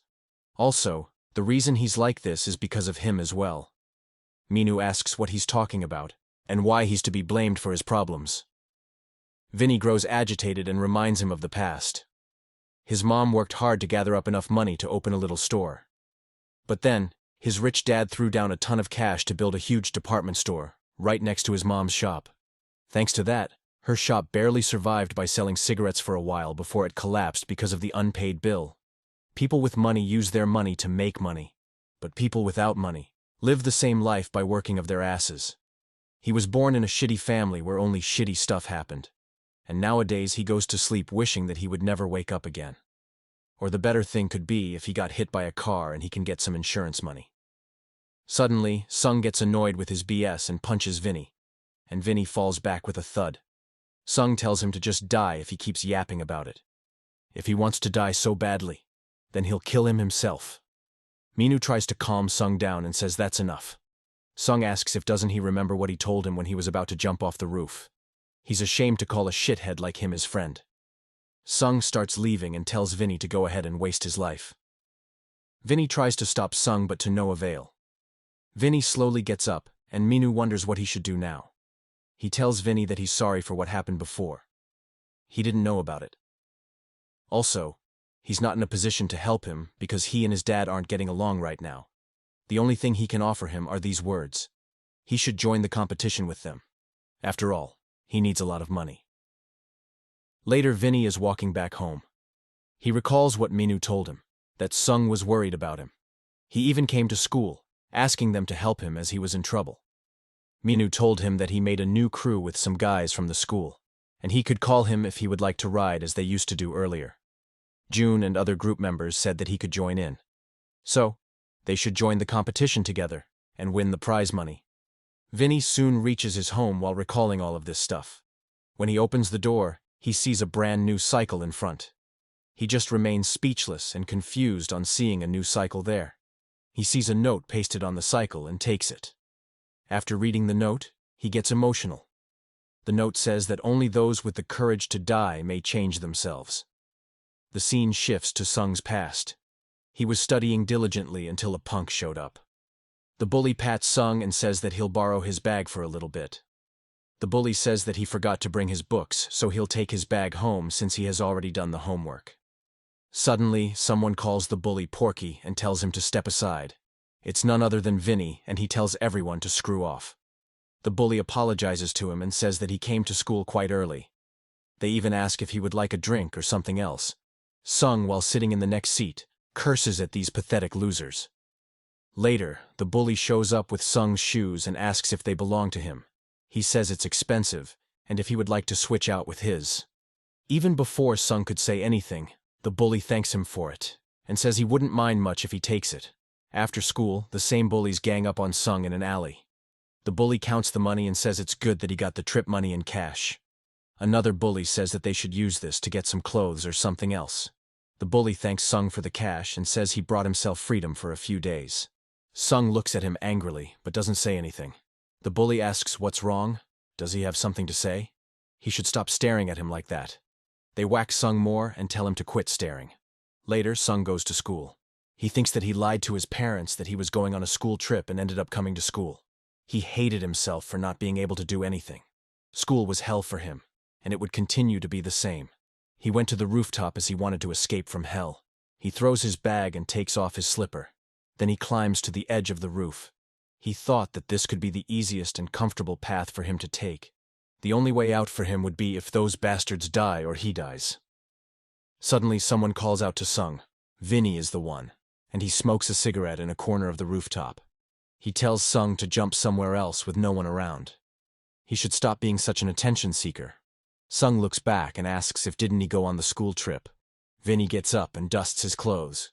He says that he's killing himself because some kids pushed him around a bit. Does he think anyone will give a crap if he jumps and kills himself right now? He thinks that killing himself will make those bullies feel guilty or something. But they'll probably make fun of him for being an idiot. Sung asks what a bastard like him knows. He has no idea what it feels like to be kicked around like a dog his entire life. After all, he just feels superior because he's a thug at the school. But he won't get anywhere in life. Vinny flicks his cigarette and asks if he's calling him a thug. He asks if beating some students up and being a tough guy at school makes him a thug. He doesn't understand why people get this stupid idea. But at least he doesn't let those bastards push him around like that. All he's doing is giving them back what he has gotten. He doesn't care if they call him a gangster or a thug. Sung hears Vinny and stays silent. Vinny leaves and says he can kill himself if he wants. There's no reason to stop him. However, he'll say one thing. That is, if he has the courage to die, then he should use it to change himself first, idiot. Sung grits his teeth and becomes emotional. He thinks that what Vinny is saying is true. The bullies soon return from the school trip and say that it was boring. They should have used the extorted money to go with some chicks on their own trip. The bully notice Sung studying in the corner and approach him. They ask if he was enjoying himself for a few days. He's looking quite good. The bully pats him and says he needs some money to play games after school at the cafe. Could he spare him some of his allowance? However, Sung replies that he doesn't have any. The bully asks what he said and if he can say that again. He slams Sung against the locker and says he would be good as dead if he finds a dime in his bag. Sung panics for a moment, but then he remembers what Vinny told him last time. He tells the bully that he doesn't have any, and punches at his face. Everyone remains amazed to see the quietest kid in the class go all out.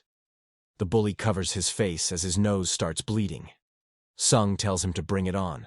The students gather around to see the fight and can't believe that it's happening. Vinny's glasses break during the fight and he himself is in a bad condition. The same can be said for this piggy bully as well. The bully grabs a chair and says that he's getting on his nerves today. He goes to smash Sung with the chair and says this will be his last day. Suddenly, Vinny tells the bully to cut it out. The bully lowers the chair and says this bastard was causing trouble. Vinny approaches the boy and tells him to shut up and stop his act. If he can't calm down, then he can fight with him. The bully couldn't say anything back to Vinny and curses in anger to himself. He then lets go of the chair. A few days after that incident, Sung is standing in the corridor looking outside. He hears the sound of a bully asking his friend to play after school. The boy replies that he has to make some deliveries after school so he can't come. The bully asks how much he gets paid then. The boy replies that it's cheap. The bully looks ahead and sees Sung. Sung also makes eye contact with him. However, this time the bully ignores Sung, and they walk past him. Sung thinks that nobody pushed him around after he had that big fight. The thing that changed him and his environment was the one thing that Vinny told him. At present, Sung, while sitting on his two-wheeler, looks ahead. He sees Minu and others having a good time. Minu zips up his jacket and thanks Mia for it. He says he loves them. Dom also chimes in and says they look awesome. Also, this size fits him well. Mia smiles and feels glad that all of them liked it. Yuna also compliments Mia on having a good sense of design. Jay also wears the jacket, and Shelly says that her man looks good no matter what he wears.